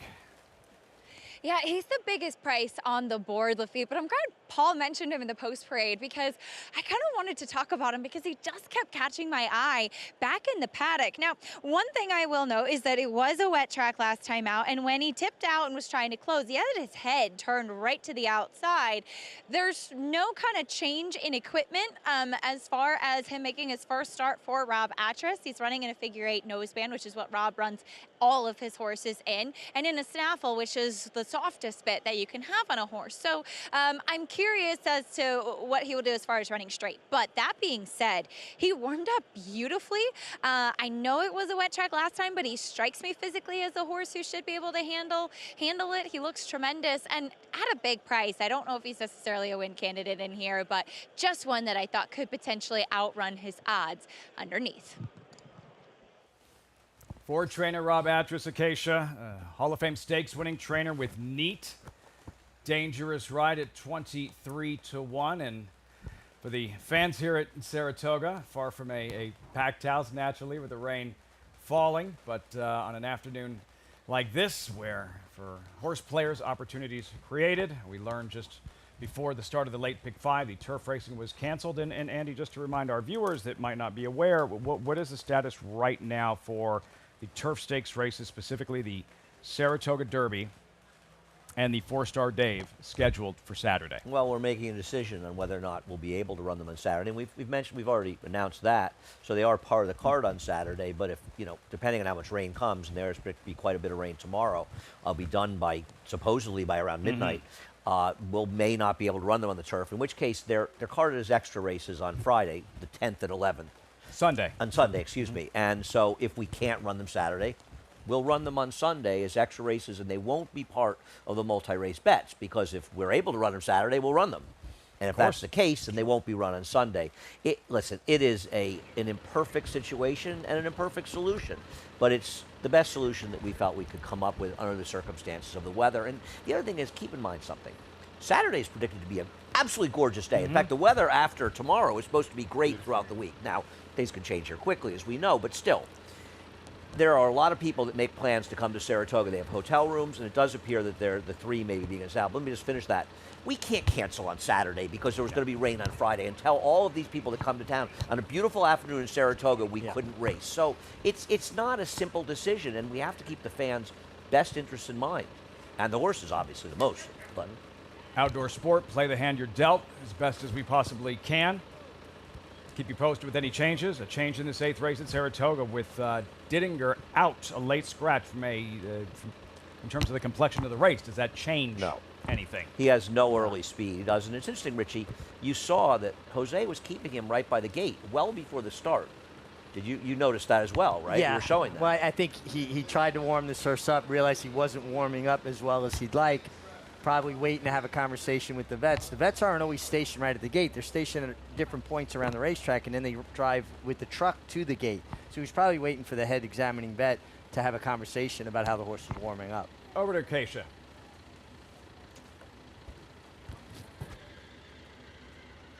Up and to get going out there. So Jose Lezcano doing the right thing and keeping him separated from the field, waiting until he had the opportunity to declare him a late scratch. So will be brought back to the barn. Again, when a rider's warming a horse up and maybe something's not 100%, it's for the safety of the horse first and foremost, but also for the jockey and to protect the bettors as well. So late scratch of the 3 here, Lafitte.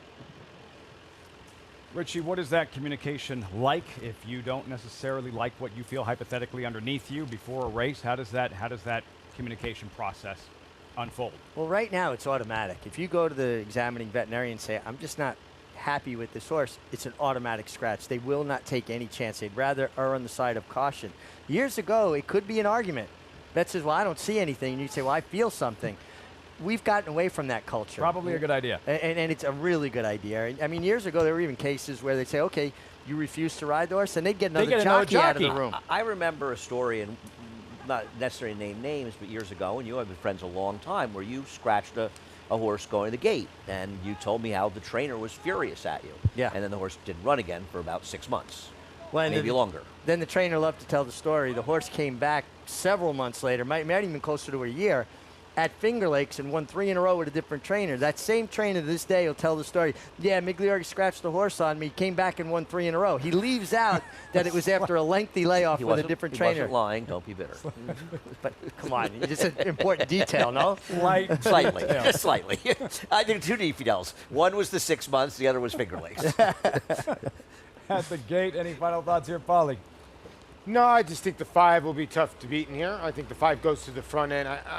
Depending how the 9 breaks, I don't see it. I do think the 8, excuse me. Isn't the 4 potentially, the 4 or 8, the 2 horses that could be the most forward with the 5? I kind of, like I said, I kind of like the 4 to hit the board. I don't know if the 4 can win this race because there's not enough pace, but the 4 can stay tactically at least close. We'll see. Dangerous ride. Pipes and Drums steps forward. Frank Mirmati standing by. Post-time race day from Saratoga, live on Fox Sports 2. Lost in Rome and Radical Right.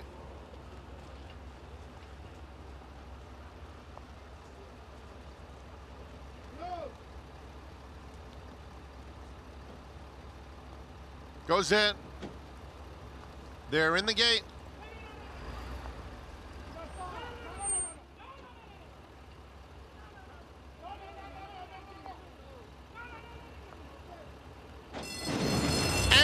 They're off. And dangerous ride, but it's Lark's Mischief. And Lark's Mischief is the quickest. Followed by Pipes and Drums in between horses, 3rd. Nelson Avenue is 1 from the rail, moving up to take 2nd. Then Radical Right, 4 lengths off the lead. 2 more to Lost in Rome. Good Juju, the distant trailer. Lark's Mischief, the favorite, sailing past a half-mile pole through a quarter in just under 22 seconds flat with Nelson Avenue. A clear-cut 2nd. Pipes and Drums is in 3rd. Then Radical Right inching up on the outside. Dangerous Ride is 5th, 4 lengths off the lead. 3 clear of Lost in Rome. Good Juju well behind. Lark's Mischief in hand under Arad Ortiz Jr. Turns for home with a 3-length lead. Dangerous Ride on the inside. In the center, Radical Right now takes up the chase clearly into 2nd. Coming after Lark's Mischief, and he's getting closer. Lark's Mischief, 2-length lead. Radical Right shifting about, trying to get him. He straightens up now, and here he comes. Here's Radical Right on the outside at Lark's Mischief. Here's the line. Lark's Mischief holds on by a diminishing half a head. Radical Right just missed. Behind them, it was between Lost and Rome and Dangerous Ride. Exciting finish. Splashing through the mud at Saratoga. Lark's Mischief and Radical Right hit on the wire simultaneously. And let me tell you something. The 5 didn't just get lucky getting on a loose lead here, guys. He went 21.99 the first quarter. He was moving up front. He ran big to win this race. He did. And the 9, I think, ran really big to come after him. He had to make a big move. He was the only one. And these two horses were well clear of the rest, Mig.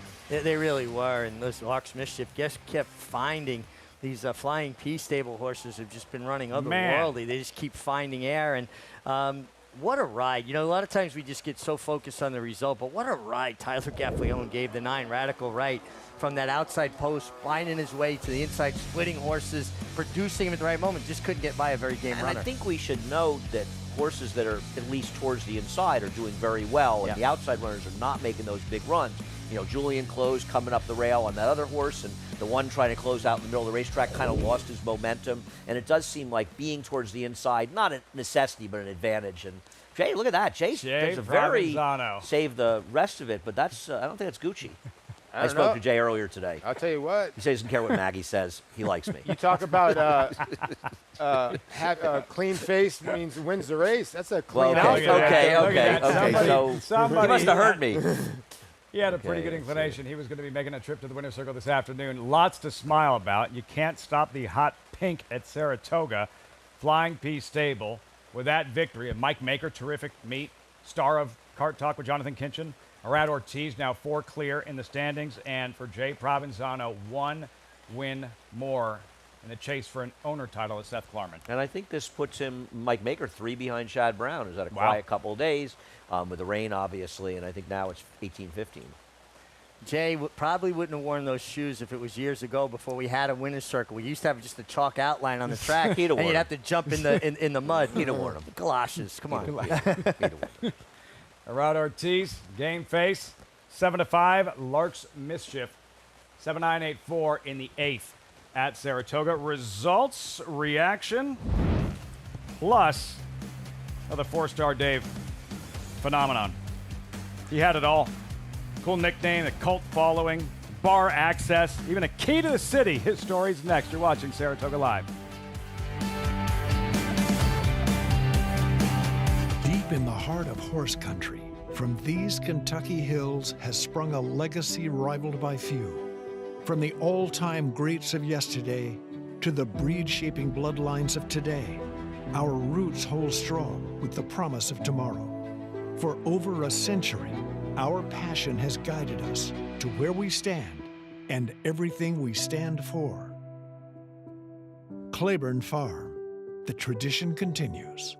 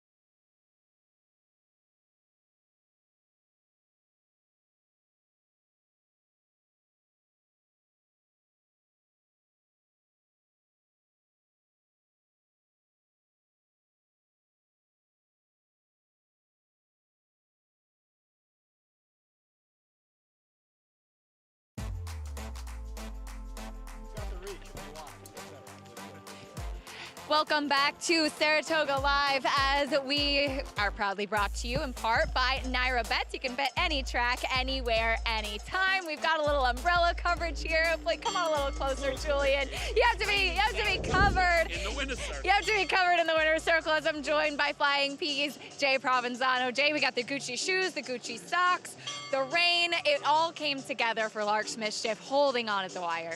He did. Me and I saw him this morning, and I told him, you make that lead under any circumstance, he'll fight tooth and nail for you. And he really did. Roddy put a real nice horse in also. It got real close at the end. You know, we were sitting together, so we were calling for a dead heat. It doesn't matter. This is crazy. This is absolutely crazy. But I put a sport coat on for Andy today, though. Just wanted Andy to know that. Looking very sharp, and Rowdy Valenti, the owner of the runner-up. But you mentioned it's been such a crazy meet, as you're now ahead in the owner's standings, so one ahead of Harvich Stables. And just reflect back a little bit on the game plan and the execution of coming in to this summer meet. Well, the game plan was simple. Last year it was very dismal. I got my only winner on the last day of the year. I was like dying of bronchitis. I didn't even stay for the last day. I felt good enough to drive home, so I left. So as soon as my phone started dinging, I'm like, yeah, I won, you know? And I said, that will not happen again. Me and Mike, we got together, like I was telling Maggie yesterday, and we started really heavily claiming towards the middle to the end of the meet over in Kentucky, and with the thought in mind that, you know, if we're wrong on something, we drop. If we're right, you know, we put him where we want him. He's a great conditioner, Mike Maker. Everybody's contributed. Levine got me a couple wins. Norm got me a win. It's just, I didn't want last year to repeat, you know, so it's been great. It hasn't. Absolutely. It's been a lot of fun to follow as well. Congratulations on another victory, and we look forward to more. I appreciate it. I hope so. I'm going to send them out, that's for sure. Sport coat just for you, Andy. Okay, and I spent some leading owner at Saratoga's is dressing and putting on his sport coat for you. As he should. We spend quality time together on almost a daily basis. I almost felt bad for Jay last year. He was having a disastrous meet last year, but no, Jay's a great sport, and I've always, gotten along great with him. Amazing how quickly fortunes can change. And right now, by one victory, the leading owner at Saratoga, Gerardo Ortiz, a 4-win lead. And for trainer Mike Maker, yeah, Richie, to this team, they're incredible first half of the meet at the Spa. Yeah, formidable. And Jay just talked about claiming horses with the idea to come here, locked and loaded, and so far their plan has been executed to perfection. Lark's Mischief able to hold off Radical Right and Tyler Gaffleone bidding for a third win this afternoon. 5-9-8, track now sloppy. Chalky for the most part in this pick 5, late pick 5 follow along. And one more time, 520, Carrara, 850, and moments ago, Lark's Mischief, 480. What'll happen in the 9th? New York Breds on the main track, sloppy main track, 5.5 furlong dash, fillies and mares, weekend rags, 5-2 favorite with about 14 minutes to post. Fun race. Not sure there are any 4-star Daves in this one, but a fun race. The history of Saratoga is loaded with legendary champions that have performed here. Superstar after superstar, but very few, if any, have reached the level of popularity of 4-star Dave. It's not to suggest he was one of the greatest to ever race at Saratoga. That's not the case. His legacy is very, very different, not solely focused on performance on the track. Instead, it's about how loved he was by the Saratoga faithful.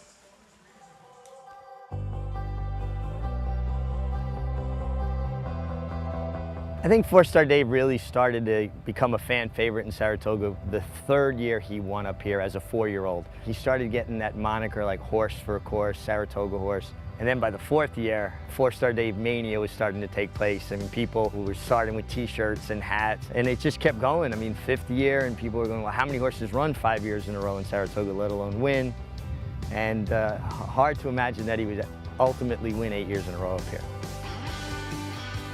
The thing about him too, besides the fact that he would win every year in Saratoga, was he was very charismatic, and people would go to take pictures of him. He'd actually stop and pose, and he kind of really thrived on the attention. The '93 Saratoga meet was bittersweet. He got his win in Saratoga, keep the streak alive. And then he got taken down, and to me was one of the top 5 worst DQs I've ever seen, let alone been a part of. Fourstar Dave was disqualified from first. He shifted out a half a path when I went to go to my left-handed whip, and we barely brushed with a horse that wound up, I think, 5th. In one stride, it was back in my right hand, and I had him corrected. And then on top of that, the horse fell down at the break of the race. I mean, I was off of him. I don't know how. Somehow, with his head, he kind of put me back in the saddle. His last win in Saratoga in '94 was the most pressure I ever felt riding him. Maybe the only time I ever felt pressure riding him. The only way I thought he could lose is if I made a mistake. Migliore makes his move with the old boy. There goes Fourstar Dave, and he sweeps to a short lead. But I felt the weight of Saratoga anyway on my shoulders that day. Fourstar Dave is one furlong away from 8 years worth of Saratoga victories. Here's the old boy coming down to the line. He's making a runaway of it. The legend lives on. Fourstar Dave wins again at the Spa. He delivered, just a tremendous performance. And I remember I started, patting on him and telling him what a good guy he was, what a good boy. And the crowd was amazing that day. They just went bonkers when we turned for home. Normally as a jockey, you don't hear the crowd. And that day I heard Saratoga react to Fourstar Dave. The day Dave got injured up here, he was chasing Lure and Paradise Creek, 2 world-class turf horses. And he was beaten about 7 lengths that day, and the outpouring of affection from the crowd, from the people of Saratoga, was pretty eye-opening. And I think, to me, that showed more than ever just how much he had gotten into people's hearts. They had a great retirement ceremony for Dave. They named the street by Ciro's after him, Fourstar Dave Way. The mayor of the city gave him the key to the city, albeit it was a big oatmeal cookie key. And I got on him over there at Ciro's, and it was a really fun celebration, and another way for people to basically say thank you to Dave for all he had given them over the years.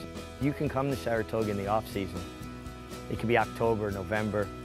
Go to his gravesite at Clare Court, and people leave tributes to him, flowers or a bobblehead. There's always some memento of his success up here, and I just think it's great that it lives on how many years later. What a horse, what a story. Legend, a rock star like Fourstar Dave at the Spa, like he was Elvis on 4 legs. The Sultan of Saratoga. Richie, and if you're still upset about that DQ a quarter century later, I don't blame you.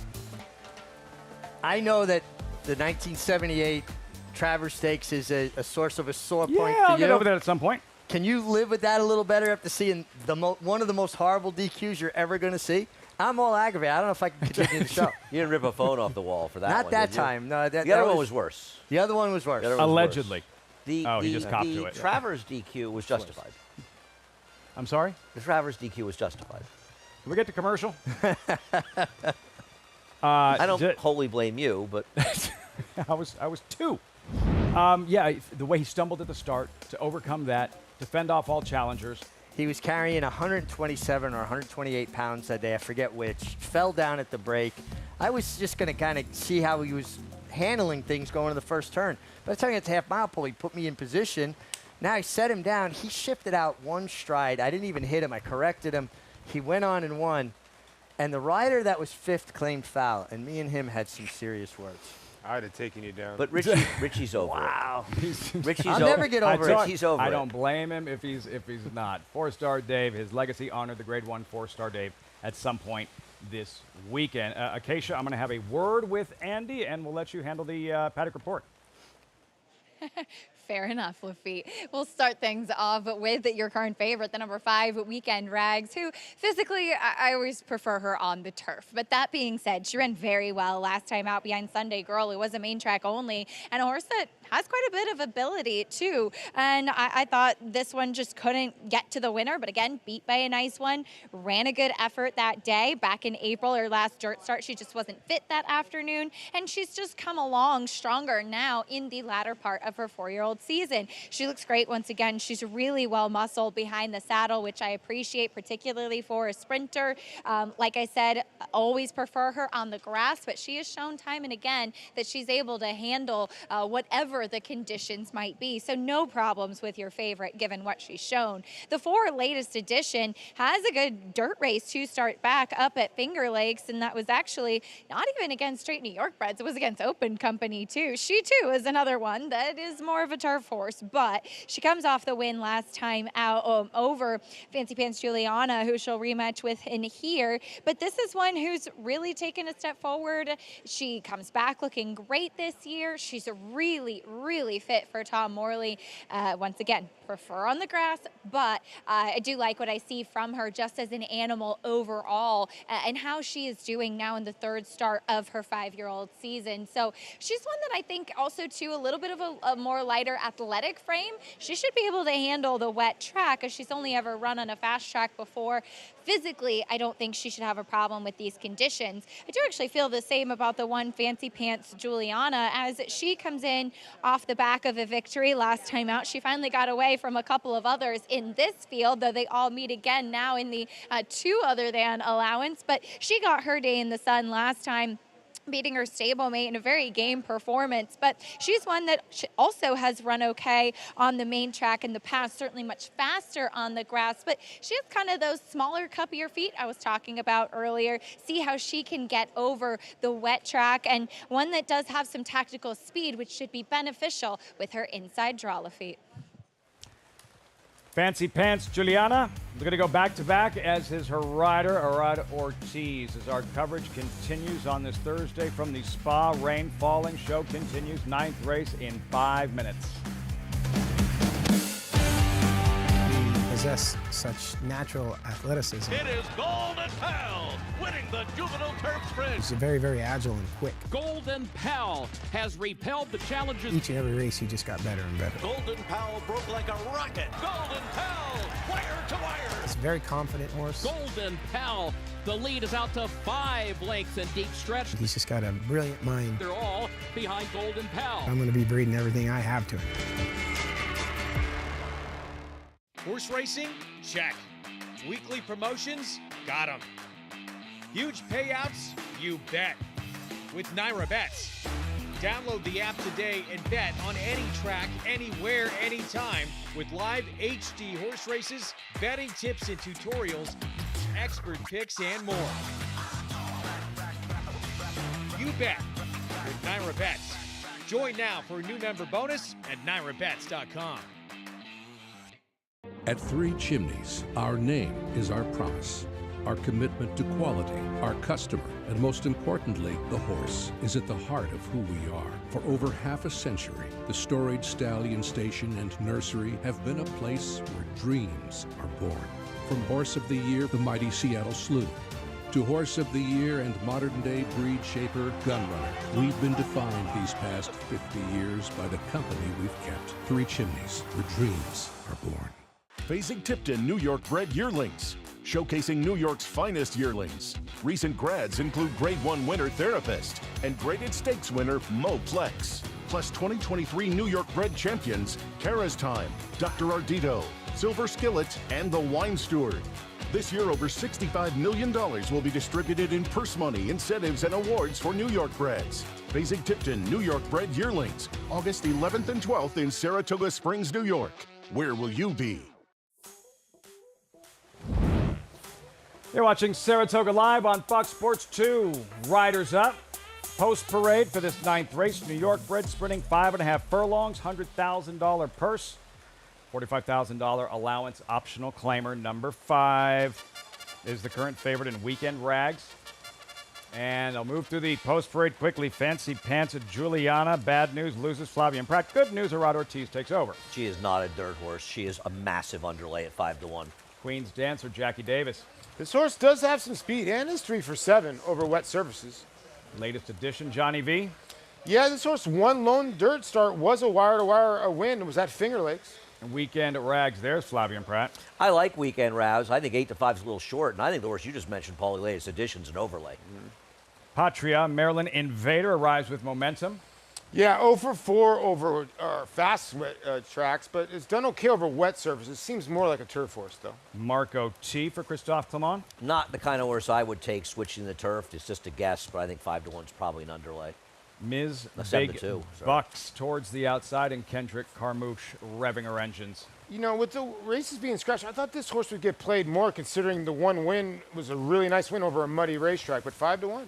Interesting, cold on the board. The lone main track only. Bank on Anna, 10-1. She's probably too big a price at 10-1, but the problem is her form just has not been good, and she ran here just a few days ago. I think the overlay on the board is number 4, latest edition, who should be forward, John Velasquez, and I think she shouldn't be 7-1. I'm going to use the 5 and 4 primarily, the exacta, but the 8 and 9 are both horses I think are overlays. I mean, yeah, why is Weekend Rags 8-5? Well, because she does have the best dirt form. I mean, her last race was good. She ran a 70 buyer, went second. She finished 3 lengths ahead of Bank on Anna. She runs back to that race. She's going to be tough to beat. But 8-5, you know, she's really more of a turf horse. But they're not the only decent dirt races she's run, and she can handle a wet track. But I don't think she's a bargain at 8-5. I think the 7's taking money because maybe they're thinking, okay, Christophe Clement scratched this other horse in here, Strictly Taboo, the 3. Maybe the 7's working well in the morning because this horse is taking major money for a horse that's never been on any kind of dirt. And you got to respect that Christophe keeps the horse in. His tendency is to scratch immediately if they come off the turf with a horse that he entered for the turf. Guys, I'm going with the longest shot in the board here, the 2, Queen's Dancer. All right. She won up here last year in very similar kind of condition as this. Sloppy, rained off the turf, 5.5 throwing sprint. She was very game. She was 13-1 that day. I just think she's too big a price, and I'll take a little bit of a swing because I just don't think anybody should be – nobody's overwhelming in here. I guess that's a better way to frame it. Jackie Davis knows her well, has ridden her time after time after time. While you're looking at the favorite Weekend Rags, we check in with Acacia, starting with Marco T. Acacia, she has 7 lifetime starts, all on grass. What do you think about this try on a wet main track?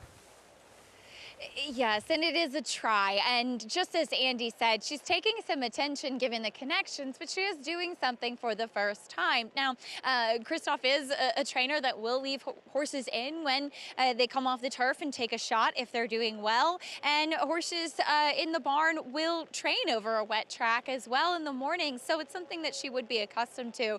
I just think she's built just much more like a turf horse overall. Maybe she might be able to handle it. She looks great just in her overall health and wellness. She's alert, she's sharp out on the track, warming up though with the pony. But again, we'll see what she does trying the dirt for the first time, as plenty of others do have some overall dirt form. The number 8, Miss Big Bucks, broke her maiden on a wet track. Last time out, she was totally out-footed. She needs to use that early speed because while she's much more of a turf horse, that's her best weapon on the dirt in here as well, Lafitte. It really spun her wheels in that last race, the off-the-turf affair. Here she is on the main track. You saw the aggressive warm-up. Kendrick Carmouche, Ms. Big Bucks. Filing into the gate. Weekend Rags number 5 at 8-5. Flavian Pratt, 4 wins shy of Gerard Ortiz. Post time for the 9th, live from Saratoga. Here's Frank Miramati. Latest edition going in. Weekend Rags will be next. Bank on Anna to the outside.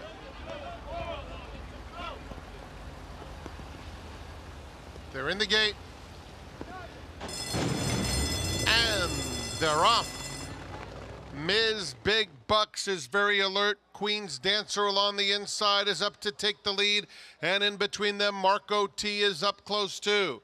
They're followed by Latest Edition in the green silks 4th. Fancy Pants Juliana is next, followed by Weekend Rags. Patria second to last, joined and passed by Bank on Anna. The opening quarter mile went in 22 and just under 2/5 of a second. They're heads apart on the front end. It is Queen's Dancer along the inside, coming to the quarter pole. Passed now by Ms. Big Bucks. Ms. Big Bucks ridden to the front. 3 lengths back. Latest edition hugs the rail in third. They are followed by Weekend Rags, Marco T. Inside of them, Fancy Pants, Juliana, Queen's Dancer. Comes back for more inside, Ms. Big Bucks. They're nose to nose, Ms. Big Bucks. On the inside, Queen's Dancer, latest edition, 16th pole, Fancy Pants. Juliana's coming best of all to mow them down. Back to back for Arad Ortiz Jr. as Fancy Pants Juliana gets to Ms. Big Bucks, and Queen's Dancer was third. 5 clear in the standings. Arad Ortiz heating up. Fancy Pants Juliana with a big late kick, able to mow them all down in the stretch. When you win on horses like Fancy Pants Juliana and off the turf races, you're just destined to keep winning. Your long shot, Richie, battling up front, Queen's Dancer. Gave me a run, tried hard. It looked like she might battle off the outside runner, number 8, Miss Big Bucks. And here comes Fancy Pants Juliana. Irad Ortiz gave this horse an incredible ride. That inside-out move, saved ground from the rail, tipped out to the clear. And he's such a strong finisher. He's just such a gifted athlete. And he's riding like a guy that wants to put as much separation as he can before he has to take that 3-day holiday. Need to, Polly. Yeah, there was a jumble at the beginning of this race, too. A lot of crowding went on. And if you watch the race, kind of the 1 and the 8 were the 2 horses that kind of got away from it. And then the 2 kind of just went out there. But when the 1 just gets away clean. But when we get to the head-on, you can see this just tremendous crowding between the 2 and the 6, and the 7, 8, and 9 and 1 benefited big time from this because it's a lot of crowding. I don't know if the 1 came out, but no excuses at all. The 1, it's a horse I did not like, but ran down a horse that I thought was home actually with the 8. The 1's never run a step on the dirt, but I guess she liked the wet track today. And good for Dave Donk. 2 wins in today's card. Yeah. Got 3 wins to meet now, and 2 with this horse who she clearly liked the wet track, but she has never run a step on the dirt. I think that the onus for all that bumping at the start was on the 6-horse Petraea. She's the one who kind of, I think, contributed to the most of the crowding from the outside. It was a little bit from the inside, but more from the outside. I believe it was the 6. Doesn't Irad have a little knack to come out just a tiny bit? Well, listen, it's a rider's job to create as much room for themselves. If you watch the as head-on, he possible. came out on the 1. I mean, let's be honest. But the 6 is the one that contributed the most to the crowd. Can we show the head-on again? Because I didn't think that Irad did anything here, but I respect Paulie saying it. I just want to see it again. Through the magic of television, we can take another look. 7-1, by the way. Wow. Yeah. I would have bet her at 70-1. Literally. She never lifted off on the dirt. Her dirt races are awful. Start of the race. What are we looking for? I'm looking at the 1 right here. And I know the 1 drops back, but you don't tell me this horse doesn't lug out? A touch, but I tell you what, he straightened up. I guess he straightened up. He straightened up. But he knows the little tricks of the trade. Yeah, I think that Richie's right, though. The 6 is the one that tightened things up the most. The 6, I think, did because it more, stayed most longer of the and kept it. Happens a lot. That's all I'm saying. David Donk, 2 wins on the afternoon. Jets, Jets. Same can be said for Arad Ortiz. Fancy Pants Juliana at 7-1 in the ninth.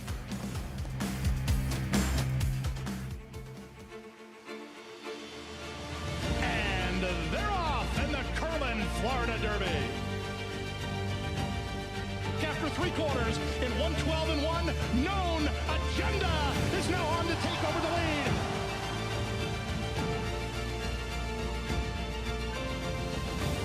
It's Known Agenda for St. Elias Stable.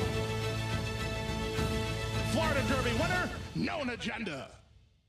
RaceLens is the most in-depth product in horse racing, with unique features found nowhere else. True odds, predictive analysis, and pace projection. RaceLens. It will change the way you follow horse racing and take your game to the next level. Nominate your horse today to join racing's elite on Travers Week at Saratoga, August 21st through 24th. The championship road runs through 9 stakes, topped by the DraftKings Travers. Go to NYRA.com/horseman to nominate by August 10th.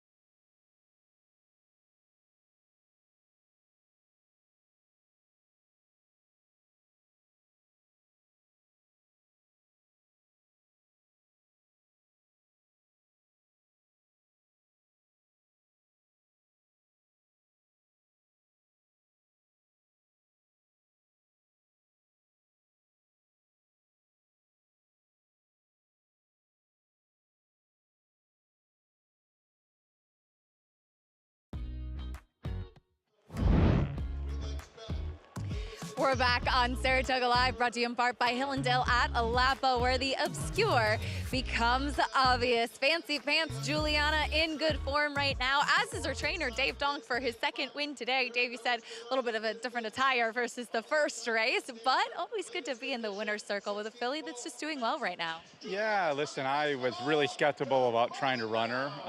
Really surprised so many stayed in, but she'd never been over a wet track. Her races on a dry track were fair, number-wise. But listen, I had a great rider. It worked out really well.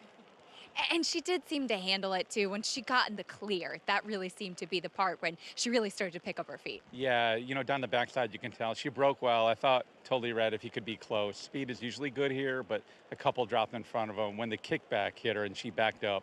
But he said same thing. Once he got her in the clear, he knew he was going to get there.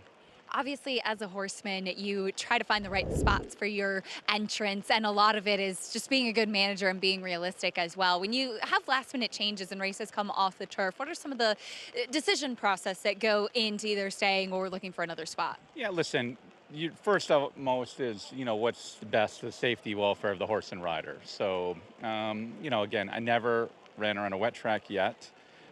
Also, this condition doesn't go very often. I know that I don't have another chance probably to run her for another 5 weeks at Aqueduct.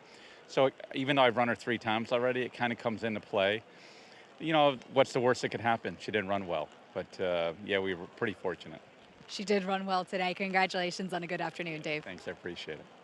Rocking the Jets hat and rocking the winner's circle smile, Lafitte. I was really happy for Dave Donk and his 2 wins this afternoon, but I got to stare at that Jets hat, which, you know, puts me in as bad a mood almost as Richie's still trying to work things out, you know, through that disqualification. What team are you front running without in the NFL? Front running. I am a diehard Raider fan. They're not even in LA anymore. And they belonged in Oakland to begin with. They should moving still to be Las in Vegas? Oakland. I don't love that they're in Vegas. I don't love it. It's got to work for the NFL, but I don't love it. So yeah, we have to look at the Jets hat. See if Aaron Rodgers can say upright and a big afternoon for Donk, the 2 wins. Well, if he had to face Lyle Alzado, he probably wouldn't stay upright, would he? Very nice. Hey, Richie's heard of a football player. Fancy a football fan. Juliana, by the way. Philly by Motown, Attila Catmare, all talk, and Irad Ortiz Jr. By the way, if you're live in these pick 5s, they're paying well. Considering you only had 1 horse, which is Fancy Pants Juliana, I get it. Tough to get to. Wouldn't have had that horse, but for the other horses, they're paying nice. And let me just say something to the pick 5s. The will pays and the pick 4s and pick 5s are potentially deceptive. Yes. Because they're gravitating to saying this is what it's going to pay if this horse is the favorite. Now, we expect the 8 will be the favorite by post time, but if for some reason the 9 ends up favored, all the money on the scratched horses goes to the number 9. So keep that in mind. So these are not absolute will pays. They are subject to a possible change. I remember one day I was alive and I hadn't used like one logical horse that figured to be the favorite. And somehow some preposterous horse that was like the 3rd choice in every other multi-race bets took a ton of late money, ended up the favorite, and that horse, of course, the horse who should have been favored won, and I got nothing. And I'm over it just like you are with the DQ. Some things take a little longer than others. Before we go to break, who'd you like in the 10th and final? I smoked out the favorite, the 8 Ninja Barrio, is just clearly the best dirt horse of these. But one thing that I think is a little bit tricky in here, Paulie, is there's absolutely no speed remaining in this race whatsoever. I mean, I'm looking at the time form pace projector, and with the 1 scratch, the 2, 3, and 4 are all potentially forwardly placed horses. Now, they don't look like dirt horses, but they may have a bit of a tactical advantage. So from a pace standpoint, this is a tough race to read. Yeah, to be honest with you, the 8 lays over. But I'm surprised. The horse is 3rd in the will pays. He's not really getting bet the way he should. The 9's kind of getting bet into him. The 3's getting bet into him. But when I look at the 8, I'm like, how's this horse not going to be 4 to 5 in this race? Maybe I'm reading this race wrong. When was the last time you appeared without a tie on the show? You think you're Regime Barrage or something? No, you know what happened? I had a little bit of a rash. That was the problem. Okay. Yeah. You look good, though. He has a rash. He's starting to upset me, and he's still trying to process. You've been upsetting me for years. Sorry to upset you. Dave in the DQ with Fourstar Dave. Fireworks across the street Monday and Tuesday. Saratoga Sale Basic Tipton, New York Breds coming up on the 11th and 12th. You're watching Saratoga Live. Tonalist, a 4-time Grade 1 winner with 11 triple-digit buyers, including the Belmont Stakes and the Cigar Mile. He's already living up to his potential as a sire with multiple graded stakes winners, including Grade 1 winner Country Grammar and Grade 2 winner Tonalist Shape, plus multiple 6-figure yearling and 2-year-old sales. Proven on the track, proven in the sales ring. Tonalist, standing at Lane's End. Horse racing? Check. Weekly promotions? Got 'em. Huge payouts? You bet. With Naira Bets. Download the app today and bet on any track, anywhere, anytime with live HD horse races, betting tips and tutorials, expert picks, and more. You bet with Naira Bets. Join now for a new member bonus at NairaBets.com. And they're off at the Naira Bets Haskell. In the Belmont Stakes at Saratoga. Dornock setting up moderate pace, 3/4 of a length ahead. And as the field turns for home, Mind Frame on the outside. It's coming after Dornock. They're at it again. The two Belmont first and second place finishers will be Dornock to win the Belmont Stakes. Dornock wins the Haskell. Who's still a nose in front. Carew is lifting late as well. Better lucky than good at the rail. Better lucky than good. Carew, better lucky than good, wins the finale. Welcome to Adelphi Racing Club's unparalleled partnership experience. Exclusive access to the backstretch at Belmont and Saratoga, premier accommodations on race day, and of course, experience excitement like no other. Contact us today and come hang with us this Saratoga meet.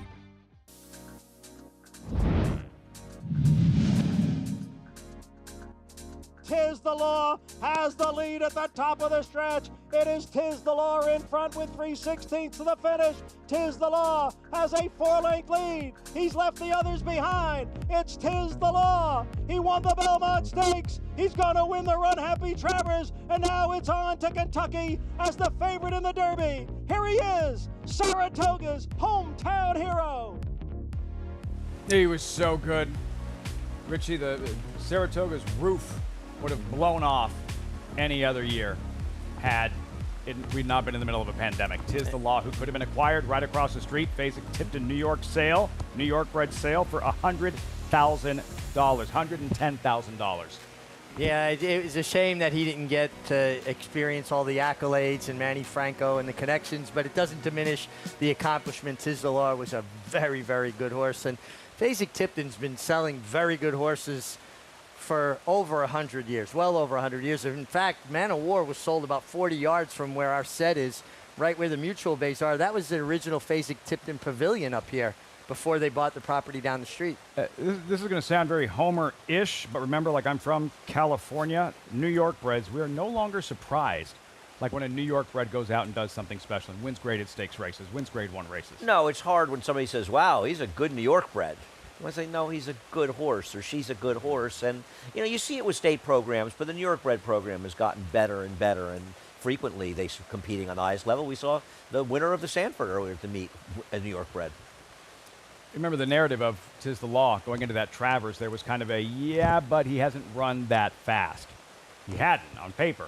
That day, he really stepped it up. That was the best performance we'd ever seen from He ran huge that day. And listen, Authentic, who beat him and was the eventual Breeders' Cup Classic winner when he beat him in the Derby. I still feel bad about that loss in the Derby. I wanted Manny to win the Derby there, and I wanted Barkley to win the Derby as well. But it doesn't take away from how good a horse he was and what a good job both of them did with him. I remember when Manny got the mount. He actually got the mount in the Champagne because I believe Junior Alvarado had ridden him. And he had another commitment to Champagne. I think it was he riding for Jimmy Jerkins in there? I think he was. He was riding that Centennial horse that had won the Saratoga Special, I believe. Yes, and you're right. I was talking to Manny, and I said to Manny, don't lose this mount. This is a good mount. And he didn't. New York breds, Fasig Tipton Saratoga sale across the street on Monday and Tuesday, the 11th and 12th. Where will you be? Last Monday and Tuesday. Wow, incredible. Fireworks at the Fasig Tipton Saratoga sale. As the rain falls, what will we see in the nightcap? 10th and final in 11 minutes. You're looking at the favorite 9-5 Ninja Abario. Dylan Davis to ride. That's next. You're watching Saratoga Live on Fox Sports 2. It's a domineering display by the ultra-talented McKinsey.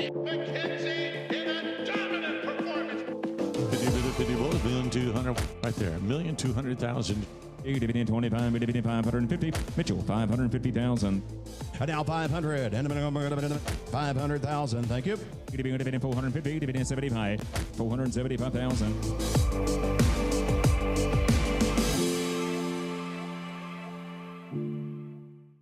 These New York bred foals represent many sires: War Dancer, Salamini, Honest Mischief, Central Banker. But they all have one thing in common. Starting in 2026, they'll be running for the same purse money as Open Company 2-year-olds at NYRA tracks. That's nearly 20% more than they run for now. Learn more about it at nybreds.com.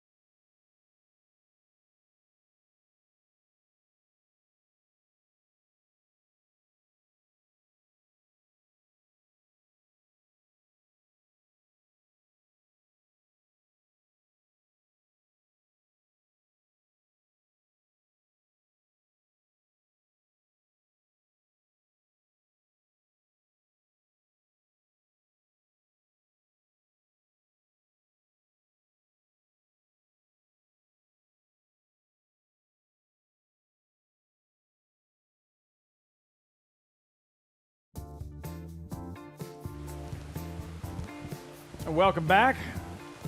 Saratoga Live on Fox Sports 2. Head for cover. Coverage is always brought to you in part by NYRA Bets. Any track, anywhere, anytime. Visit nyrabets.com or download the NYRA Bets app to get started. 10th and final, looking at the favorite. Ninja Abario, 9-5. Mayo, Wilson shoot for these fillies and mares.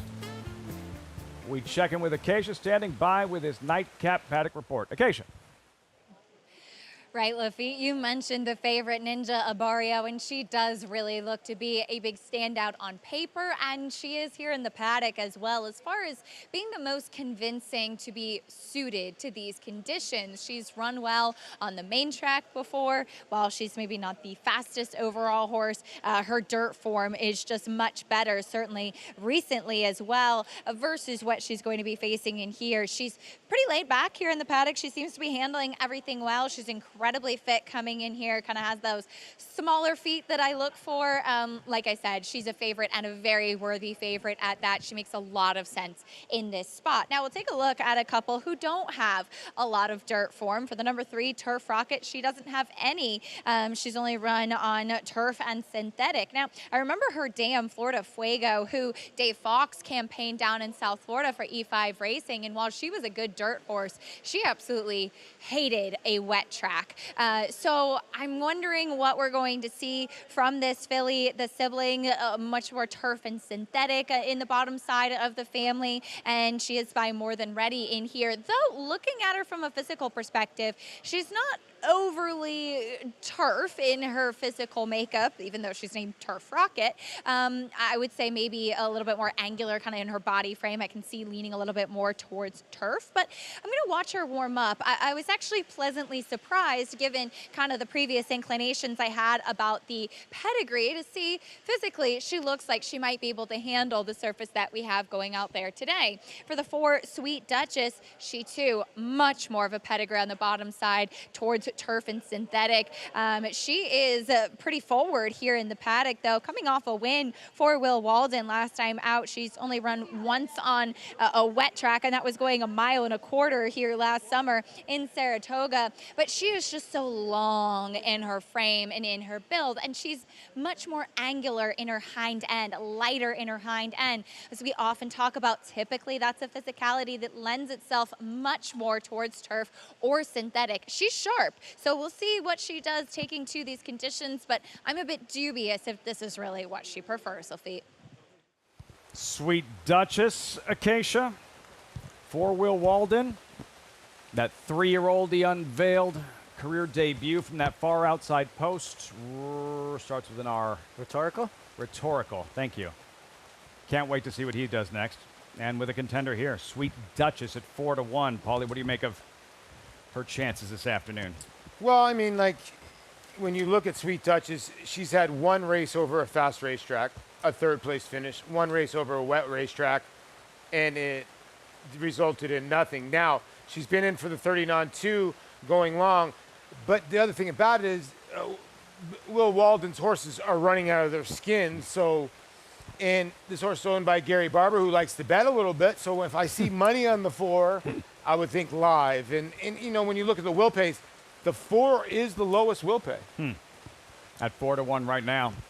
You said? I think the reason for that, Paulie, is that a lot of people bet and they weren't really realizing that this race was off the turf, because she was the morning line favorite. So either they didn't understand or they just don't understand the importance of surface. But wasn't the 8 a player on the turf too? I thought I didn't pick her, but I think she would was. have been somewhat of a player on Greg the turf Wolf made too. a great case for her early this morning, and I realized that I had kind of missed her a little bit. So yes.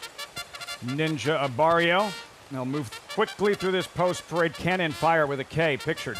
Yeah, for the Nota barn here, Joel Rosario aboard 7-1. Never tried a dirt surface. Turf Rocket, Acacia said, doesn't necessarily look like a turf horse. Never been on the dirt before. Your guess is as good as mine. Sweet Duchess, Tyler Gaffley on looking for a 3rd. Yeah, another horse here that we were just talking about. 4-1. This horse's dirt races are not good. 1 geared, 1 pace, Dream Central. Yeah, I thought this horse was interesting as a long shot in the turf, not in the dirt. Dylan Davis on the 3-2 favorite, Ninja Abario. I mean, this horse figures in here. I understand there's no wins over wet tracks, but those are against regular dirt horses, not off the turf events. Goats on a tree, Rod Ortiz seeking a 3rd. Never been on the turf before, and keep in mind, Saffie Joseph, this horse in Florida, they have 3 surfaces. He's chosen to run on the other 2 and never run the dirt. He's taking a shot here. You can't blame him, but not for me. 8-5, Ninja Abario with Dylan Davis. He got the coveted Rajiv Mirage Ride of the Week recognition for his ride up the fence, picking a Rod Ortiz's pocket last week. By far the best performance, the best summer we've ever seen from Dylan Davis thus far, Richie. He's been consistent. He's matured, and you are going to get a consistently good ride from him now, where previously at times you almost feel like he'd have little mental lapses. I feel like he's really matured and put it together now. One of the things I've noticed about Dylan over the last year, he's picked up on biases.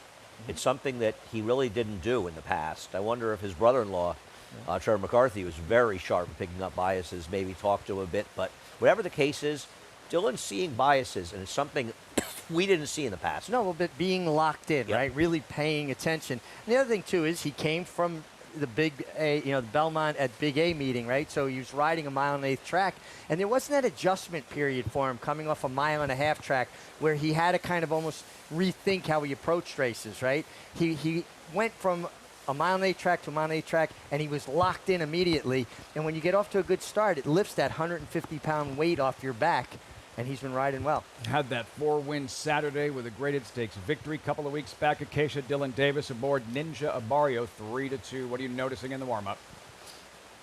Well, pretty quiet in the warm-up from your favorite Ninja Abario, but that's kind of what we saw from everybody out there on the track, and I kind of landed on your favorite too, just chalking it out. Like I said, he's just she is just the most convincing. But I too have been very, very impressed with what we've seen from Dylan Davis, and he rides a lot of good horses for my father-in-law as well. So I'm very pleased to see all of his success on the racetrack. But taking a look at Irad Ortiz's mount as he looks for another one, Goats on a Tree. I still wonder where that name came from. He did kind of start off just warming her up with the pony, and then she was getting a little bit rambunctious, wanting to kind of go off, and so he took her away, which I think was the right call, to just kind of give her a little bit more space to stretch her legs, kind of get her feet underneath of her, and she was sharp. She is a big, solid horse. In her pedigree, it's all turf and synthetic, and that's what she's been running on. And I think Andy brought up a really important point, because at Gulfstream you can run turf, dirt, or synthetic, and the surfaces don't always translate from one to another. I think it's very important to treat them as 3 separate surfaces. She's also stabled at Palm Meadows, where there's a good dirt track to train over, and Safi never took the opportunity to run her there until now. So she looks like she's doing well. She seems a bit agitated with the rain, which I don't love at a shorter price. And again, just doing something for the first time, Lafitte. Is that relatively common? Where if it's raining, can that be a distraction, if nothing else, for a thoroughbred? Oh, some horses react terribly to it. You know, if they get a little water in their ear, too, they're kind of shaking their head carriage is the same. Absolutely. And it's been coming down fairly steady now. Steadily for a couple of hours. Yeah, it's not supposed to stop until right after we call off the air, by the way. Right after the race are over. I was just looking at the map. That's yeah, perfectly timed and par. Yeah, that's predictable. I think that the 8 is, and we all pick the horse, the 6 to 5. I don't have any problem with that. But after a horse like Fancy Pants Juliana wins the last race, I'm not taking a stand on her against anybody. And watching the way Irad warmed up the 9 Goats on a Tree, there's got to be something behind that name. I got to think he's going to be looking to leave and put this horse on the lead the way he I warmed guarantee he was in the room. He looked at this race and said, I don't know if I got any horse, but I know there's no speed in this race. Ninja Barrio, even money, Paulie. Give it to me. I would take even money. I thought this horse would be 3 to 5, honestly. The board still... She is supposed to be a super short price. She is, and it worries me. It actually worries me a little bit. Wow. To be honest with you. Filing in, one final time. Frank Mirmati with the call. The Nightcap live on Fox Sports 2 from Saratoga. One more left to load. Goats on a Tree.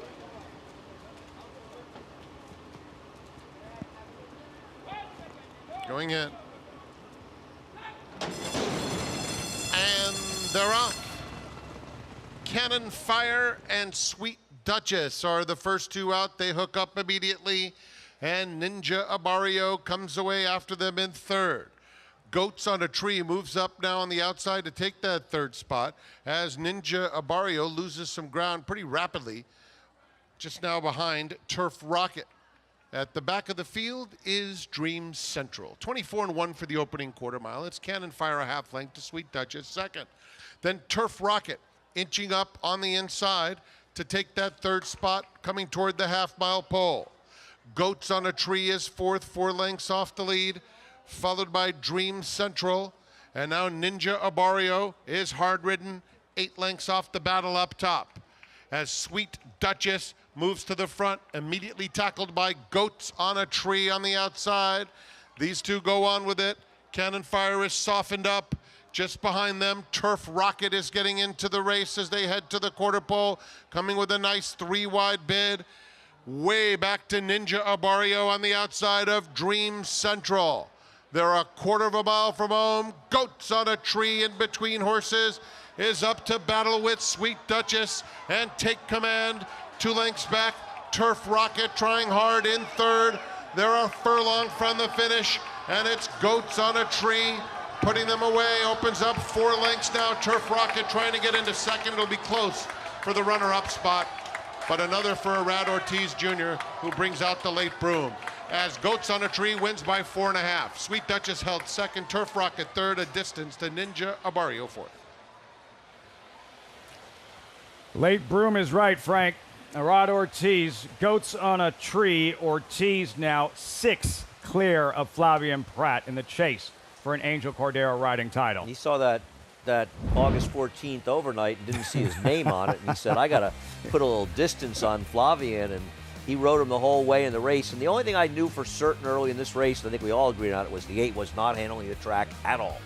Eighth of a mile into the race, the 8 was completely off the bridle and going up and down instead of forward. Yeah, he just did not run, but take nothing away, Irad. And, you know, Saffie Joseph, say whatever you want, but he's been spotting his horses very well at this meet. And the money was right. And like I said, the 8 should have been about 3 to 5 in the spot, and it worried me. And she didn't run at all. It really didn't pick up her feet at all. You got to give credit to the 4 Sweet Duchess. I thought she ran okay.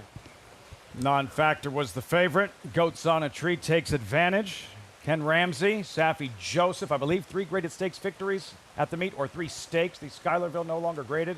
About the Queen's MG, what a throwback, and trying to become the first filly since 1987 to sweep the Schuylerville Adirondack should she show up in the Grade 1 Spinaway. It would be quite a feat, but it would not match Moccasin being the only 2-year-old filly to ever be Horse of the Year for Claiborne Farm.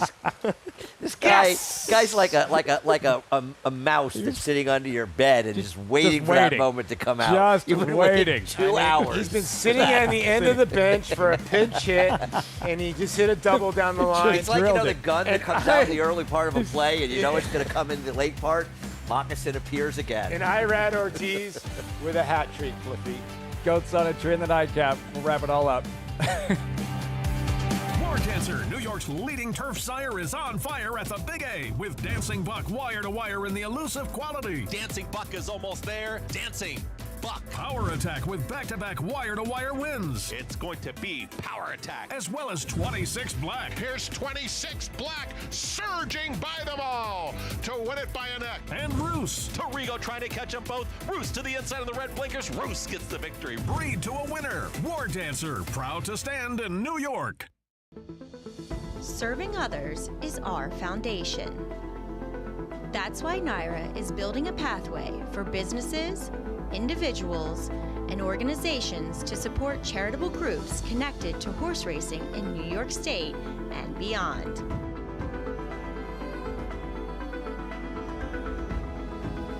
The NYRA Foundation, supporting our community. It's America's original sport, and no one covers it better than americasbestracing.net.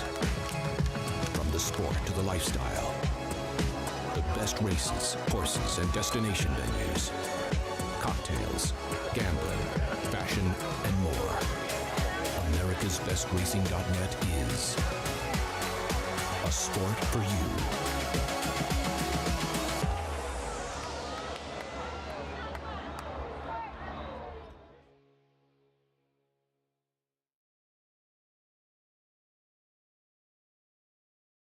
Racetrack Television Network brings you every race, from every track, on every screen, every day.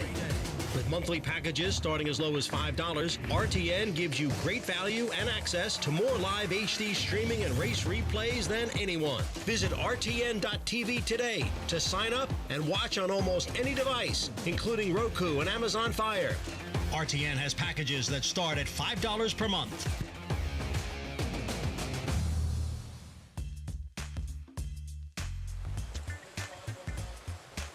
You see the conditions here at Saratoga Racecourse. Welcome back to Saratoga Live. This rain continuing and expected to continue. We just learned moments ago the Friday program here at Saratoga has been canceled as a result of the forecast of heavy rainfall and heavy winds.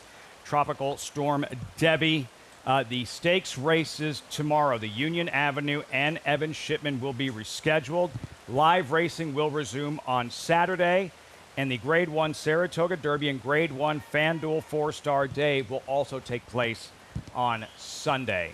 We just learned this information just now available. Tomorrow's program canceled. Heavy rain, heavy winds.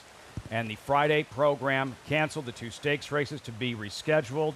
Saturday live racing and the Saratoga Derby FanDuel Fourstar Day will take place on Sunday. Andy, we touched on it at the top of the show.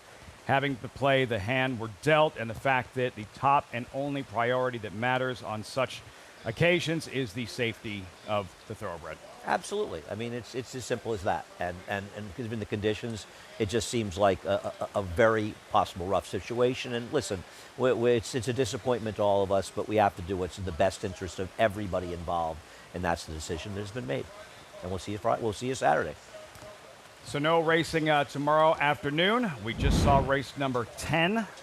Arad Ortiz, a third victory today, 6 clear in the standings. The favorite just didn't show up.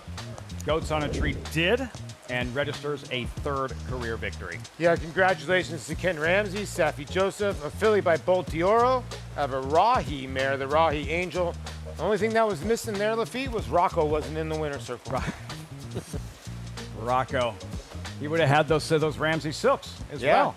Yeah. Safi Joseph's son, Goats on a Tree in the nightcap. We thank you for joining us today. We'll see you on Saturday with the Friday program just having been announced will be canceled. Again, those 2 stakes races will be rescheduled. As for today's highlights, how about Looms Boldly?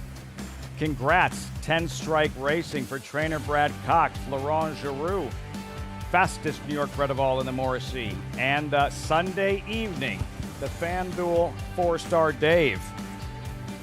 How about Carl Spackler? Will he provide Chad Brown with a first Fourstar Dave victory? We'll find out Sunday evening. Look forward to seeing you Saturday when racing resumes at Saratoga.